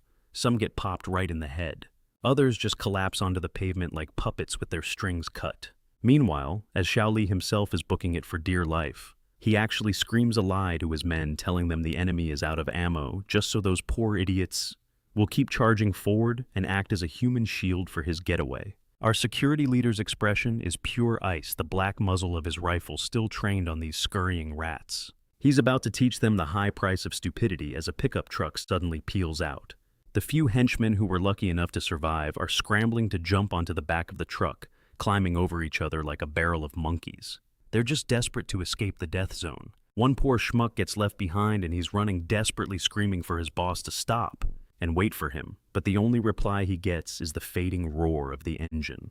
Then out of nowhere, an arrow zips through the air and plants itself right in the unlucky thug's skull, ending his short career as cannon fodder. The pickup truck just floors it, disappearing into the darkness. Behind them, the only sound is more arrows thudding into the asphalt. The thugs on the truck finally breathe a sigh of relief, thinking they actually managed to escape with their lives. Elsewhere, a bus with our boy Zhang Xiaoyong behind the wheel is expertly weaving through the graveyard of wrecked cars on the highway. Zhang Xiaoyong is completely focused on the road when his sharp hearing suddenly picks up an unfamiliar engine sound, making him frown just a little. He's got a bad feeling about this. From up on an overpass, his bus drives right by the escaping pickup truck at an intersection. Their paths cross for just a moment. They're like two strangers passing in the middle of all this chaos. Zhang Xiaoyong glances in his rearview mirror and scoffs, deciding that racking up mission points is way more important than dealing with some random trash on the side of the road. The bus slowly pulls into an apartment complex. The rumble of its engine echoes between the silent, towering buildings, basically announcing to anyone listening that its owner is back. Later, Zhang Xiaoyong and Chen Chong are standing over the body of a dead thug.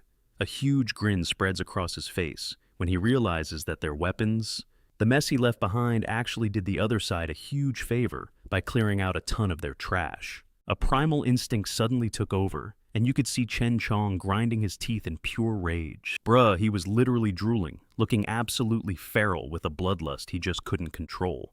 Noticing his zombie subordinate snarling as it stared down the body on the floor, Zhang Xiaoyong just casually glanced over and asked like it was just another Tuesday, "What's up? You hungry or something?" With a cold, twisted smile, Zhang Xiaoyong waved his hand, giving Chen Chong permission to chow down. Better for him to absorb the power from the corpse than let some other creature get it.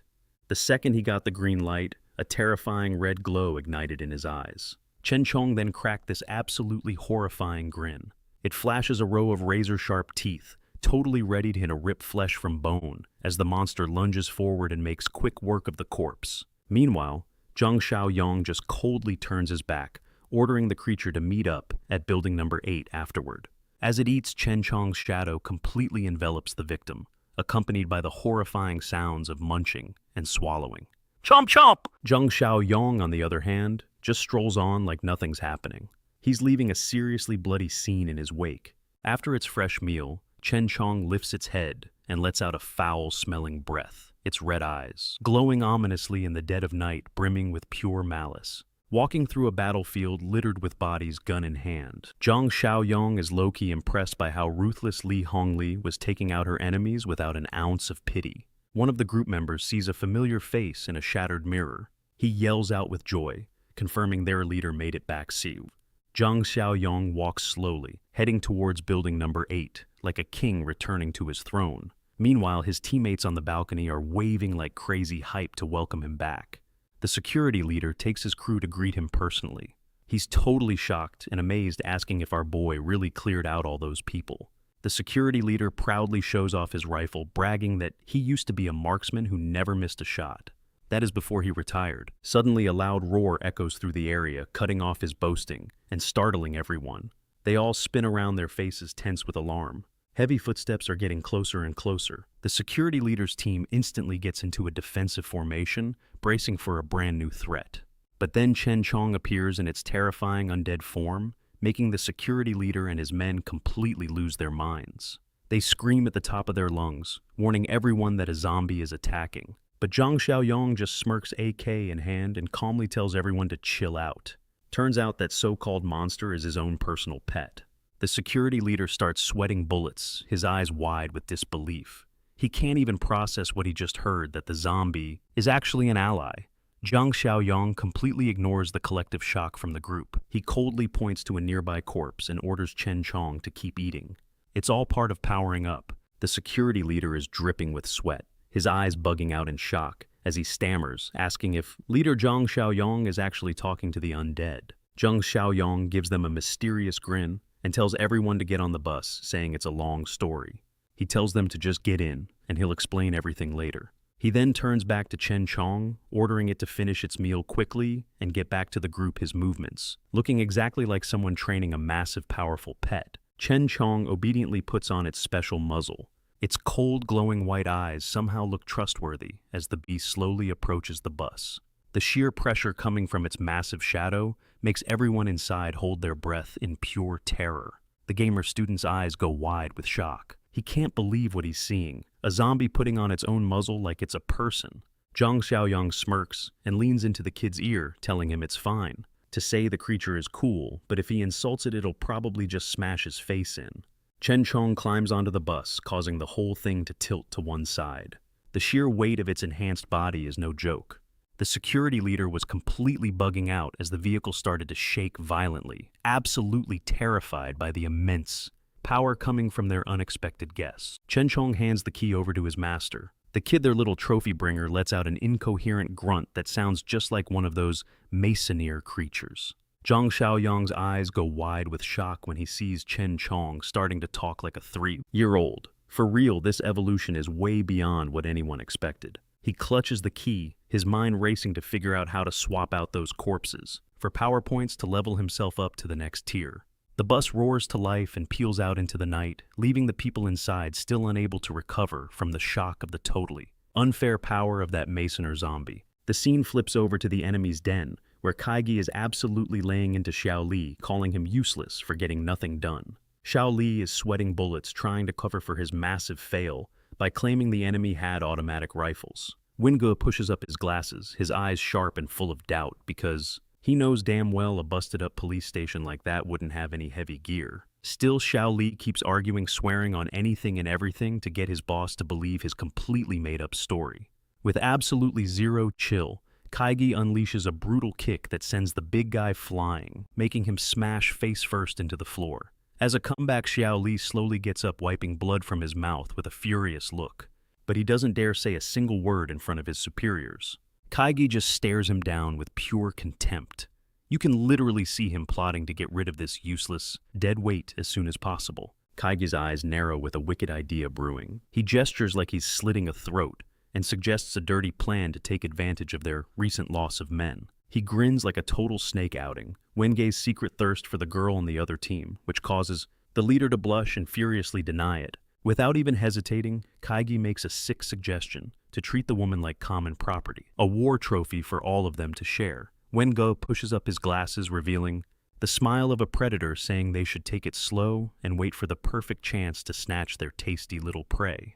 The two leaders walk out looking incredibly smug, leaving the useless big guy to sit, all alone in the room, drowning in humiliation and contempt. Xiao Li is grinding his teeth, his eyes shaking with rage at his bosses for treating him like trash, but he's also filled with overwhelming fear. The fancy villa stands peacefully under a calm blue sky, but on the inside, a massive storm of terror is about to erupt. Xiao Li storms into the house acting like a wounded animal, screaming curses so loudly that he startles his young wife Qingzi, causing her to drop a picture frame on the floor. He grabs the beautiful woman firmly by her shoulders, sweating like crazy while shouting at her to pack a bag immediately so they can escape from this dangerous place. Qingzi is totally confused and asking questions, but the big guy just keeps insisting that this whole nest is about to collapse. They've got to escape right now before they end up dead, because he knows all too well how savage their enemy is. A henchman rushes in asking what his orders are. Xiao Li's face is beyond tense. He knows his life is hanging by a single thread. He turns around and immediately orders Qingzi to gather all their companions to get ready for a quick escape at midnight. Hearing this, Qingzi's face turns pale as she gasps, in fear, realizing just how serious things are. They have to leave everything behind just to save themselves. All right, the scene flips over to our side of the base. Zhang Xiaoyong's absolute unit of an armored bus rolls into the warehouse, looking like some kind of steel beast. Zhang Xiaoyong steps out with main character energy, leaving the security guards and other survivors totally stunned. They're all whispering that this thing is a legit mobile fortress. Suddenly, a system notification pops up, shocked that he blew the recruitment mission quota out of the water. Zhang Xiaoyong just smirks, absolutely vibing. He's stoked to see his points fund jump up to 66, then turns to his pet zombie, Chen Chong, and tells him to get ready for the next evening's mission. He tells him they're going to go clear out the South District map. But the second he says where they're going, the security leader's face goes ghost white. He's sweating bullets, asking why on earth they'd walk right into that death trap. A wicked grin spreads across Zhang Xiaoyong's face as he declares he's gotta hit up the Vikoshan villa.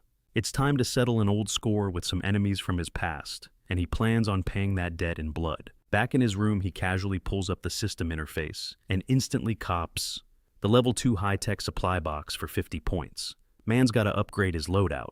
With zero hesitation, Zhang Xiaoyong taps the virtual screen, ready to unlock the level 2 mysterious chest. He's rocking a total all-or-nothing vibe. He holds his breath as 50 of his precious survival points vanish in a flash. He's low-key, praying the system doesn't give him some trash-tier item and make him waste his points. But then a golden light explodes. The system comes through with some seriously good news, gifting him a physical enhancement potion that straight up adds 20 points to his base stats. Zhang Xiaoyong holds the glowing syringe, his eyes lit up with excitement. He gives a nod, admitting that this level 2 gear just hits different compared to the old junk he used to get before. He lets out a scream, a mix of pure agony and straight-up hype as the potion's powerful effects start to rip apart and rebuild a single muscle fiber in his body. He can feel this brand new power just surging through him. He clenches his fist and with a new level of confidence declares that his physical strength has now hit 33 points, making him 6 times stronger than your average dude. Suddenly, his buffed-up hearing picks up the annoying buzz of a mosquito getting way too close for comfort. With a flick of his wrist faster than the eye can see, he snags the sucker right out of the air. The poor mosquito is trapped in his gaze, its every tiny move, and now looking like it's in slow motion, thanks to his insane reflexes. Zhang Xiaoyong cracks a satisfied smile, gives a little flick, and tosses the mutant mosquito's dead body onto the floor. Not a bad little warm-up to test out his new stats, as the sun starts to set, painting the sky over the base in vibrant colors. It's the signal that it's time for the real players to make their move. Zhang Xiaoyong struts out into the yard, followed by his pet zombie Chen Chong. He's got this aura of confidence that makes the security leader hustle to catch up. The leader confirms their route to the south, his eyes filled with a mix of respect and, honestly, a little bit of hope. He flashes a smile and asks Zhang Xiaoyong if he could maybe spare some time to help train his guys with their shooting. I mean, it's pretty obvious our boy's skills are on a whole other level. Zhang Xiaoyong instantly gives him a thumbs up, confirming that training noobs is basically his specialty. He turns to Chen Chong and tells him to hop on the bus, getting ready to roll out and put their new plan into action. The armored bus peels out, hitting the gas hard, leaving a cloud of white smoke hanging over the silent street. All right, let's switch gears and see what the villains are up to. We see our main baddie Xiao Li strutting around like he owns the place, while his goons give him a rundown on their troop movements. Dude's clearly pissed about something, because he storms into his ride and they peel out screeching to a halt right in front of some fancy-ass villa. The second he steps out, Xiao Li just starts wailing on one of his guys, absolutely letting out all his frustration with some heavy-duty knuckle sandwiches to the dude's face, who can't do anything but turtle up and take the hits. Cut to another scene. Xiao Li's standing there bold as brass, blocking a car right in the middle of the street. The headlights cast a long, menacing shadow of him and his crew, who've got the car completely surrounded, radiating some serious bad vibes. Inside, Kaige's got his hands on the wheel, rocking a smirk that just screams trouble, and chilling in the back, the quiet silhouettes of Qing-jae and Wen-ge. We see Xiao Li clutching his face, looking like he's either got a massive headache or just had a mind-shattering realization, all while gripping a freaking gun in his hand. He starts yelling, demanding to know where the hell his crew thinks they're going at this hour. The moment he hears the name Dong Shu, my man starts sweating bullets, visibly shook. His subordinate quickly tries to explain, saying their plan was to use the cover of darkness to hit Rongxiang Garden and, score some quick cash. The second Rongxiang Garden leaves his lips, Xiao Li's eyes go wide with shock. Just then, his goons drag in some poor soul they've already beaten up. They toss the guy to the ground like a sack of potatoes, leaving him sprawled out and helpless, a broken puppet at his boss's feet. Xiao Li completely loses it, screaming "Qing Si" when he sees the absolute mess in front of him. Bruh, the rage is starting to boil over. He winds up and delivers a brutal slap right across his subordinate's face. Then he snarls at the guy, ordering him to open his damn eyes and take a good long look at what he's caused. Suddenly, a huge shadow falls over them, and Xiao Li's men start freaking out, wondering who the hell is bold enough to show up. Turns out it's a whole squad of assassins decked out in black, and they don't hesitate to pull out their firearms. You can just tell from the ice-cold looks in their eyes that a bloodbath is about to go down. And just like that, the sound of gunfire rips through the air, a one-sided slaughter that sends the big guy's useless crew straight to their graves in a matter of seconds. Xiao Li is in full-on panic mode, clutching his head as cold sweat pours down his face. He just realized he's walked right into an ambush. He collapses to the ground, shaking like a leaf, as he stares at the bodies of his men, scattered around his feet, just stammering in pure, unadulterated shock. That's when one of the bearded newcomers strolls up, a nasty grin plastered on his face. He tells the tubby villain to open his eyes and see who's waiting for him in the car. As the tinted window of the luxury car rolls down, the tension in the air gets so thick you could cut it with a knife. Xiao Li's expression flips from pure terror to absolute seething rage. His eyes bug out of his head when he recognizes a very familiar face. He screams out "Kui Jin," because there she is, sitting all prim and proper, next to the big boss Wen-ge, who's just chilling with his glasses on, looking colder than a polar bear's toenails. Kaige just smirks, spelling it out for him, the girl's a traitor. All while Xiao Li is totally surrounded, just screaming a storm of curses at her. Kaige then turns to Wen-ge and asks what they should do with this oh-so-brave Xiao Li. Wen-ge, with zero change in his ice-cold expression, simply lifts a finger to his own throat and makes a sharp, brutal slicing gesture. No sooner said than done. A coarse rope is instantly pulled tight around Xiao Li's neck, and he starts gasping, the air getting choked right out of him. A buff-looking goon puts all his weight into pulling that rope tighter and tighter. We open with some poor hefty dude getting strung up in midair, kicking and flailing helplessly. The guy's eyes bulge out and he's foaming at the mouth as his life is snuffed out in the most painful way possible. As a final screw you, the fat man's body is left hanging from the villa's main gate like a grotesque piece of modern art. It's a bloody warning. Just then, an armored bus quietly rolls onto the property, its headlights catching the corpse as it sways gently in the night breeze. Zhang Xiaoyong and Chen Chong move like ghosts, hugging the fence line to get a better look at the situation. Suddenly, Zhang Xiaoyong stops dead in his tracks, his eyes locked on the scene with razor-sharp focus. Those blazing blue eyes of his are radiating a cold, murderous intent. He's taking in the savage message the enemy just sent. Zhang Xiaoyong stands below the corpse, literally shaking with rage. He mutters that this guy got off way too easy, and he's low-key pissed that he couldn't be the one to personally take him out. With a single sharp flick of his wrist, the rope snaps, sending Xiao Li's heavy body crashing to the ground with a sickening thud. Zhang Xiaoyong crouches down next to the body, his eyes glowing with a terrifying intensity. He quietly promises to help the guy get revenge on the traitors who set him up. Meanwhile, from inside the fancy villa, the sickening and joyful moans of a couple getting it on echo from a lit window. A woman, Qing-jae, is decked out in some risque black lace. She's literally handcuffed to the headboard. She keeps complaining, begging to be let go, but Wen-ge just slams her back down on the bed. He flashes a lecherous grin and continues to enjoy his reward, completely ignoring her cries. But then Kaige, who's also in the room butt naked, suddenly pauses. His hearing is next level, and he caught the sound of that heavy thud from outside. He quickly makes his way to the window to check things out, while Wen-ge is still energetically going to town on Qingji behind him. Kaige's eyes narrow with shock and fear as he peers outside. he's spotted an unwelcome presence down in the courtyard. In the hallway below, one of the villa's guards is suddenly shot right in the head. Blood splatters across the wall before the guy even had a chance to fire his own weapon. Boom! The bedroom door is blasted off its hinges by an incredible force. It's the official announcement that death itself has come to visit this den of scumbags, and its name is Zhang Xiaoyong.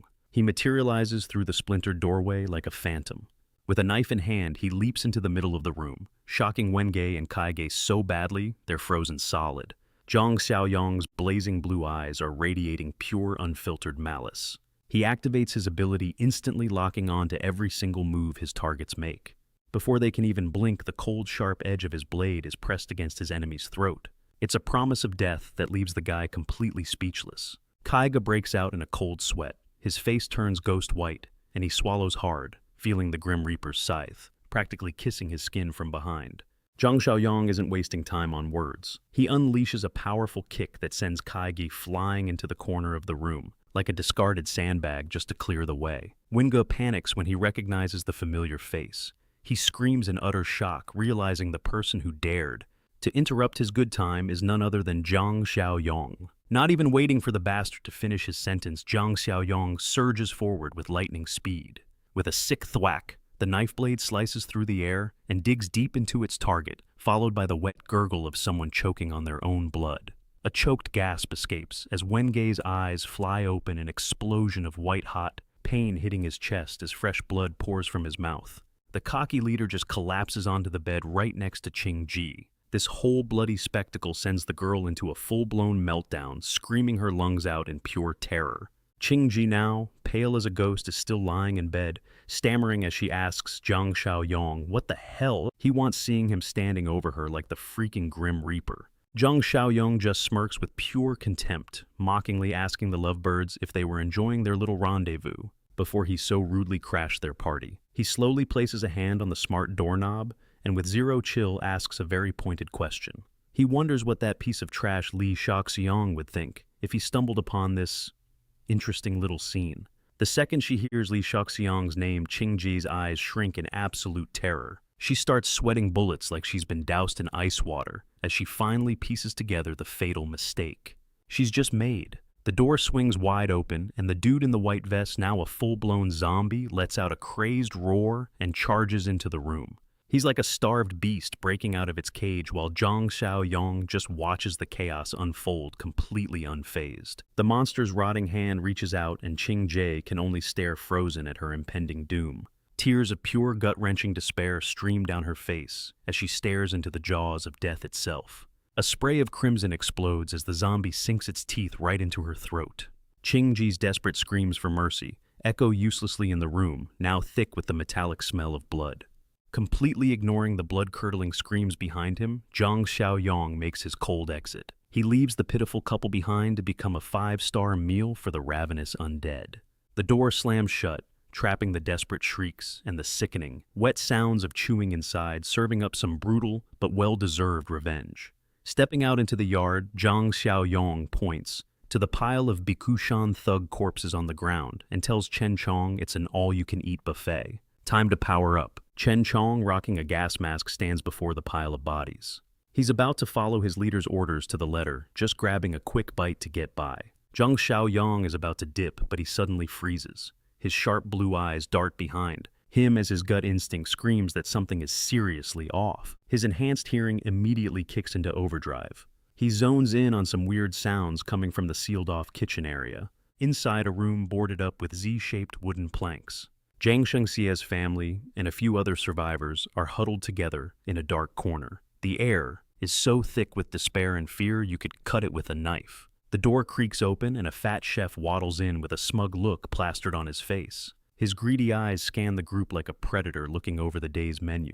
A goon holding a butcher knife rushes in and snatches a kid named Shuai Shuai like he's a chicken. He creepily praises the boy's soft skin, while the kid's mom Xiao Li screams desperately and charges forward to get her son back. The chef glances at the skinny kid, sneers with disgust, and straight up says there's not enough meat on his bones.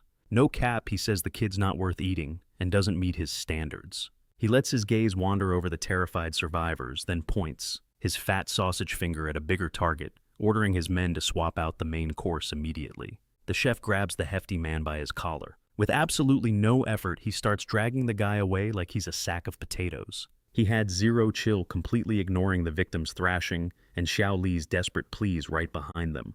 Seeing the mother clinging to his leg and screaming, the chef just punted her away, sending Xiao Li face-planting hard into the ground. He cursed the woman out for being so damn annoying, then went right back to dragging his victim away to be butchered. Xiao Li was slammed onto the cold floor, screaming desperately and begging the monsters to just spare her young son's life. The mother's blood-curdling cry for help echoed throughout the room, but the people around her could only tremble, completely hopeless. Boom! A deafening sound suddenly ripped through the air, shocking the fat chef and his goon, and snapping them out of their sick mind games. Light from outside pierced through 3 holes in the door, along with shouts demanding to know who the hell was hiding inside. The goons broke into a cold sweat when they recognized the sound of a shotgun. They were totally confused, since a heavy-duty weapon like that should only belong to their leader. Taking advantage of the thug's distraction, Xiao Li scrambled over and clutched Shuai Shuai tightly. With tears streaming down her face, she asked if her son was all right. The atmosphere got super tense as the goons pointed their guns and knives toward the lit-up door, bracing themselves for a seriously bloody showdown.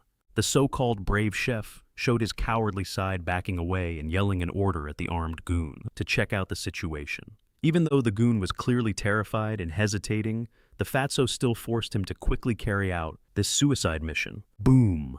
Just as the gunman was cautiously getting closer, a giant green hand punched straight through the wooden door and immediately grabbed him by the throat. The room's door was blasted open from the massive impact, shocking every single person inside. Realizing the deadly danger, the bearded goon and the guy in the blue shirt were stunned. They screamed out a warning and then just started firing like crazy. A series of loud gunshots rang out. The bullets repeatedly slammed into the poor wooden door, creating tons of holes that flashed with fire. Bullets zipped through the tight space while the goons fired and yelled warnings at each other in complete and utter chaos. Boom! The door was completely annihilated. Chen Chong, wearing a gas mask, charged in like a legit bloodthirsty monster. His first target was the fat chef, who could only stare wide-eyed, with his mouth hanging open in fear as he watched death itself charging straight for him. Chen Chong's huge, veiny hand moved with brutal speed, snatching the chef's fat face with absolutely overwhelming strength. He tossed the fat chef to the side like he was throwing out a piece of trash right in front of the helpless goons. Chen Chong landed hard on all fours. His eyes behind the mask were gleaming with killer intent as he scanned the whole room. Desperate screams and pleas for help were echoing all the way outside the building, signaling a bloody night for these thugs. Chen Chong stood there like a god of death, surrounded by a pile of the thugs' bodies. The brave chef and his buddies had been completely wiped out by him, which terrified the survivors.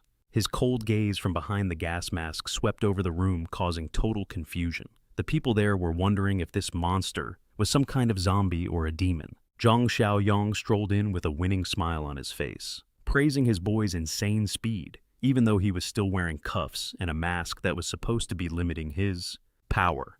Chen Chong glanced at his glowing, sinewy hand, and then spoke with a deep, cocky voice, saying he looked way cooler this way. All the survivors looked like they'd been struck by lightning. Their faces went pale when they realized the zombie in front of them could speak perfect, clear human language. Zhang Xiaoyong strolls calmly towards the people who are practically glued to the wall in fear. His totally relaxed vibe is a universe away from the terrifying and massive presence of Chen Chong. In the back, Xiao Li is clutching her small child for dear life, her entire body shaking uncontrollably from the sheer terror she's just been through. Zhang Xiaoyong smoothly reassures the mother and daughter, telling them not to worry, because the big guy isn't going to attack them. Meanwhile, Chen Chong gives an awkward little wave, and the teary-eyed kid Sui Sui looks up at him. She whispers with a wild mix of admiration and absolute fear, calling him a super monster who kills without even blinking. Zhang Xiaoyong actually stops for a second, low-key, amused to hear such an innocent but brutally on-point comment, coming from a little kid. He sits down across from them, and his sharp eyes lock onto Xiao Li, asking if she's ever run into another monster that gave off the same vibe as his subordinate. Xiao Li's face goes ghost white as she shakily confirms she saw one at the East Decorative Materials Market.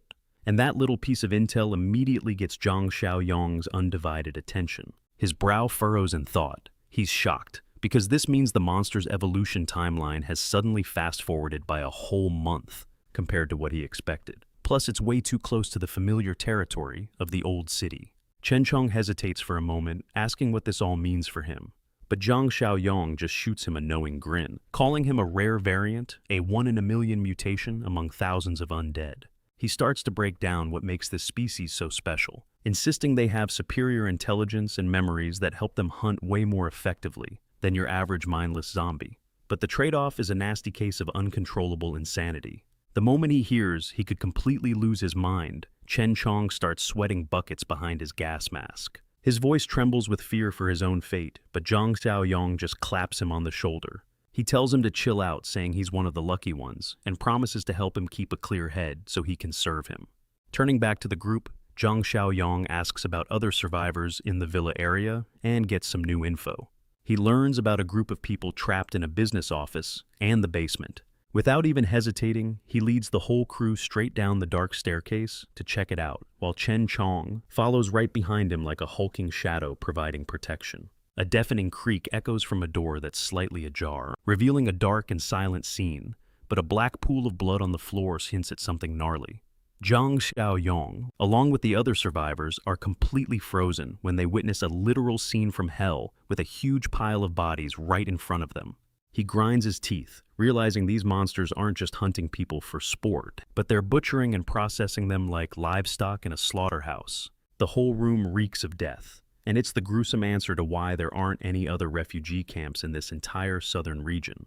It's because of this. Zhang Xiaoyong turns to the man beside him with piercing eyes, wondering how in the world they could possibly eat all this meat. Staring at the mountain of corpses, a horrifying theory clicks in his head. They must be using the flesh of living humans to fatten up and feed the zombies outside without wasting any time.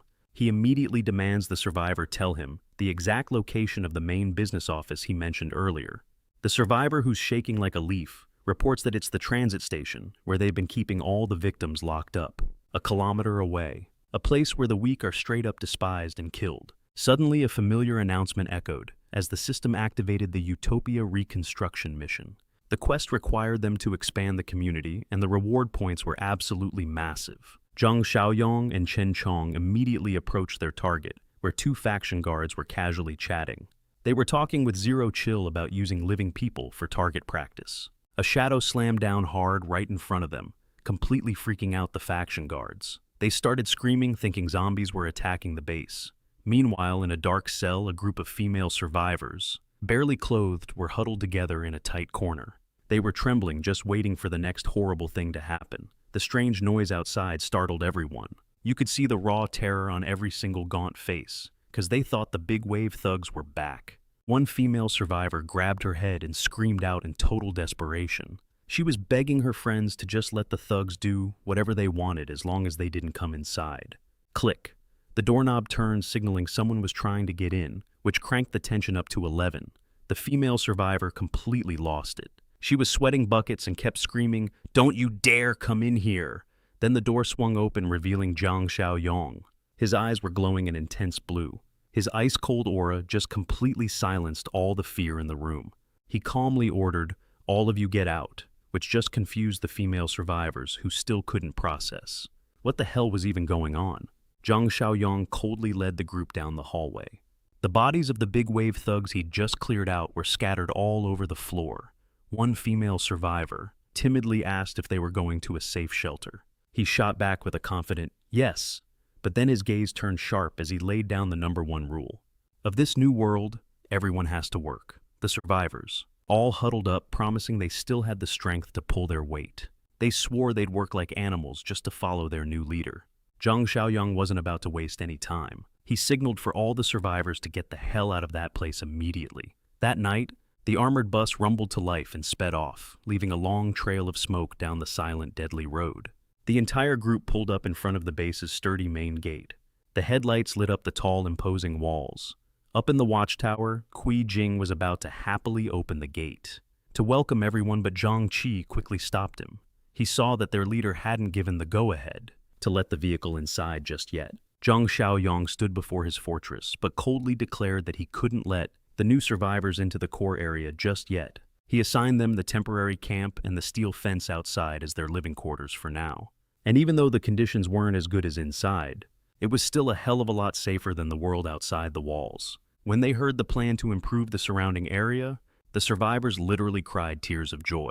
They dropped to their knees and hailed him as their savior. Bright sunlight hit the ground, signaling a new day was beginning in this dead land. The gates of the Beekle Shrine Villa complex opened up to welcome trucks and cars loaded with coal and other essential supplies that were rolling in. A loud truck horn blared outside, but the only thing that answered back was a bone-chilling silence. Sitting in the car, the fishnet woman was starting to lose her chill. She scowled, wondering what the hell was taking Zhang Qingwan so long, her gaze sharpening with suspicion. Low-key, her gut was screaming that something had gone sideways, and she couldn't just sit around anymore. The fishnet woman violently kicks the room's door down and storms in with zero hesitation. Her bearded partner follows right behind her, ready to scope out the situation. Her ruby eyes narrowed, coldly scanning the dark space to assess the threat in front of her. But there's no one there to greet them, just the beastly Lishaxiong in a white vest. Him and his zombie crew are just standing there, dazed in a literal pool of blood until they sense fresh meat. The monster that used to be Lishaxiong lets out a guttural roar, his milky white eyes burning with a primal hunger as he screams wildly. He leads the zombie charge, rushing toward the delicious meal that just walked right into the jaws of death. But the fishnet woman's face stays terrifyingly calm. She just casually waves her hand. A flick of the wrist laced with pure arrogance. Gleaming blue energy blades slice through the air, dicing up Lishaxiong and his entire zombie squad. They're turned into confetti in the blink of an eye. No cap. She grips her sharp dagger tightly, standing firm amidst the corpses she just mercilessly created. The ones she just unalived. Her bearded partner turns to ask his leader, the fishnet woman, what they should do about the stashed meat now that Zhang Qingwen has completely vanished. The fishnet woman coldly declares she's taking charge of everything herself, and she's ready to put anyone in the ground who dares to stand against her. Her face hardens, radiating pure murderous intent, and she drops one last blood-soaked statement, "I'll kill every last one of them." The two of them step out in front of the villa, standing boldly in a battlefield littered with the bodies of the slain Bickway thugs. The bearded partner, a bit stunned, confirms with the fishnet woman that they've cleared out every living person.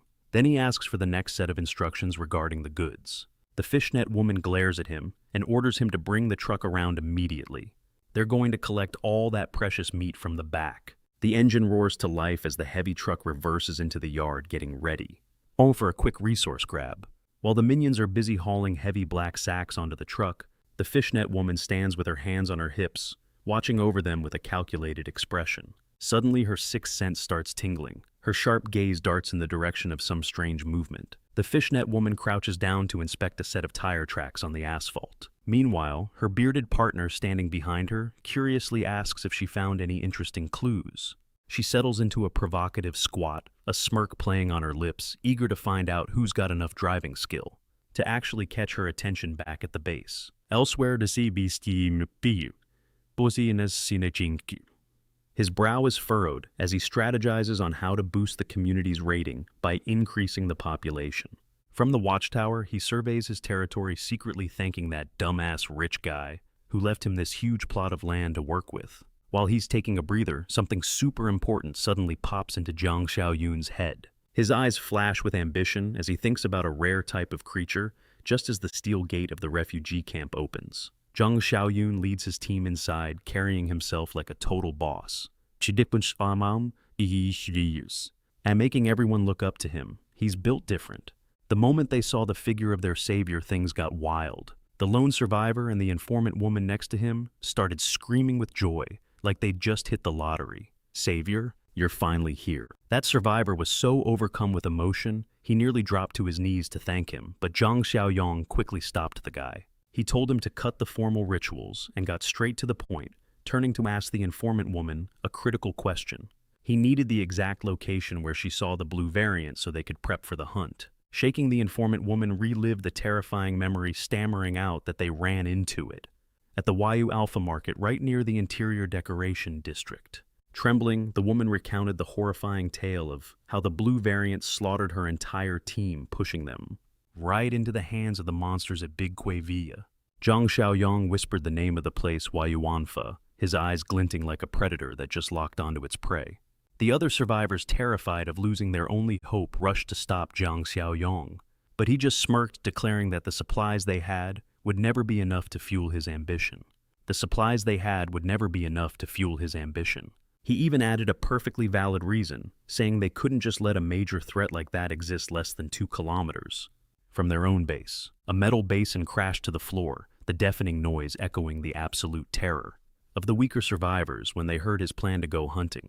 The informant woman started crying and begging. She pleaded with him not to go, telling him it was a suicide mission.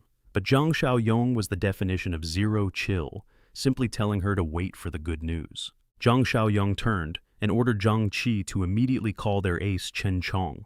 It was time to get ready for an all-out assault and take down that blue variant for good. The entire squad rolled out the main doors of the building, their spirits burning bright. Their shadows, stretched across the courtyard, a dark omen of the beatdown that was about to go down. Meanwhile, in another part of the city, a group of unknown, as survivors had just reached a supermarket led by a woman with a pan who looked both battle-ready and seriously attractive. Her companion, a guy in a beige sweater, was way more pessimistic, scared all the good food was already gone. But the pan woman stayed cool, confident they could still score some leftover supplies. The whole crew walked in oozing confidence, with the beige sweater man showering the pan woman with praise. He couldn't stop talking about how brave she and the entire team were in this messed up world. The three of them ventured deeper into the dark halls, with pan woman in the lead, a red axe strapped to her back. She looked ready to chop down anything that got in their way. Seeing the messy shelves that still had some stuff on them, they realized the place had already been looted. But the last crew was super sloppy, so there was still a decent amount of food left. Instead of being quiet, Wan took out her pan and smashed it hard against the wall. The deafening clang was basically a dinner bell meant to draw out any zombies hiding inside.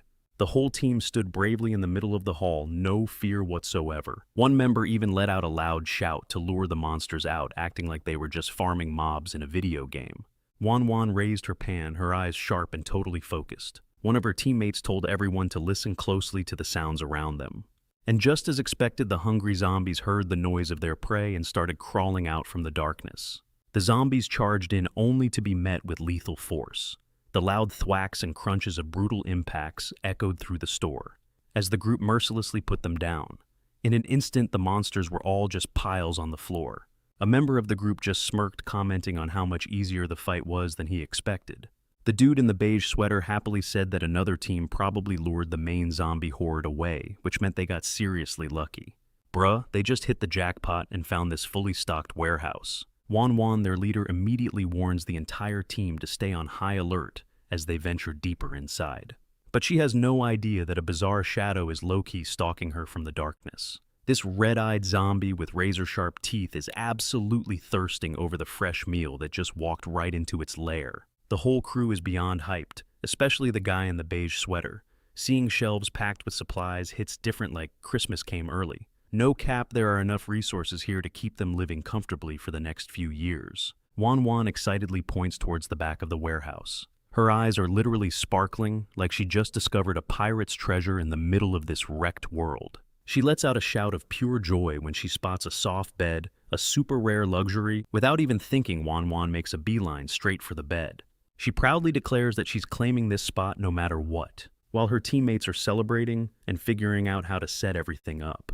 The guy with the crowbar invites the dude in the beige sweater to step outside for a smoke and catch a quick moment of peace. The sharp click of a lighter echoes as the small flame illuminates the man's thoughtful face. In the dead silence of the night, he stands by a railing looking down over the main hall. The guy in the beige sweater hesitates before asking his senior if they're really going to turn this place into their home base. Crowbar Man takes a long drag from his cigarette before dropping a cold, hard truth bomb. He points out that this warehouse has way too many entrances, making it a nightmare to defend, and all this amazing loot is guaranteed to be a magnet for other survivors to come and try to steal it. The Crowbar Man takes another puff, his eyes getting pensive as he starts to mention the suspicious-looking two-story building just up ahead, but he suddenly stops talking. The dude in the beige sweater, standing right across from him, has gone pale and is sweating bullets. His jaw is on the floor, absolutely terrified by something he sees lurking right behind his senior. A blue variant emerges from the shadows, flashing its sharp teeth and cackling as it praises the fresh meat that's just arrived. The sight of it freezes both of them in pure terror. The man in the beige sweater immediately bolts. He screams desperately for help, while the monster grabs the Crowbar Man from behind. Back inside the base, Wanwan and her crew are organizing their new supplies when they're suddenly startled, whipping their heads around when they hear it. A loud, horrifying scream echoes through the building. The man in the beige sweater doesn't get very far before he abruptly stops, a series from behind sending a spray of blood everywhere. The monster lets out a savage roar. It uses its terrifying strength to tear the man's body in half. As if he were just a piece of paper, Wanwan's face drains of all color as she witnesses the bloody. She screams at the top of her lungs, ordering the entire group to fall back immediately and run for their lives. Everyone takes off running, but the monster is on them in a flash, moving like a speeding arrow. Its twisted laughter echoes all the way down the hallway. It basically declares that not a single one of them is going to escape. Its speed is absolutely cracked. Before Wanwan can even get away, the monster's long arm impales her. Wanwan and her teammate run for their lives. Her desperate cry of, "No, I don't want to die yet," rings out through the dark, empty corridor. A desperate scream, "No, I don't want to die," ripped through the dark, suffocating hallway. The literal shadow of death is breathing down this dude's neck, making his eyes bulge out in pure terror as he starts sweating buckets. I mean, the fear is real. With zero hesitation, Wanwan ditches his buddy and makes a beeline for the only sliver of hope he can see. A sliver of light from an open emergency exit door. A wave of relief washes over his face, and he screams out that they're almost home free. But life ain't a fairy tale, bruh. Just when he thinks he's in the clear, he eats dirt, tripping flat on his face. Wanwan looks up, his face a total mess of tears. That crushing feeling of despair hits him all over again when he realizes he's completely and utterly trapped. His jaw drops and he lets out a blood-curdling scream at the massive roadblock standing in his way. Then out of nowhere, Chen Chong pops up wearing a gas mask, dramatically quoting some line, "I refuse to die some weird-ass death." Wan's just baffled, trying to process why this giant monster is suddenly frozen like a statue, when a calm voice cuts right through the chaos. "Don't be scared." The voice startles him, and he whips his head up in total shock. And who strolls in looking cool as a cucumber? None other than Zhang Xiaoyong with Zhang Qi in tow. Wan's jaw hits the floor again when he recognizes the guy's familiar face. Zhang Xiaoyong flashes a knowing grin. He even asks the girl about that rich client who bought the house a while back, and Zhang Xiaoyong casually extends a hand for a shake. That's when it clicks. This is the same real estate agent he met before. His memory is on a whole other level. He effortlessly recalls her full name, Ning Wanwan, picturing her clear as day from when they closed the deal at her office. Yeah, right after the transaction was finished. Wanwan is still freaking out, clutching his head and screaming at the sight of the monster, but Zhang Xiaoyong is all chill, calmly reassuring him that he's got the entire situation on lock. The dude's sweating bullets, his face a mask of pure confusion, unable to wrap his head around this bizarre scenario. Wan's pupils practically explode as he watches the absolutely insane scene unfolding before him. Meanwhile, the blue variant blocks an attack and starts trash-talking, its opponent pissed that it would dare try to hog all the glory for itself. Zhang Xiaoyong taps his earpiece, checking in with his disciple to see if he can handle this. Without a moment's hesitation, Chen Chong confidently accepts the challenge. Chen Chong launches himself forward like a cannonball, ready to throw down with the blue variant, which is just free-falling through the air. The blue variant lands, with the posture of a true predator, its long tongue flicking out to lick its lips. You can tell it's actually hyped to finally face one of its own. With zero warning, it rockets into the air like an arrow, flashing its razor-sharp claws as it dives straight for Chen Chong, who's standing his ground with some serious, killing intent. The attack misses but slams into the earth with enough force to crack the very ground. But Chen Chong's reflexes are absolutely cracked. He dodges back at the last possible second, narrowly avoiding the hit. The monster flashes a savage grin. Its hungry eyes are practically screaming its ambition to devour its own kind and fast-track its evolution. The response to this silent threat, an ironclad fist moving at blinding speed. The blue variant's eyes go wide with shock. It can't even process the attack in time. Chen Chong gives it zero room to breathe, unleashing a lightning-fast flurry of punches that sends the monster flying, slamming it hard into the ground. As the blue variant crawls out of the rubble, its mouth is still running, grudgingly admitting its opponent has some skills, even though it's clearly been rocked. But it can't even finish its sentence before Chen Chong comes down on it from above with a kick that hits like a damn sledgehammer. A kick hits the enemy's head, instantly shutting down all his trash talk, the impact carrying thousands of pounds of force unleashes a shocking explosion. Thick smoke and dust swirl around Chen Chong's imposing figure after his destructive attack. He just stands there silently, but the eyes behind his gas mask are glowing with a deadly chill, showing nothing but pure contempt for his loud-mouthed opponent. From the dark ceiling above, a blue variant suddenly plummets like a ghost, its sharp claws ready to tear into the victim below. It lets out a roar of pure joy, hyped to finally unleash the power it's been stockpiling from countless bloody hunts. Behind his mask, Chen Chong's eyes go wide. His pupils shrink to pinpoints as he locks on, trying to track the enemy's lightning-fast movements. The monster closes in a savage grin on its face, planning to use its terrifying pressure to completely shatter its opponent's will at the last second. Its claws tear through the air, creating a non-stop barrage of attacks, ripping the very space around them, to force Chen Chong into a life-or-death corner. Zhang Cha is sweating bullets, worried sick for his teammate who's clearly in a bad spot. But Zhang Xiaoyong, cool as a cucumber, just says this monster is a threat that needs to be deleted pronto. Without another word, Zhang Xiaoyong summons an axe from thin air complete with digital effects, which leaves Wan standing in the back, absolutely floored with shock. He raises his gun, aims it perfectly, and smirks. He then makes a deal with Chen Chong if he can just hold the monster off. For 1 second, he won't get clowned on by the boss. At their leader's command, Chen Chong immediately uses all his muscle power to lock down the monster's hands, causing it to scream in pure desperation and rage. As the gun fires, a single bullet carrying a death sentence flies straight to its target, putting a decisive end to the arrogant creature's show. The bullet's destructive force punches right through the blue variant's skull, leaving a nasty hole right in the middle of its forehead.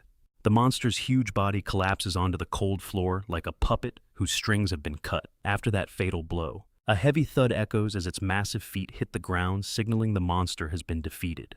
But this thing just won't die. The hole in its head is gushing blood, but its mouth is still spitting out insane threats and a bone-chilling laugh.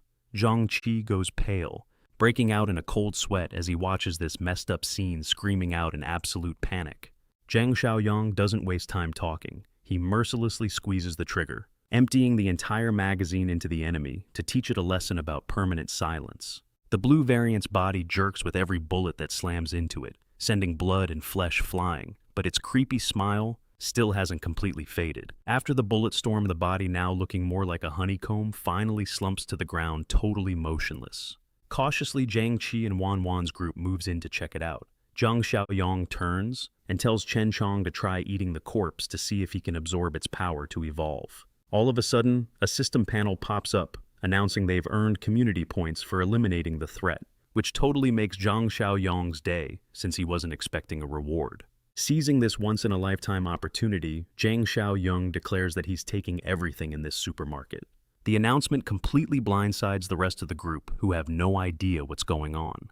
He just casually lifts a hand, activating his space ring. A freaking vortex immediately rips open and yeets every single item from the storage area, leaving Zhang Qi and Kui Jing absolutely floored. They're just speechless at this insane display of power. After clearing out the loot, Zhang Xiaoyong's gaze drifts to a corpse lying in the distance, and he decides to eliminate that problem for good.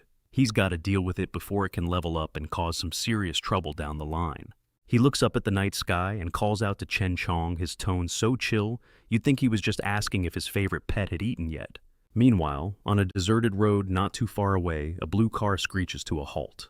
Its tires smoke as it stops to watch the group from a distance, and you can just feel the bad vibes. The bearded dude in the passenger seat is scoping out the situation with a pair of binoculars. And in the back, a woman they call Sister Jen just sits with her arms crossed, waiting for the intel.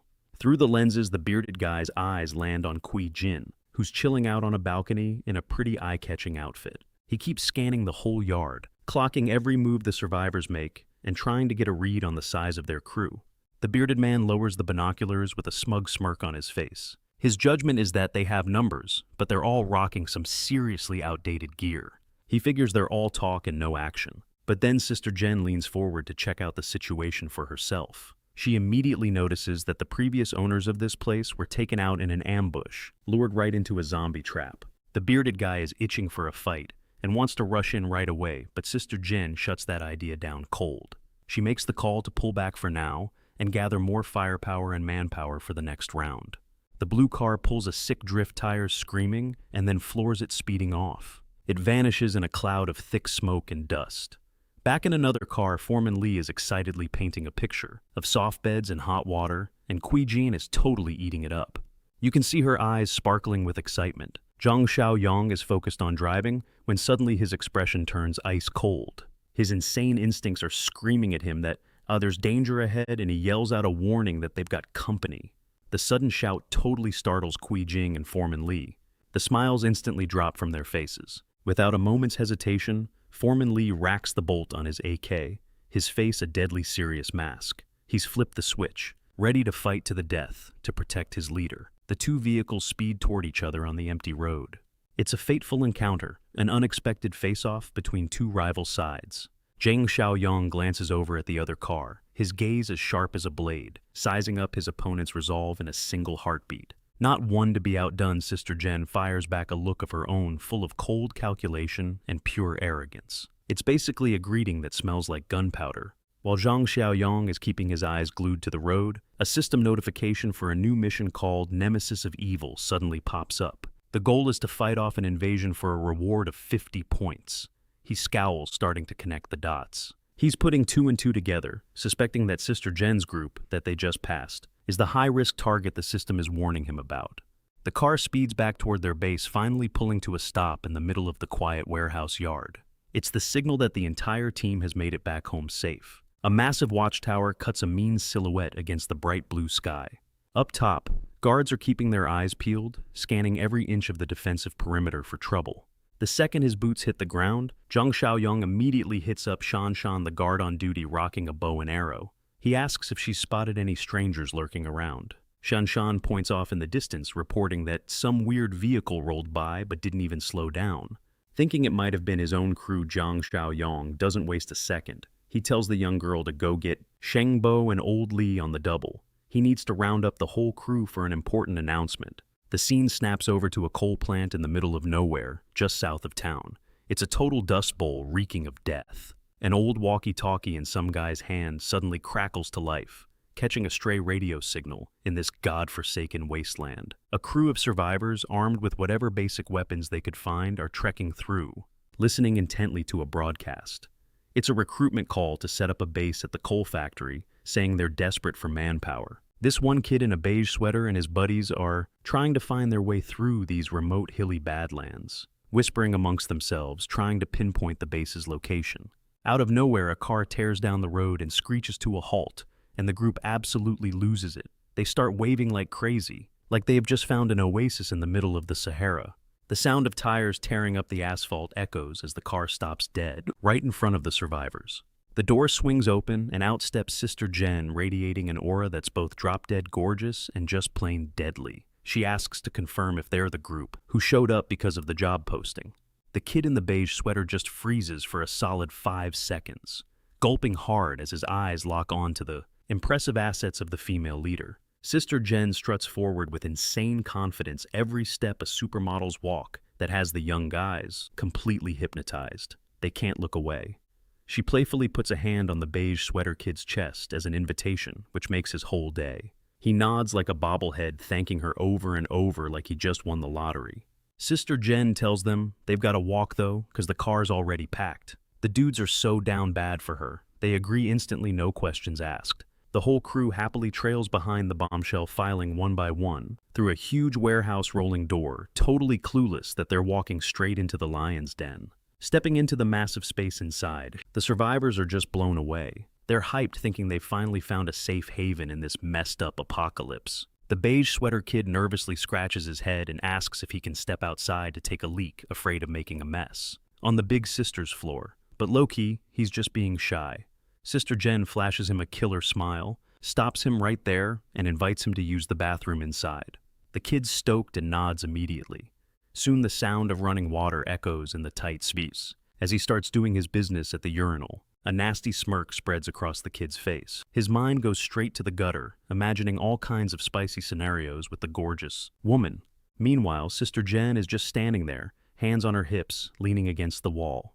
Her eyes are sharp as daggers, watching her praise every move with the vibe of a queen who holds the power of life and death in her hands. Just as the kid's pulling his pants back up, the guy turns around acting all high and mighty and tells the woman not to be shy. He invites her to just come along and have a little fun with him. Suddenly, a sickening crack echoes through the air, cutting his lame pickup line short. The dude's eyes go wide in horror as he realizes way too late that he's made a fatal mistake. Sister Jen moves in a blur. Her eyes are completely dead as she executes the guy who was living in his own little power fantasy. The man's entire body slumps onto the cold tiled floor beneath them. Right under the heel of the female assassin, his little dream gets stomped out with a one-way ticket straight to hell. Sister Jen just scoffs in disappointment as she glances down at the corpse at her feet. She was hoping she'd found a decent prize, but it turned out to be nothing but weak, worthless trash. Her subordinate runs up all smiles to report that the mission is complete. With zero chill, Sister Jen orders him to drag the body into the bathroom and dispose of it. She casually steps over the corpses scattered across the floor like they're nothing. As calm as ever, she orders them to call in backup numbers 2 and 3 to get ready for the next big show. Back at the base, all the core members and survivors are gathered around a massive table. They're trying to hash out a strategy for how to handle this crazy new situation. Old Lee is practically dripping with sweat as he asks about their mysterious new enemy. Zhang Xiaoyong gives everyone a grim warning to stay on their toes, because an attack could pop off at any second. He orders Zhang Qi and Chen Chong to roll with him to clear out the building to the southeast. The plan is to move the refugees over there. That way they won't just be sitting ducks and used as cannon fodder. Wan Wan and Lao Er are practically bouncing in their seats, both of them hyped to volunteer and help their big brother out. They're dying to get in on the action and help clear out the monsters. Not to be outdone, the 2 delivery guys in their bright yellow uniforms start making a scene. They're shouting their heads off, demanding a spot on the front line team. Kuai Jing raises his hand to join the party, and even little Shay Shai tries to volunteer. But her mom instantly shuts that down, scolding her for being so reckless.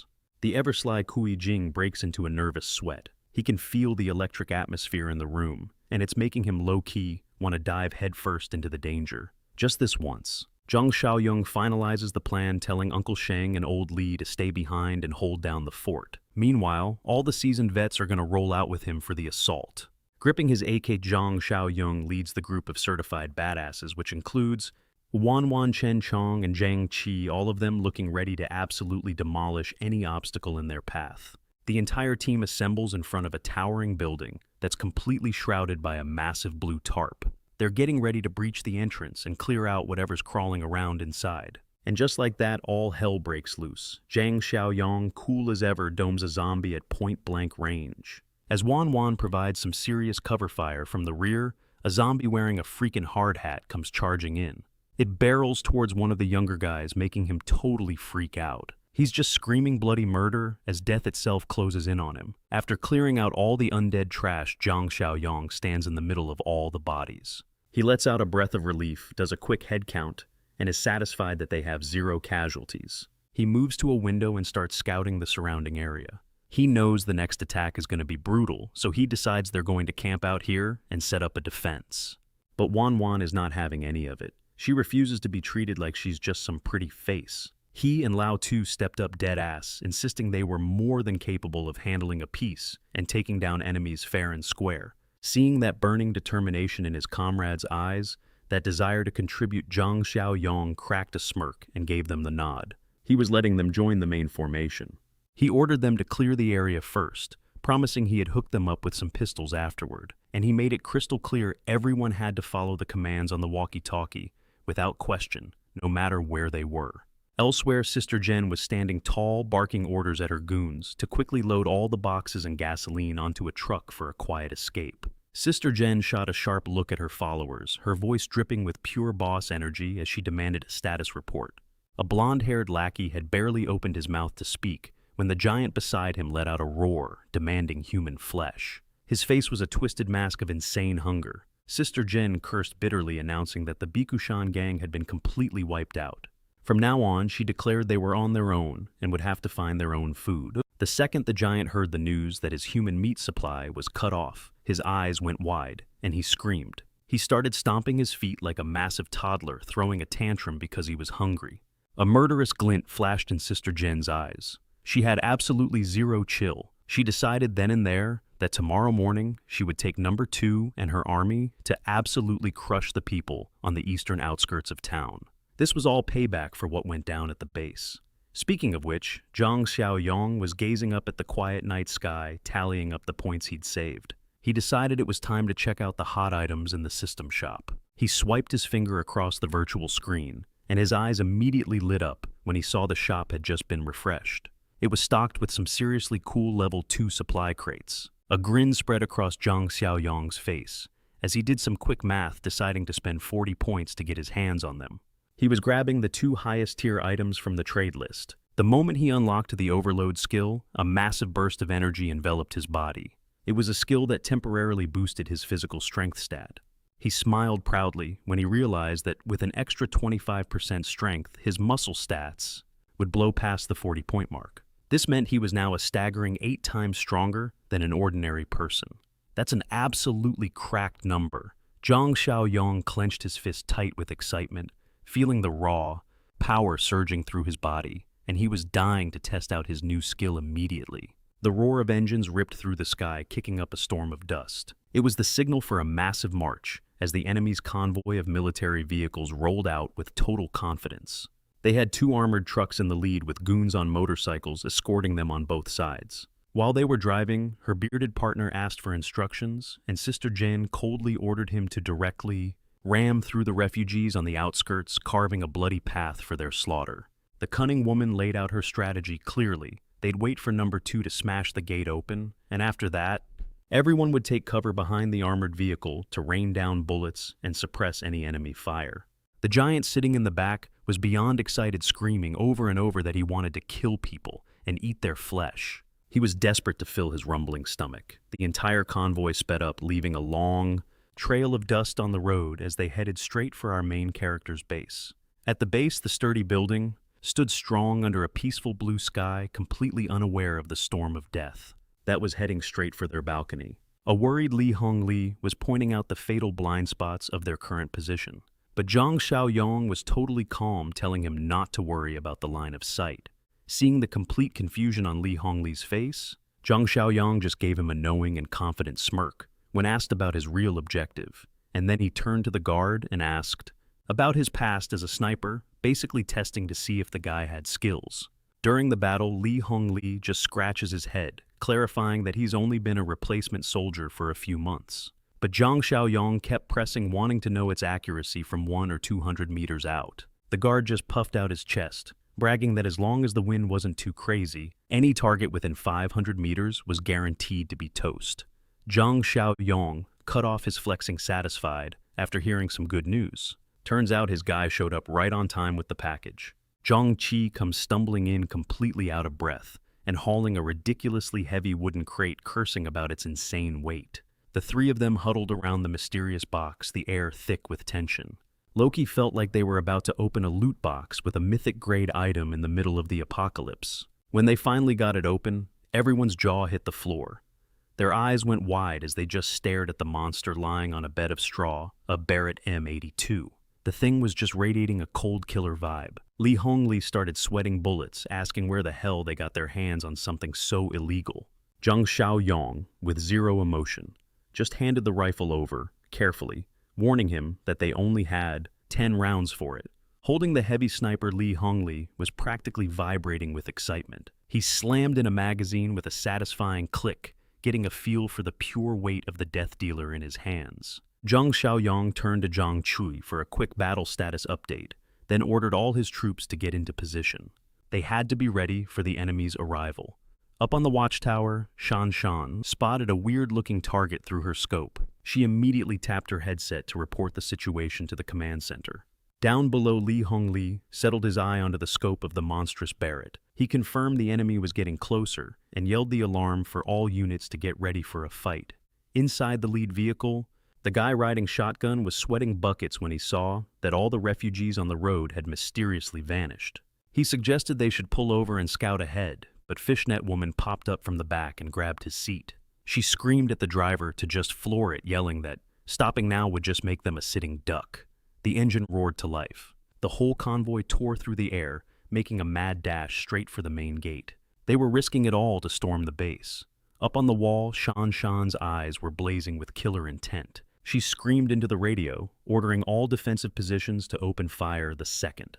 The enemy was in their sights. Down at the corridor, Defense Foreman Lee, along with the security team and Mustache Dad, all pulled their triggers at the exact. They unleashed a brutal storm of bullets straight at the enemy vehicles. Blinding muzzle flashes lit up the street as rounds chewed up the asphalt and slammed hard into the armored trucks of Fishnet Woman's crew. The guy in the passenger seat didn't even have a moment to react before a bullet ripped straight through the truck's door. It slammed right into his chest and blood just erupted all over the cockpit. The lead vehicle's tires screeched as it pulled an insane drift, desperately trying to dodge the waterfall of bullets raining down on them. They were scrambling for any way to survive this absolute kill box. Boom, a tire exploded into shreds, sending the lead truck lurching violently. The amount of firepower coming from the defenders was just on another level. Fishnet Woman gritted her teeth, breaking into a cold sweat. She couldn't believe her secret attack plan had been completely exposed before they even got close. Now they were trapped in a literal web of death. Her men were screaming in terror as they slammed the gas, swerving the truck toward the wall, trying to find any blind spot to escape the gunfire. The deafening sound of skidding tires filled the air as the whole convoy performed a wild drift maneuver, trying to escape the hailstorm of lead pouring down from above. Thud! A heavy military boot slams down on the asphalt, the impact kicking up a small cloud of dust. And just when you thought it couldn't get crazier, the final boss just pulled up to the party. The cannibal giant emerges looking like a straight-up bloodthirsty monster. He's wielding a massive concrete cutter and just screaming bloody murder, no cap. The roar of that thing's engine is just ripping through the air. Sparks are flying from its spinning blade as this absolute unit makes a beeline straight for the main gate. Dude's basically a walking tank. From the balcony, Shan looks down, her face twisting in pure terror when she sees. This psycho is about to use pure muscle and machinery to tear down their defensive gate. But she snaps out of it, fast barking orders at Old Song and the crew to focus all their firepower. They've got to light up the giant who's going ham on their defenses down there. Seizing the moment, Fishnet Woman and her goons dive for cover behind a vehicle and start laying down some serious cover fire, supporting their heavy hitters' assault on Shan's position. Shan and her team are instantly pinned down in a kill box by the enemy's insane firepower. A bullet zings right through the railing, making her scream in terror. Zhang Qi's eyes go wide and he screams out to his buddy when he sees the big guy, getting absolutely shredded by enemy fire. Fresh blood sprays everywhere, a grim sign that things are going south fast. He desperately yanks Manager Ju back into cover. Gritting his teeth, Zhang Qi quickly sizes up the battlefield. He realizes the enemy's submachine guns are spitting just as much lead as they are. Mustache Dad clutches his pistol, yelling for his crew to chill out and hold the line, because they've still got plenty of ammo to see this thing through to the bitter end. Old Song and the Gamer Kid go pale as they see a shower of sparks erupt from the main gate. They know the defenses are about to collapse, and this whole situation is about to get 10 times worse. But amid all the chaos, Zhang Xiaoyong is ice cold, his blue eyes glowing as he calmly gets on the radio. He tells them he's got a plan to outplay these clowns. A side door slides open and Zhang Xiaoyong steps out, his expression calm but radiating some serious killer intent. He's ready to step in and clean up this mess himself.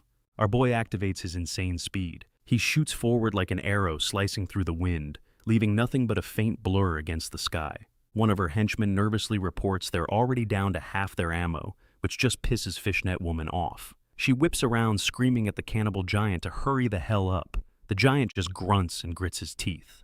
You can see the veins popping on his neck as he puts every ounce of his strength into that saw blade. He lets out a crazy roar, knowing he's just moments away from shattering that final barrier. The reinforced steel door finally gives way under the intense heat, exploding inward and creating a massive opening for death to walk right in. Shan screams for everyone to concentrate their fire on the breach they just made. They've got to stop the enemy from pouring through. But Fishnet Woman just smirks all cocky, telling these rookies they're about to find out what a real evolver can do. The sly woman orders her squad to get in formation right behind the cannibal giant. They're using him as a walking meat shield so they can advance safely. The cannibal giant plants his massive hands on the edges of the doorway, strains every muscle and just rips the opening wider like it's made of paper, terrifying everyone watching. Up above, Zhang Xiaoyong takes in the entire scene. He coldly gives an order over the comms for Li Hongli to get ready to fire on his mark. Li Hongli is prone on the floor, adjusting the barrel of her heavy Barrett, aiming it right at the biggest moving target down below. In her crosshairs, the giant's massive, disgusting head is perfectly centered for a kill shot.